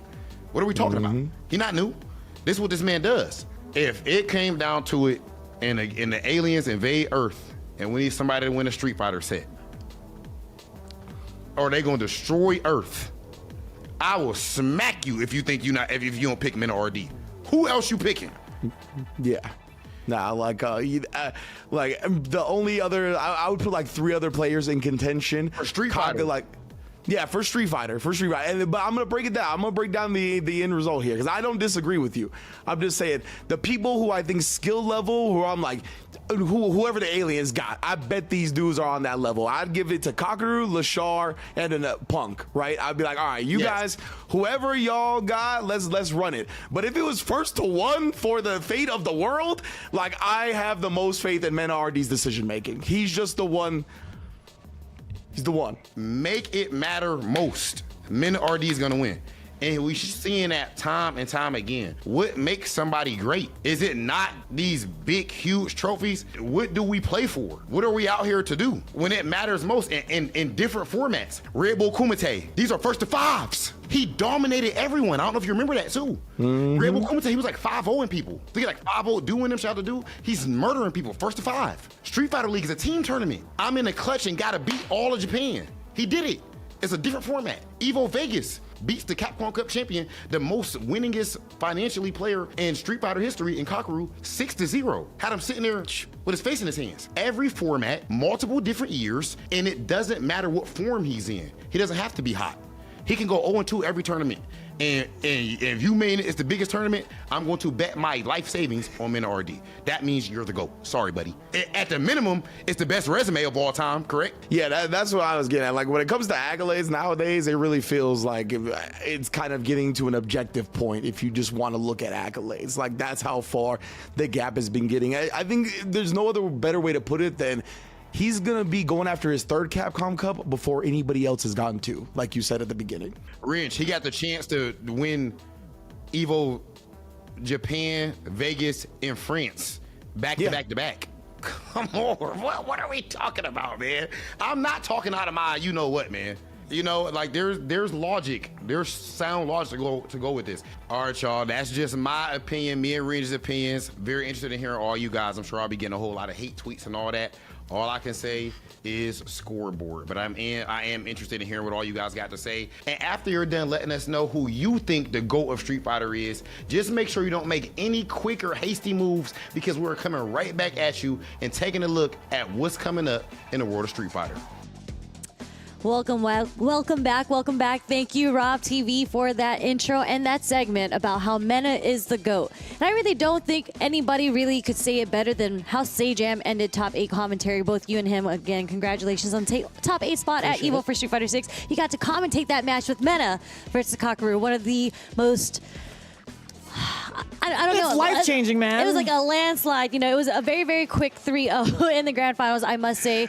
People were saying probably the quickest grand finals of Evo Street Fighter ever. But I believe Sajam ended that conversation and the commentary with saying, you know, if there was a debate for who is the GOAT of Street Fighter, I think now this result of winning Evo Vegas kind of solidifies kind of what Rob has been saying. Like, if you want to question, if you want to give a debate, and you pull up the stats, it really is Mena with all these stats at this point. 100%. Yeah, I like the conversation, the argument of him being faced off against the aliens too. Yeah, the aliens don't stand a damn chance. Give them all the information in the world. Versus Blanca? I think maybe. Yeah, okay, well. Mena's Blanca? Would you rather it be like a 1st to 1 against aliens or like a 1st to 5? Well, I mean, it's for the whole world, so I'm a safe person. I would at least do a 1st to... At least give me 100 for the world. A 1st to 100? Everybody's lives are in my hand. You want me to do a 1st to 1? They're going to force us to play Street Fighter 2 for the rest of our lives if they win. Mena RD, I hope you're ready for that. But either way, very intricate discussion, to be honest with you. There's so many open-ended answers to it in regards to like how many people have been involved in the FGC for decades now and have their own kind of like tidbits in regards to who's the overall Street Fighter GOAT. But it all is very valid and very entertaining to talk about and very entertaining to listen to. So I'm glad they had Rob TV. I'm glad they had Ringe to kind of bring it all together. And hopefully plenty more comes out of that conversation, especially from those two or even on social media from some of the other prestigious players around the world or even like some of the big pillars in our community to kind of talk about it, because it's always going to be so important to kind of shine the light on both current era as well as the historic era, because we were talking about it too backstage. Like, what if what if we had this many events, let's say during Daigo's era in Street Fighter 4, what if we had this many events and this many more opportunities in regards to like big prize money deals in that era? Yeah. Would Daigo technically be considered the GOAT then? Yeah, right? like we really wouldn't know because these are all hypotheticals and what ifs. But I mean, how dominant Daigo was in, at least because I came in during Street Fighter 4 in the tail end of 2009, like. That year, the first year and a half, Daigo was like literally unbeatable. So I feel like and these are all hypothetical, so we don't know. But I feel like if you had thrown all these big tournaments against him in Street Fighter 4 back then, he would also be just as dominant. But we can't really say so for sure because those tournaments don't exist. But these tournaments do exist, and Mena has been dominating. And, you know. Very convincing, yeah. And moving on from that conversation because there's still so much.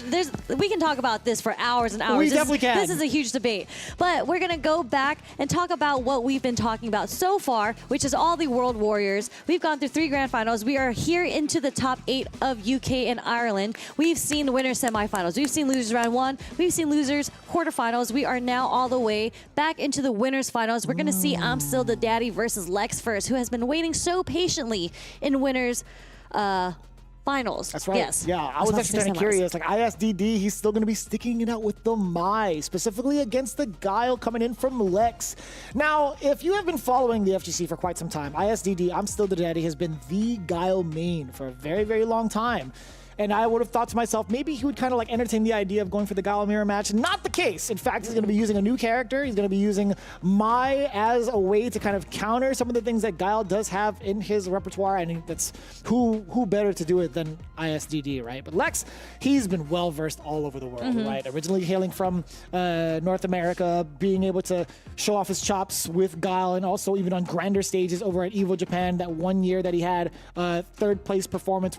Really, really impressive. Let's see how much his Guile fares up against I'm Still the Daddy, who has that pretty much in his back pocket. I kind of am curious to see it. Yeah, I mean, like, and we saw earlier in his performance that I'm Still Daddy has no qualms about spending his drive meter in order to get in. And when Mai gets in against Guile, I think it is a bit difficult, right? Because you're going to have to kind of guess on defense, which is what Mai does so strongly against. But Lex just not opening up. He is not giving I'm Still the Daddy a chance whatsoever in order to get any sort of offense started. Yeah, at least not yet, right? He's already made a couple of great decisions in terms of controlling that space against Mai, not allowing the fans to even be a proper thing. And just like that, too, a little bit of a walk back, actually catching the crouching jab against I'm Still the Daddy off of that crouching medium punch. Looking very, very strong so far for Lex, the initial fan. Hey, I like that. Just jumping into it and not taking the rest of the grounded damage or any sort of combo that opens him up. Very, very smart to dissuade. But putting himself into burnout off of that confirm, well worth it, I would say, because you get control. No uppercut, though. That's going to be huge against ISDD, but the punish counter there from the Fierce. Nothing too big. Again, OD flash kick to eliminate the gap. Yeah, and just like that, I'm Still the Daddy spends all his resources for the enhanced fans as well. He's going to get his bar back because he burnt himself out so early. But again, not too many resources on his end. Lex building his level 3 right now. Next strike hit will take it for Lex. Did you see it again? Parry, charging up, masking that charge, by the way, into OD flash kick. But we do get a level 2. It's not enhanced. There's some corner carry to it, but you don't get really significant Oki out of it. And you know what, Lex? Giving him that much space, I feel like it makes him much deadlier than Mai. Especially in that range where he does his bazooka knee, was able to get the counter hit into the crouch jab to seal the deal for the first game. And something that we saw earlier against I'm Still the Daddy in his match against Problem X is that he didn't really do too many anti-airs. So we did see Lex get out of the corner with those jumps. And we did see the early burnout again still come out from I'm Still the Daddy. And we're seeing it again this time, but on his defense. This is so tough, too, while you're in burnout. And speaking of clean jumps, ISDD, he did have a big opener with a big jump in, but immediately afterwards, Lex just completely shutting him down, taking full advantage of the burnout state. We're going to get a bunch of loops, ending with the down forward heavy into this flash kick. Excuse me, I was going to say super. But just being in this corner, you see how reluctant I'm Still the Daddy is to kind of like walk forward after the fan, right? Because Lex been blowing up with a bunch of flash kicks. This is looking just so dominant from Lex. Yeah, Lex is not giving I'm Still the Daddy a chance to open him up at all. Again, what a read with the jump short.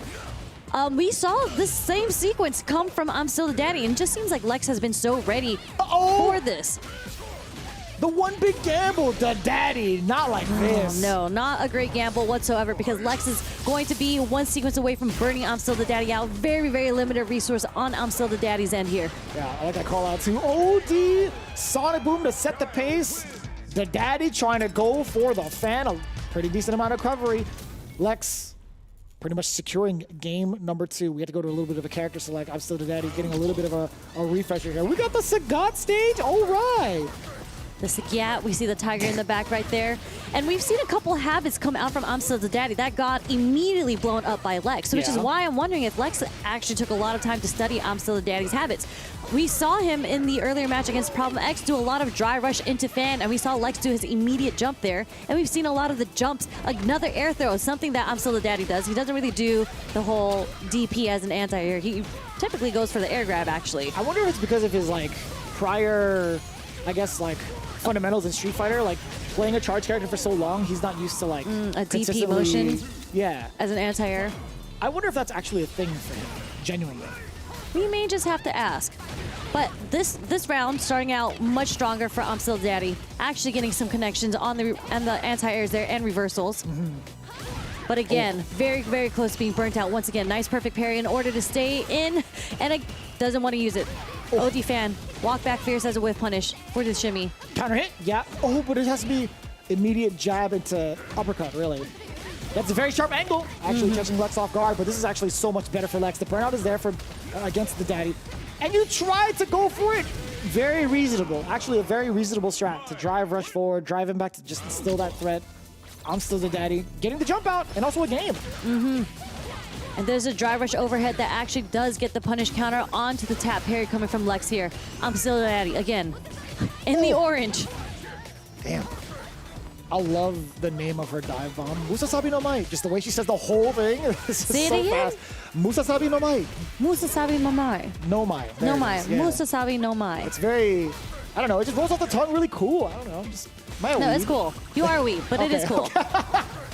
Thanks. All right, level 1. Gonna dissuade the Sonic Boom, or at least dissipate the Sonic Boom, but leaves yourself so vulnerable, right? The hitbox is not gonna be as much, not really impactful. It's not gonna reach out unless it was already enhanced, right? So kind of a tough spot. You waste bar off of that. It puts Lex in match point. Yep, and Lex was able to get the punish on the super there too with the fierce. Didn't even need to spend the drive bar. True, very true. Blew himself a nice chunk of gauge off of that single hit. And they jump out, no bite there, but we are going to catch the interruption of the charge fans there with the OD flash kick.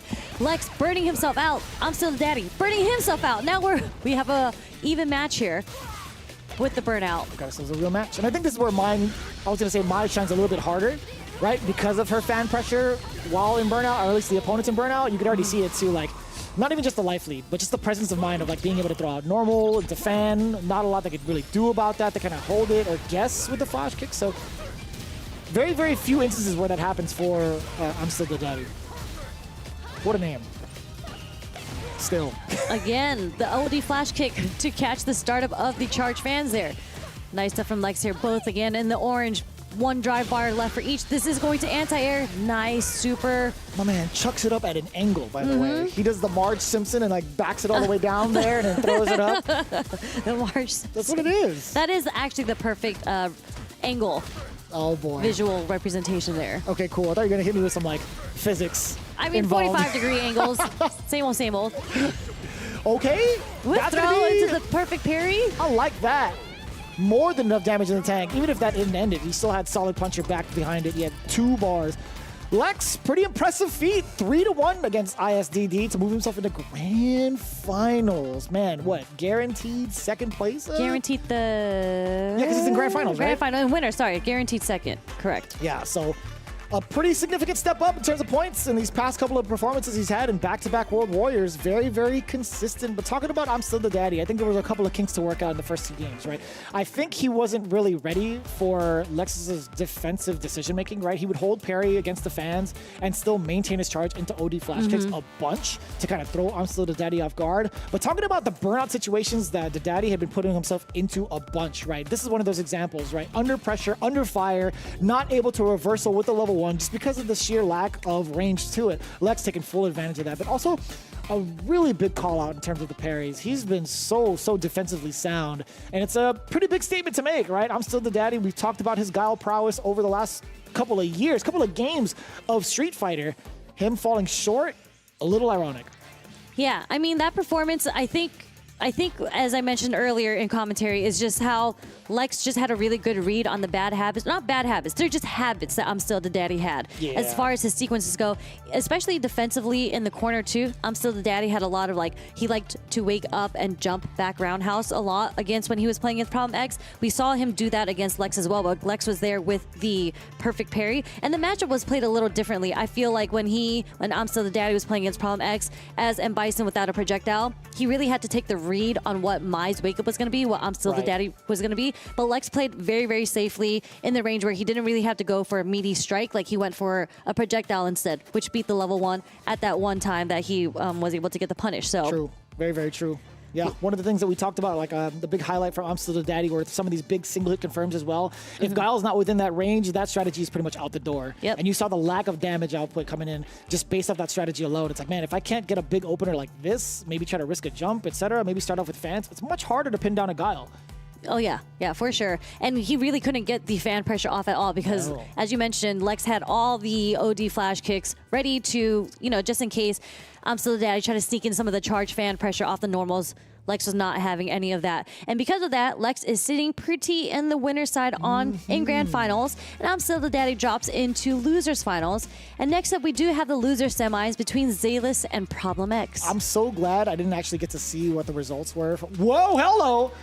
Speaking of results, we didn't see that. I was actually staring at you. Problem X versus Zalis, dear Lord Almighty, production, okay. Bison versus Aki is what's coming up next. We're gonna see a lot of purple, a lot of problems, but Zalis has been kind of sailing through some of the big matches he's been faced off against. Let's see if he can do it again.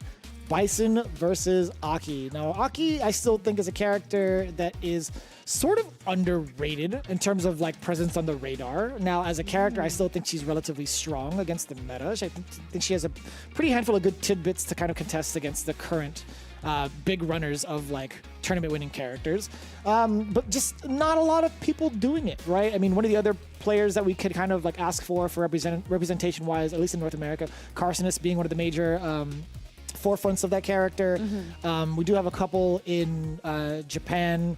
I believe it's Hikaru is one of them. There's another one coming up as well. Nyanpi. Nyanpi is so good, by the way. Yeah. She's actually one of my favorite Akis to watch. But also, her coming up as well. But I still think Aki is still not really as popular just yet. I think prior to Zalis, the other European or let's say UK is Broski, right? Yes. How could I forget the Capybara man himself? Exactly. Broski had quite a breakout at Red Bull Kumite. In New York, I think, because I think I was there. So if I was there, I was in New York. I wasn't in the France one, that's why. So I'm trying to figure out when Broski was flown out. But I remember watching his Aki, and I was like, Aki's kind of cheap. Yeah, to be fair, he was the one that kind of made it feel that way. Exactly. So when you're a character, because Aki is a character specialist type of character. So when you are a character specialist, in the hands of them, they make the character look like, what am I supposed to do against this? But it really is a knowledge check heavy type of situation. I agree. So it really is who has the upper hand at that time. Yeah, so let's take a look. It's going to be Problem X versus Zalis between Bison and the swimsuit Aki. I'm going to emphasize the swimsuit, man. I think it's really, really cool. It's super sick costume. I mean, the swimsuits, all of them are pretty sick. Unfortunately, we haven't had a chance to see any of these other characters besides Kimberly, but she was not in the swimsuit, unfortunately. Come on, I might have to give him the Street Fighter points to buy that swimsuit for Kimberly, because that outfit is sick. I will also take those points if they decide to not take it graciously from you. I'll tell you what. I'm going to play Jamie all day if I get that. I'm not going to give it to you for Jamie. I said Kimberly. Rude. Very rude. But anyways, what a jump in for Problem X. With the jump fierce, able to get the bomb setup into this damage, into the next bomb setup here against Zalis. The wake up super is going to hit the crouch short coming from Problem X with the poison. What if there was going to be another way? Okay, this is going to be burnout. This is so significant. Not if I got super bar. I think she's still fine with that. She is, because she, again, the burnout queen, as you mentioned, right? I think he went for confirm because the first hit did go, but... Yeah, but I don't even know if that would even work closer up, to be honest, off of that normal. Oh, Oh, too far! A couple of big moments just dropped. That's actually kind of random that he's been going for that.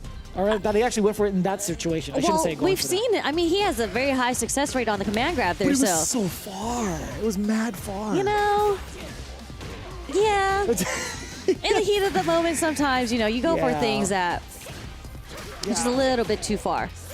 But there's a Sam medium punch, does get the counter hit, putting Problem X into the corner and poison. So what's the setup here? Oh, it's a little too far for the medium kick to connect. I wonder if medium punch would have reached instead. I can't recall which was further because medium punch pushes are so far up, right? It does. I wonder if it's a little slower because this is the second time I've seen Zalis go for the backdash as a shimmy. It's a good question. Very good question. Let me solve know. that in just a bit. Check that out in fat. Let me know the frame data. Yeah, medium punch is definitely 6. Yeah, medium kick, I feel like with the range that it has, it's just slightly slower by how many frames? 2 frames. So yeah, 8. It's 8 for a medium kick, but medium punch, much faster. Yeah, so it might just be a range thing. Possibly. No, that's going to be blocked or parried, if anything. Same. Should be more than enough damage, right? Just dump out the rest of the drive gauge. Level 3, not really much to write home about. It's going to be game 1 for Zalis. Bang with the Aki. Her magnum opus. I didn't get to see Faye Mata at EVO. She was actually rocking out all weekend that weekend. Ah, that's actually, yeah. Good point. I also did not get a chance to see Faye Mata, the voice actress of Aki, FYI. Just some context there. Just like one of many voices that she does in the FGC, by the way. Kind of crazy. Ooh, that's fine. We take that's those. Actually a good call out. If somebody wants to steal turns with a couple of back roundhouses, jump is not a bad option. Sure, you're taking a little bit of damage, significant amount of damage. But the air reset that does happen, it gets you out of harm's way. A little too close there. Actually is able to get the punish counter. A lot of characters actually don't get the punish counter off scissor kicks there. The wake up because he did drive rush fierce. Actually, I think he technically could have canceled to the level 1 there, but you know, you don't really expect your opponent to wake up DI in that type of situation. Might have went for the drive reversal. I don't know there. It was a hard call out and it worked out in Zalis' favor. Did he have drive gauge left to maybe rebuttal, actually? Or was it like past the cancel window? I'd have to take a look at that again. But there were a couple options, you're right. Super could have been one of them. Lash to check, very deceptive too. That drive rush on over with the crouching short. The momentum all in Zalis' favor. We get the safe jump, empty jump at that. Problem X possibly tried to do a delay grab. Damn, just poking away. Hella counter hits and the reset. Oh my god. And drive rushing in to get the pressure again. And this is going to take it for Zalis. Unrelentless pressure. And once he got the slight sliver of breathing room, he drive rushed in immediately and got the counter hit, a jab once again. It just feels bad. You're just like poking away at your shins with these like sharp poisonous claws. You know, that was actually very smart from Zalis to do the slide from there. And although we spent a lot of drive meter, it was to prevent him from getting hit by the jump fierce there coming from Problem X. And what a backdash. Speaking of being able to escape the corner pressure against Zalis. Problem X now on the offensive. We do OD Psycho Crusher now to pursue even more plus frames off of the back roundhouse. More plus frames. What's going on with my brain today? Poison does kind of stack up with just a little bit, not too much of a threat. Zalis, speaking of threats, burnout is now a factor against the Aki main. But look at the movement that we're seeing from Zalis' end here. Press the button. Yes, he did. The dirty bubble, send it out. Slowly getting his bar back, but he still is in the corner. That hit behind the head, by the way. I don't know if you know this. He was locked. Ooh. Yeah, that's fine. Do it again. Drive impact. Are we gonna do it one more time? It was drive a little too far now. Oh, that's counter hit. You get the rest of it. Oh, hella damage. Counter hit into the full sequence of Cruel Fate. That feels bad. Feels great for Zalis. Damn, match point 2-0 against Problema X. Yeah, and there's that Sam medium punch, as you mentioned, to fight against the drive rush coming from Problem X there, and it does work. Gets the counter hit. That was clean. That was clean. He just went for an empty jump and kept himself around the hitbox of that crouching heavy kick from Aki. We're going to set up the bomb here. We're going to dump it into the level 2 just to build some meter back and just getting all that damage off of a drive reversal. Oh, level 1. You see the medium punch just blown up sky high. Zalis gets to dictate the pace here with the bubble, get himself out of the corner. Always ready with the Psycho Crusher, by the way. He was ready, but it's not necessarily over yet. But As I say that, the scissor kick does come out. Probably consciously is trying to maybe jump to get out of the corner. Possibly. Whatever it may be. It wasn't a counter hit and whatnot, but perfect parry, but still gets counter hit by the drive rush. Very, very fast. I mean, I think Problem X actually went for the sweep, not the slide, but the down back roundhouse. Pretty hefty animation on that. Walk back doesn't get the punish on the whiff throw though from Problem X. Low forward catches him. OD head stomp. That catches a lot of people, by the way. That exact sequence, not a lot of people are prepared for it. But even so, not a bad option. Kind of expensive. Still leaves you at plus frames to take your turn back. Oh my. That's also one of the biggest things to kind of like contest against Bison. It's so hard to do like stand roundhouses Aki to catch like a devil's reverse. It's very, very tricky with the angle. Problem X was able to wear out against the poison. Oh, the standstill too. Just crouching, waiting for the first move. Because he knows the next hit that Problem X gets, he will be able to dump it out, all the drive meter and the level 3 to take this game if he's able to get the hit. Oh. Zayless, very strong on the defense right now. We're just going to end up blocking it out. No whiff punishes there. Just about 3 bars for both. Single hit. Can possibly do it with one drive gauge. Yeah, being able to cancel the bubble into the slide. Very smart call out against Problem, but no, sir. The bubble gets blown up. Problem X with the perfect jump in timing to dump out all the damage. All of the damage. Very nice patience there coming from Problem X, just waiting for his opening. Both of them were actually both 1 strike away from dumping all the bar to take that game. Yeah. Very, very scary, all things considered. Zayless was at match point a little bit ago. Problem X staying alive, taking 1 game. Back-to-back forward roundhouses, twinkle toes. That's what it looks like. The double twinkle toes for the plus frames. Oh. She does have very long feet. Not even legs, but actual feet. She kind of does. Now that I'm really looking at it. And just poking away at Problem X, and there's a dry rush again with the twinkle toes. 1, 2. That wasn't even the end of the combo. You get the bubble and the lash right afterwards. Again, match point, Zayless. Kicking it off with a perfect. And the twinkle toes, 4 rounds. Oh, that could have been a big punish. But either way, counter it. Crouching medium punch. An excellent party starter. Standing light kick, heavy heavy lash. Uh-oh. The medium to cause a stagger. Keeping him in purple. Venomous Fang, apply the poison. Again, throws a perfect parry, or went for the perfect parry, throws a parry, but again, next it burns himself out, trying to keep the plus frames, but he has such huge life lead. He's looking for that 1 hit confirm into the level 3. He is harassing with normals, as he should. Not gonna be a problem at all. Give me the wreath, give me the poison, into level 3. That is a dominant Aki performance. Damn, that was clean. He was on his ass, I'll tell you straight up. That corner had no escape options. Not at all, none whatsoever. I mean, he didn't have to be concerned about a DP whatsoever, so he was just relentless with the pressure. Problem X, unfortunately, wasn't able to find any sort of reversal, whether it be a drive reversal, even a parry at that point. He really had to, he was just holding out all the damage, all the pokes, until he was almost burnt out. And it looked mad shaky, too, in the first game from the side of Zayless, right? Not catching the right ranges against Problem X. We thought probably that would have set the pace for the entirety of the match, but we were definitely wrong on that one. Zayless finding a big rebuttal in that first game after a couple of mishaps, but also very attentive to what Problem X was trying to do. Also, one of the biggest things, countering the dirty bubble with the Psycho Crusher. Zayless had some very significant answers to that, whether he just kind of like stopped it out, encroached on that space, or even did like a bubble cancel into the dash off of the OD version.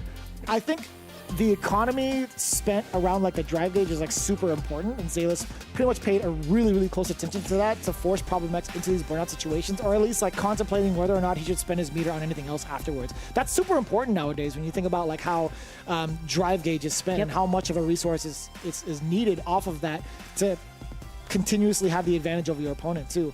And it was so crucial in that matchup because both of them didn't really have they're not traditionally reversal characters, so a lot of the reversals are coming from the supers regardless. So being in burnt out, it's I mean, other characters are forced to use their supers being in burnt out as well, but I just feel like it's more so for them, especially with their the way that they both set up their offense as well. One of them has a bomb, the other one has a poison, and there's just a lot coming from their end offensively.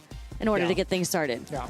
To get the party started. Yeah, no doubt. I mean, Zalis has been doing that a good amount so far with Aki. He finds his way into losers finals, saying goodbye to Problem X. Now he faces off against I'm Still the Daddy. Is that going to be... You know, funny enough, I don't know if like Mai or Guile would be a better choice. I've actually had a chance to talk to Broski on a stream just briefly and also via DM.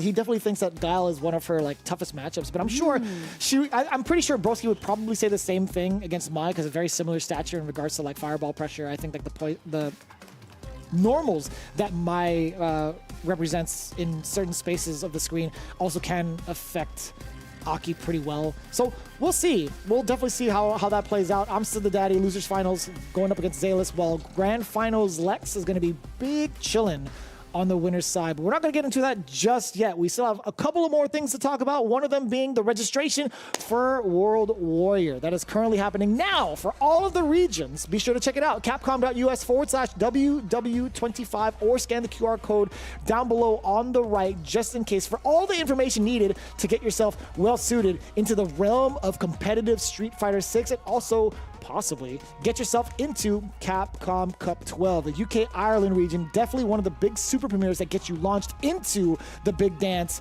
but also just another great way to test your strength. Again, capcom.us/WW25.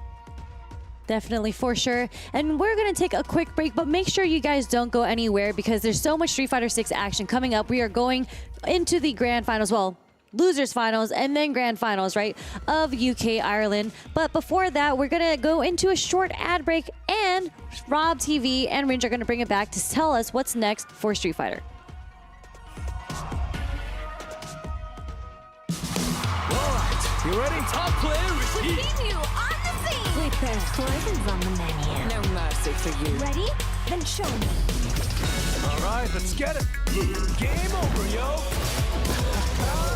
Too easy. Beast mode, baby. Sure thing.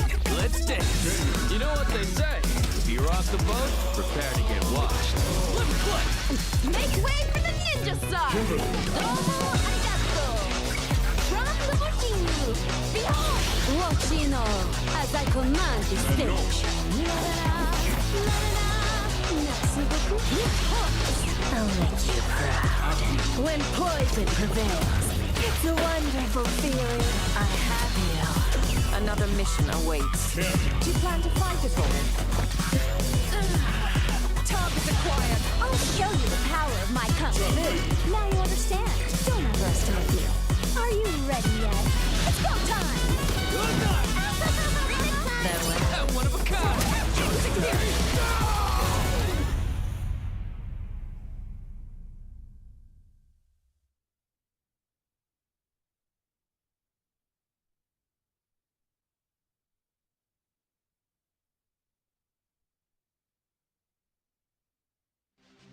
Here comes a new challenger. Hey now, where you going?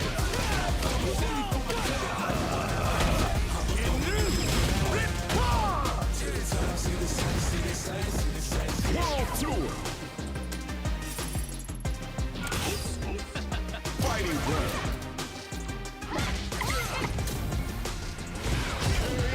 Battle Hall.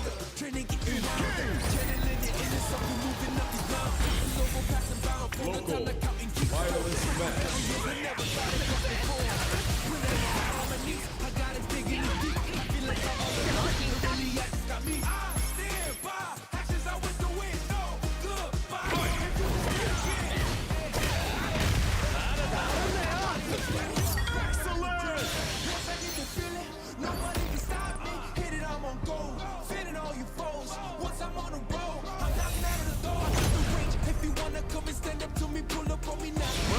Time to erase. Hope you're part of a fight.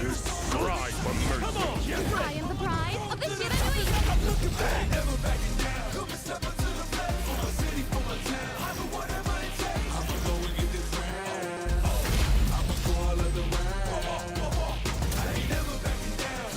I'm here to help.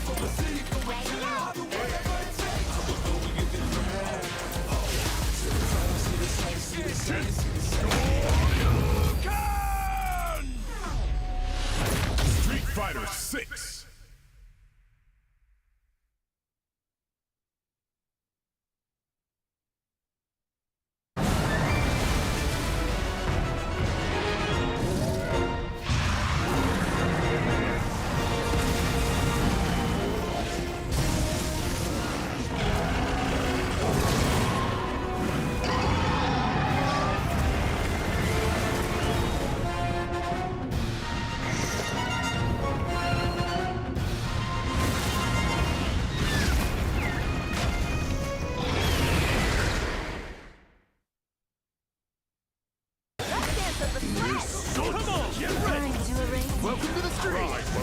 you'll put up a I am fight. the pride of the Shiranui.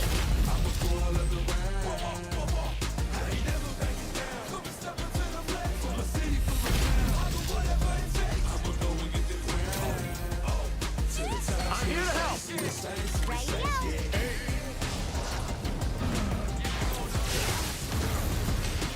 This fight's over. The joy of life can't be beat. And go!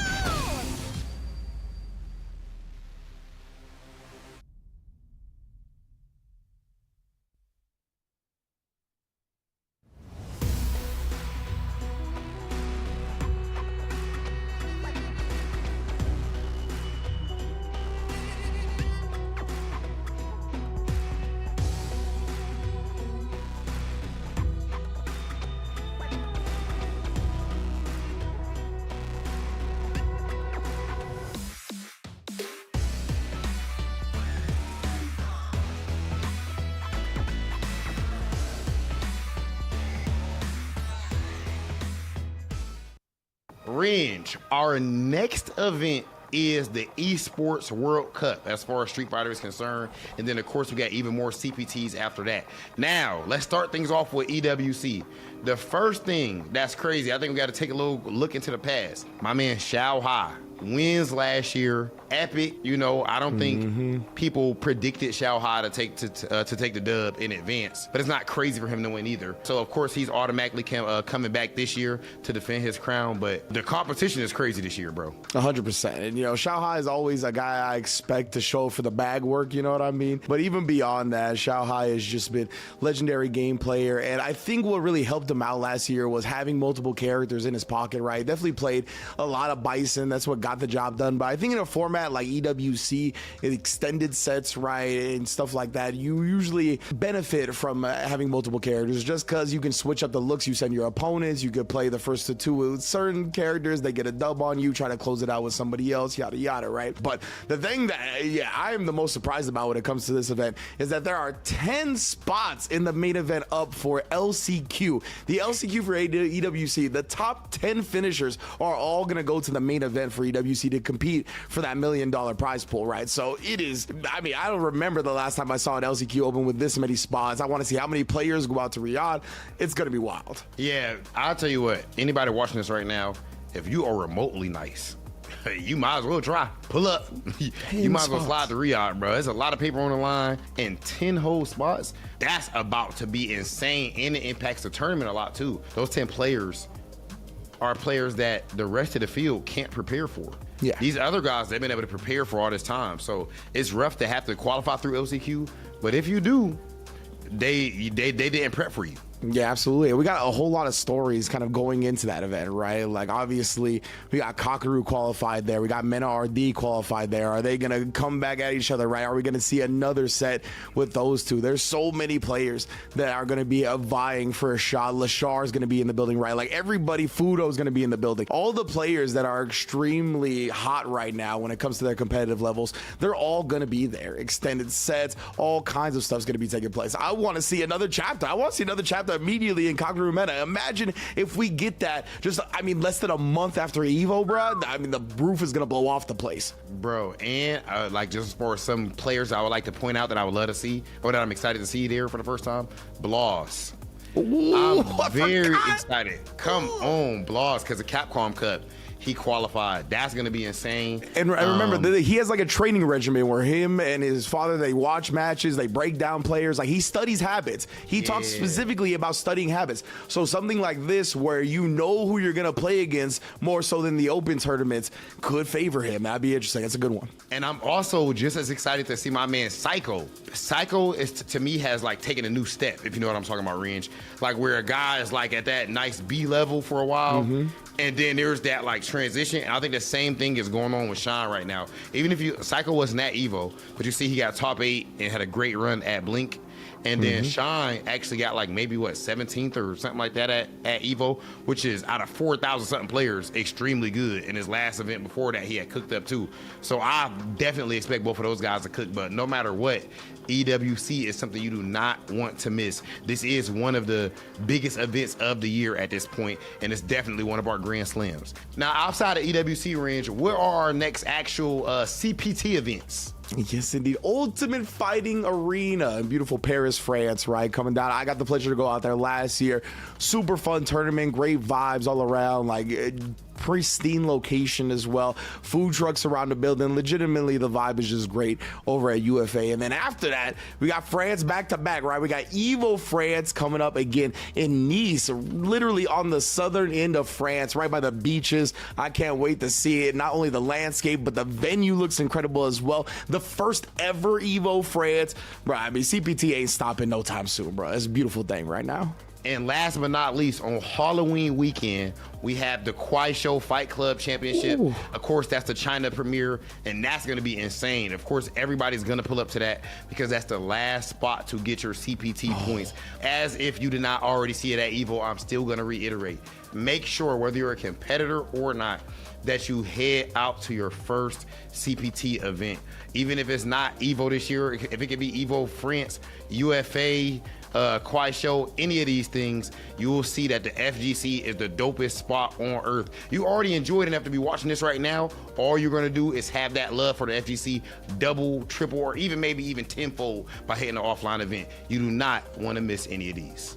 But that said, that is gonna do it for me and my dog Renge here on Street Fighter 6 Esports Spotlight. Hopefully you guys enjoyed the show. If you got any type of negative feedback, then send it to Renge on Twitter. Ain't that right, Renge? That's right. That's right. I am Rob's personal social media filter. I only let him see the good things. That's what maintains the positive vibes. It's fine. We got it. That's so funny. Why does Rob TV always put the other person in harm's way? He's like, any of the negative feedback goes to Renge. Renge can't handle it, don't get me wrong. Send it to Vicious, actually. I'll take care of it. I don't want Renge to get the full brunt of it, to be honest. That's my guy. So I mean, come on, Rob. I will say, as a hair expert, man, the way that Rob's been growing out he's looking really good. He gets the lineup too. He gets the edges clean. He gets the sides. I'm like, you know what, Rob? This suits you. I wonder if he'll actually go for the mustache, because he kind of gave us a little hint of it at Evo. Did he want to put a mustache on? So he put a fake mustache on to do the Steve Harvey gimmick for Evo Family Feud. Okay. And I'm not gonna lie, I think he could do pretty good with facial hair, but that's a different conversation for a different time. Right here and right now, though, is the rest of our top 8 for the UK Ireland region World Warrior week number 3 here for the Street Fighter 6 Esports Spotlight. I said it twice now. I'm still the daddy going up against Zalis for the losers finals, whereas Lex, he's big chilling over in the grands. Definitely on the winner side. And we did see Zalis fall to Lex earlier, and I'm still the daddy also falling to Lex. So both of these players in losers finals, one of them is going to get their run back against Lex in the grand finals. And before we get to the grand finals, they're going to have to battle out between Mai and Aki. So it is going to be the Mai pick, right? Just fully committed to the character. I'm liking that. I'm still the daddy, making waves with this character. I love it. It feels like he's been reborn in the realm of competitive Street Fighter. Zalis, though, it's as if he's been playing here for years. Only at the age of 21, taking down titans like Problema X in that fashion. Rather impressive. Let's get into it. Losers finals. I'm still the daddy versus Zalis. And with the costume on Aki, again, one of my favorites for sure. So his play has been so clean, and his defensive reads have been really, really on point here. So really interested in seeing how I'm Still Daddy's gonna open him up. Zalis, I feel like Zalis actually, Aki doesn't have the best anti-airs. I think her anti-airs are pretty slow in general, but he's been so consistent with them. I think it's a fair statement to make. It does take quite a bit of setup and range and understanding of those ranges to understand where he wants to do some of these anti-airs. Heavy Lash is also a really good way to get the party started because of this exact effect. However, Roundhouse and Crouching Roundhouse, also very, very stable in regards to anti-airs. That is actually an excellent way to stuff out the airborne approach. Musasabi know nothing coming in from that. Zalis with the execution from above. That was from half screen away he got that full juggle. How do you feel about that? You were about to rip my arm off. You almost Tasty Steve me. That was pretty sick, I'm not gonna lie, because you definitely don't see that very often. Hell no. That is matchup knowledge. Ugh. Roundhouse mad far, by the way. Again, being able to set yourself up in certain ranges allow you these big hits. But it's like, it's pretty important too. Like, even though you don't get like a big combo off of it, I think you're still within range 1 to take your turn. Also apply pressure, exactly what Aki would want, right? To not only drain your drive gauge, but also put you in a position to make some erroneous normals come out. Ugh, but the drive impact immediately catching the fan. And look at that extra tidbit of damage just to make it hurt even more off of the poison. Level 1, Jesus. She'd be doing a handstand and the splits. That's crazy. Very flexible. I mean, she's a contortionist, right? So something that I think this might be a bit detrimental to I'm Still a Daddy because we've seen himself burn himself out so often in early stages of the rounds. And against Aki, as you mentioned, she is the burnout queen. That's just not the proper play, I want to say, not the proper strategy you want to have against an Aki player. It's been rather tough, right? I'm Still the Daddy, already forced to this very interesting position, right? Like 50% of life, almost close to the corner, but yeah, clears his way out, had to use an OD fan to create that space. Nothing too big off of that fear, so it was a punish counter, just a fan in pursuit. Then we get the Killer Bee Sting. Damn, that was actually kind of clean. Perfect parry into the sweep hard knockdown. And there it is, there's a burnout because he spent 3 normal cancels into the drive rush, burning himself out. And just like that, you're gonna have to be ready to level 1 here. And he heard me, but that's all you got. You have your enhanced fans now, but you are in the corner. And the command grab, again, something that we've seen Zalis do so many times. He is not scared to go for the cower crouch into command grab. No, there's so many things to be worried about as well while you're in burnout, right? You're in that range of medium punch, or within that range to get into like a burnout sequence. You're anticipating some sort of string, some sort of frame trap, but no, when the command grab comes out, it's one of the things you least expect, especially if you haven't been introduced to it from Zalis specifically, right? Zalis spending his own meter here. Oh, out of there! Again with the OD slide. No, a little too late for the punish there. Yeah, kind of far as well. But with the jump, Zalis is able to slide out of the corner, again, putting him in the prime position to put I'm Still the Daddy in the corner. Ooh, the back roundhouse gets blown up sky high instead. Just roundhouse immediately into the level 3. I like that a lot. Don't have to worry about scaling. You ensure the burnout, you ensure the damage, you get yourself a good amount, just about, what, 3 bars? Yeah, you're in the green. Oof. Wasn't ready that time, and I don't think this is gonna kill. I would be not too surprised if it did, or at least build up a level 1. No, it's gonna be overhead, meaty enough. No, it doesn't matter. Level 1, explosion from ISDD. Overhead. Spend all the way it. Down. Yeah, you know, this is kind of like weird for me to say. I low-key feel kind of like the install should carry on to the next round. I know it's crazy. I know it's crazy. Absolutely not. What are my apologists here? Absolutely not. I just like her a lot, okay? I think she's cool. She's cool, but she doesn't deserve that. No, she doesn't. No, she doesn't. And like I tried to sneak it in there, I'm like, you know it'd be There's really no way you're cool. gonna whisper that into the mic on commentary. Absolutely, but you're getting called out immediately. You know what would be really cool, Sherry, about mine? That would not be cool. Kageru no Mai, yet again. Nice drive reversal. Yeah. Able to escape the pressure from the OD fans, actually. Yeah. Pretty good recognition, too, right? You see something like that, a bunch of fans being juggled over. It's like, dude, I gotta get out of here. I'm not trying to be a part of this circus. Ooh. There's the overhead again. Driver's roundhouse. This has to be I'm Still the Daddy's round to win, right? With the amount of control that he had, despite being in burnout. That is very fortunate. What is that? Drive rush stand jab from Zalis? It was either stand jab or stand medium. Possibly. And it was just a little too late because it was actually quite the early jump from I'm Still a Daddy. Ooh. Nice whiff into the parry just in case I'm Still the Daddy tried to press anything, but he didn't. Yeah, covering your grounds in that way, not too bad, right? In terms of the drive gauge being spent, though, I'm Still the Daddy, he was at the deficit up until this point.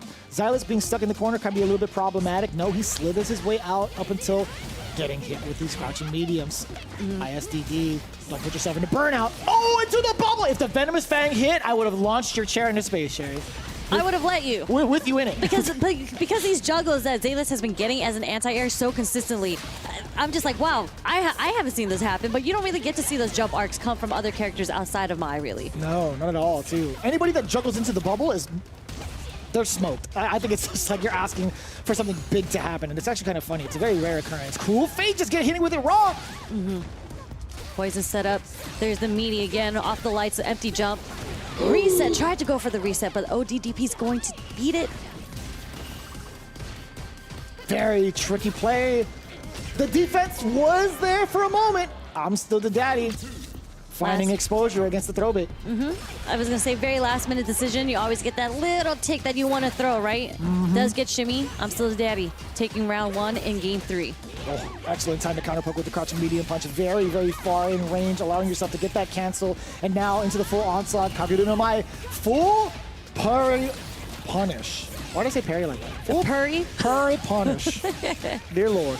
He just makes the 2 words up. And nice and simple. Just need to spend 1 bar going into the last round, both with 2 bars left of super.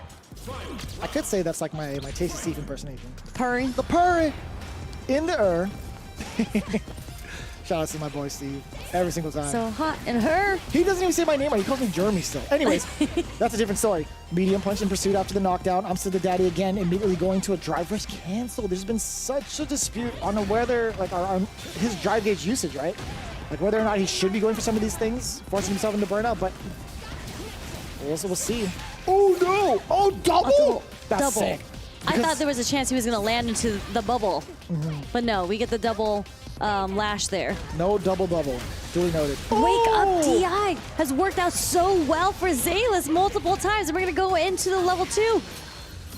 Let it rain, and that's a lot of damage. That was. We don't get to see level 2s too often in like a combo. I was wondering where the scaling was going to be at, but that is a good amount of damage. Zalis, I will say this. You guys are counting that correctly. I know in the chat they're like, hey, don't they have 1 more game to play? Why are you showing the winner screen so early? Well, this is the fact. Zalis did come out 2-1 against ISDD. However, ISDD, I don't know if he was paying attention to the score or not, but he said farewell just a little bit too early and peaced out ASAP. I don't know if he had other obligations to take care of or whether he genuinely didn't check out the score, but this is how it's laid out. Zalis is the one that takes it down over ISDD. We do count that last game as a DQ against ISDD. Yes. So we are going to take the 2-1. That does mean Zalis moves over into grand finals over ISDD. But again, this play, it was actually a pretty close set. Although the score was 2-1, the rounds went pretty close down to the line between the two. Yeah, I mean, if we had seen like 1 more game from Mom Still the Daddy, I'm sure it would have worked out. I feel like maybe in his favor with like Mai and the way that he's been kind of like playing this character too, like slowly making these adjustments. But there are some shining moments where like Zalis just has really dominant rounds, like this one being one of them, right? Just full conversions, being able to like preserve the rest of his bar, etc. Right? I think there could have been a timeline where it could have been I'm Still the Daddy making it through. But no matter how you spin it, right? Zalis, I'm Still the Daddy, whoever faces off against Lex, it's going to be a double jeopardy regardless, right? You've seen the stats over in the winners semifinals. You've seen the stats over in the winners finals. Let's see if the Lexecution could come again against Zalis. Did you just call him the Lexecution? Well, I'm saying like the act of executing somebody and adding Lex in there. So yeah, the Lexecution. The Lexecutioner. Yeah, he could be the Lexecutioner. Possibly. We love that. So Zalis earning his way, fighting all the way through finals in losers, all the way back into grand finals. He is going to have to go for the reset if he wants to take it over Lex in this set because Lex is sitting on the winner's side. And we're going to have to see how Zalis wants to adapt because the match that happened between Lex and Zalis, it was 3-1, but it was a very quick 3-1 actually. Yeah, and it's I feel like it's been kind of appropriate in regards to like how the matchup has fared out through the entirety of like season after season as soon as like Aki was introduced, right? I think it's one of those instances where we talk about how the matchups kind of go. Lex is still able to kind of set the pace a lot against Aki. Yes. Gal players do get to set the pace a lot against Aki. Is that going to happen this time with this many games to spare? At least from the side of Zalis, perhaps? I don't know. Who knows? But we'll see if Lex manages to continue on with his hot streak coming in from winners round 1 into the grand finals. Yep, so let's get it started. Grand finals, we have Lex versus Zalis. Let's see if there are any changes. Maybe we'll get to see a reset, who knows? You gotta hit the Ritas too, because it says Salt My League on the bottom.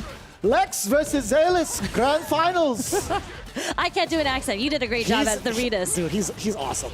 I love Ritas. He's usually one of my favorite people. I always forget it because like Ritas is always there as the third voice, so sometimes I forget that he loves making those calls, and then he just comes out of nowhere. Grand finals. Grand finals. Lex Xylus. Honestly, we need a soundboard for it. We need do. like a soundbite, like a personal Rita For soundbite. each all of them. Yeah. Grand finals, losers finals, the And then semis. and then the winning moment. Yes. Yeah. But, okay, going back into the match. Thank you. Very nice momentum carried by Zalis right now. It looks like Lex is in the corner, had the poison in the yellow now, but OD flash kick to get the pressure off of him. Jesus. Trade. Zalis trying to get in with these drive rushes. They trade both times already. Yeah, despite the slight life lead being a little bit dry on the gauge, could be a little bit problematic too, but that's up to Lex. If he gets a little bit too predictable, Zalis can perfect parry. Oh, wait a minute! He thought there was going to be a fireball coming in. No, sir! But no real punish here because we are full screen. We're not going to get the punishment. We walk into that. Oh, this is fine. This is perfect for Lex. Solid puncher. The burnout. Oh, the baby boom's coming in as well. I think there was nothing, absolutely nothing Zalis could have done. Perhaps like coward crouch, maybe get past some of the booms, maybe a venomous fang. But at that distance, it was so hard. Or at least that moment, it was so difficult. I mean, there's some startup times in getting into the correct stance, right? He actually got hit out at the beginning of that stance because that was the only thing he could really do. So really smart spend on Lex there. Although he had to spend the 2 bars, Zalis had also spent his level 2. So a really, really good trade-off there. They both start the second round with 0 bar, now at 1-1. Oh. Oof. Gave it to me. Get the level 1. Not going to set up a cross. There's the cross that we were looking for to kind of close the gap too. Damn, he just gets hit by both of them raw. A single hit. Yeah, you already knew it too. Lex just kind of creeping up on that space. So difficult to anticipate the next move. Lex has been doing a great job of keeping his offensive options mad ambiguous. Like that. Who? What? Immediate jump roundhouse from the round start. You don't really expect that too often. Usually in ranked, but not in the World Warrior. Oh my god. But this is what I mean. Lex he's studied these players really, really well because of all these hard reads that have gone so much in his favor. Like look at the huge life lead just off of the jump roundhouse here. Oh, the bare end of the twinkle toes too. All the active frames on the big toe on the second foot. Yeah, that's a lot of poison. She be gathering all that rust, all that copper and iron, dragging her nails across the stage. That sounds real grotesque. But Lex trying to go for the jump in. Zalis very much so ready for that approach. Down below, okay, twinkle toes yet again. Dash up on in there. Low 4 does catch her. Oh, yes. There's the anti-air once again. Zalis so ready with the anti-airs. Nice block on the overhead. Burns himself out. Drive reversal. They both burn each other out. But Lex is going to go with his level 2. Bait it out. Zalis is level 2. Just in case he wanted to go for the Sonic Boom there. Smart. Super smart, too. As much as I like the attempt of going for the Venomous Fang, just the recovery on the Baby Boom is going to be too much to actually handle. Oh, that was sick!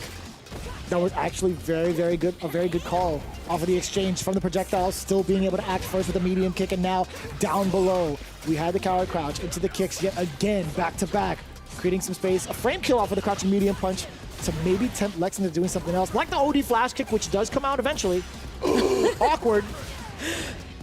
Awkward indeed. They both landed and parried at the same time. Lex burning himself out with that parry.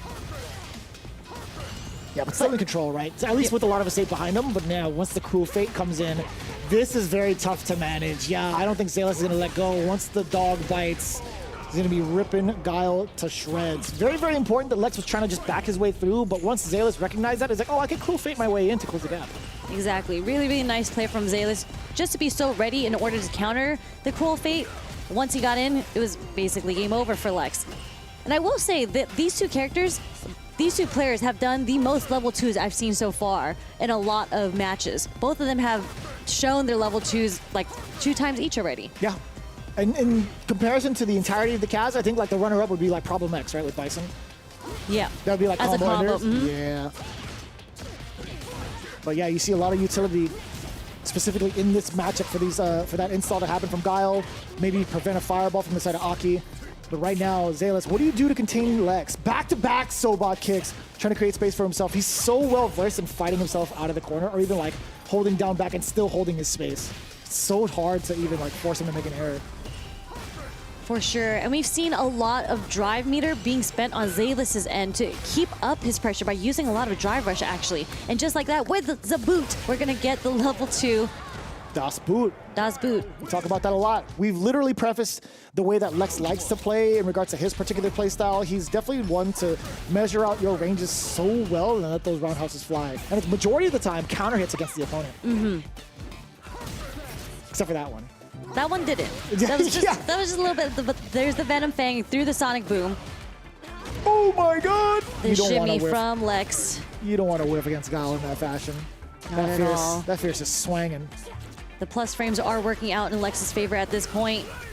Zalis back against the wall once again. The roundhouse did land. Zalis is in such a tough position. Even if the Dirty Bubble does come out, that OD version, it's like, what do you do against Lex, who's been spacing himself out so well for these Sonic Booms to clash? I thought that would anti-air. I genuinely thought it would. A couple more touches against Zalis. This could be actually a pretty big swing if Lex decides not to do a level 1. He has to do it carefully, though. Oh, like we mentioned, puddle, jump in, hella damage incoming. But Lex is going to be pretty refreshed. The drop! No, was that intentional? I don't see that being a reset. He went for another lash again, and that just really isn't something that she can get much off of from a reset. So very, very unfortunate. Nice, perfect parry into the DI there from Zalis. And what a call out, too, against the knee bazooka from Lex. What a delay. Forward roundhouse. The big toe. Puddle? Not yet. Sorry, excuse me. Just to do a lash. My mistake. He was already in that state. Hence why the juggle even happened. We got the blade into the big flash kick. Forward throw. A lot of offensive pressure coming in from Lex. The wake-up crouch jab. He tried to go for a reset into the overhead, burning himself out in the process. This might be problematic. I mean, one hit from Lex, he's going to dump it all the drive bar into the level 3 here. That's why Zalis is going to have to take the throw, if anything. But no, we're going to find the crouch jab counter hit into the level 3, and this should be enough to take it into the last round of this game. Does it, though? No? I mean, because it was off the jab. Yeah, there was scaling involved. Damn! That was far. That was a lot of scaling. It is a lot of scaling. Because that was only like a couple of hits, right? Ooh. Damn. Some big bets. A little sweep for a punish counter was a whiff punish, but then the OD flash kick afterwards? Jesus. Oh. Closing the gap. Lex just has really, really good spacing in this matchup. It feels that way, doesn't it? Like, I think he controls the space so darn well with like his Sonic Boom pressure and also his normal. His decision making around his like normals have been so on point thus far. But Zalis, again, he's been kind of staving off some of those normals and getting his momentum, like big pushes like this. But by the time he does so, he's so down in drive gauge, which is such a detriment to his offensive pressure, in my opinion. Yeah, I'm wondering what Lex went for there when he did the drive rush into empty, but he's going to use a level 2 to burn him out.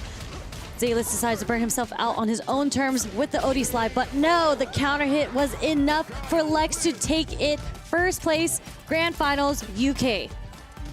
And Lex is your Salt Mine League World Warrior number 3 champion. You were supposed to interrupt me. That's how it goes. No, I couldn't do it. I was supposed to start saying it, and then Regis comes in out of nowhere on the soundboard. And Lex takes it. And Lex takes it 3-0. I can't. It's too much. It's too hard for me to do, but damn, dude, what a dominant performance. You could see some of the big struggles in this matchup that Zalis had to fight tooth and nail through. It's just so much to even try to track down against Guile, like a really mobile Guile at that keeps it ambiguous in regards to like what when the booms are coming out, when the normals are going to be thrown out there with the knee bazooka, the roundhouse, etc., dust boot. It's very, very tiresome, I feel like, for Zalis to even try to keep Lex in one place. Yeah, for sure. Like, he really, when he was able to get his offense, he had to spend a lot of bar in order to even get that offense started. There were many, many times that Zalis started his offense when he was in the orange already. So, very unfortunate for him. He does fall to Lex, but was it 3-0 or was it 3-1? I might have just missed, I don't even know. But we'll see from the replay. If I'm wrong, I blame Regis. Because you were so focused. Regis was the one that said the final score. But yeah, it was, I believe it was 3-0. It was 3-0. It was 3-0. Yeah, so Regis was correct in spirit and in our hearts. Lex, dominant performance. 3-1 in the winter semifinals against Zalis. 3-1 again against I'm Still the Daddy. Then to finish it off, the pure execution of 3-0 against Zalis in the double jeopardy situation. But big shout out to Zalis. If I butcher your name, listen, brother man, I'm so sorry. Zalis, correct me on that. I'm an ignorant American. That's just how it goes. But big shout outs to him. Second place, not too shabby at all. Third place for I'm Still the Daddy as well. Very, very impressive. Problem X getting fourth. Very, very interesting results, seeing how much we've seen him improve throughout the entirety of like the CPT. But man, what a turnout in general. I think overall, I like the potential here too with some of the Kimberly players as well. I did also like Rapid's appearance over in round 1 with his JP. I think there's a lot to really look forward to in regards to like the next couple of weeks, right? There's so many other heavy hitters that could be involved here, but just seeing this top 8 specifically, I want to see them come back again. I want to see some of these names come back again. Not the usual suspects, but some of the newer ones. Yeah, for sure. I mean, that's what World Warrior is really all about, right? You are sitting at home. There's a lot of players that don't get a chance to make their debut at an offline premiere, and World Warrior is kind of where you want to show off. And this is a super region, so I think we're going to go to the scoreboard soon. But when we see the scoreboard, we're going to see who is at the top right now. It is Lex at 120 points. And because this is a super region, that means right now, I mean, it's still not over yet. There's still 2 more to go at least. Lex is going to be the one who auto-qualifies, whoever is in first. And then the rest, the other 8 remaining players, are going to go into the top 8 for the regional finals. So you just want to make sure you stay on top in the leaderboards, at least in your top 3 runs. That's right. Yeah, you do get a couple of forgiveness runs, which is really, really cool. I think I've enjoyed that rule set a lot. But as you can see, the point standings, Problem X with 105, Ending Walker at 85, Infectious at 75. Infectious, by the way, coming back with Marisa. We love that. Infectious is definitely one of my favorite players. The robot, the true robot. But he's to watch him all he's the time. such a gentleman and a sweetheart outside of the games, I'll tell you what. Broski with 70, the big capybara. Zalis with 60, very impressive run this week, along with Suleiman with 55, tied with Rapid at 55. Lex at the top of the leaderboard, paying off with consistency. Back-to-back third place placements, and now taking his first big first place dub here for UK/Ireland. Very, very talented pool of players. Very excited to see what comes next in the realm of this particular region with these last couple of weeks. But also, we have not necessarily highlighted all of the World Warriors. I've seen some of the updates coming up on Twitter. I know that a little bit of a spoiler, Grand Totokai might have done something super impactful for his region. I'm not going to give the full spoiler if you want to. Oh, should I not get the spoiler? Well, just go on his Twitter and see. Like he spoiled himself. If you want to see what's going on in that region, there's actually a couple of World Warriors that happened today. I think I'm trying to remember everything from Twitter because that's where I get all of my updates from all over the world. We have like Southeast Asia also to kind of cover as well, if I'm not mistaken, later on too. Yes. So yeah, even if you missed the last couple of ones this weekend, perhaps there's also so much more to go through even in the following week to get ourselves ready for EWC, which is going to be a banger, by the way. But we also have, again, the Street Fighter 6 Esports Spotlight to come in next weekend to make sure you don't miss all of those regions and that top action for like the top finals, the grand finals at that, and also the big top 8 that we get to really focus on. That's going to be happening next weekend, August 17th.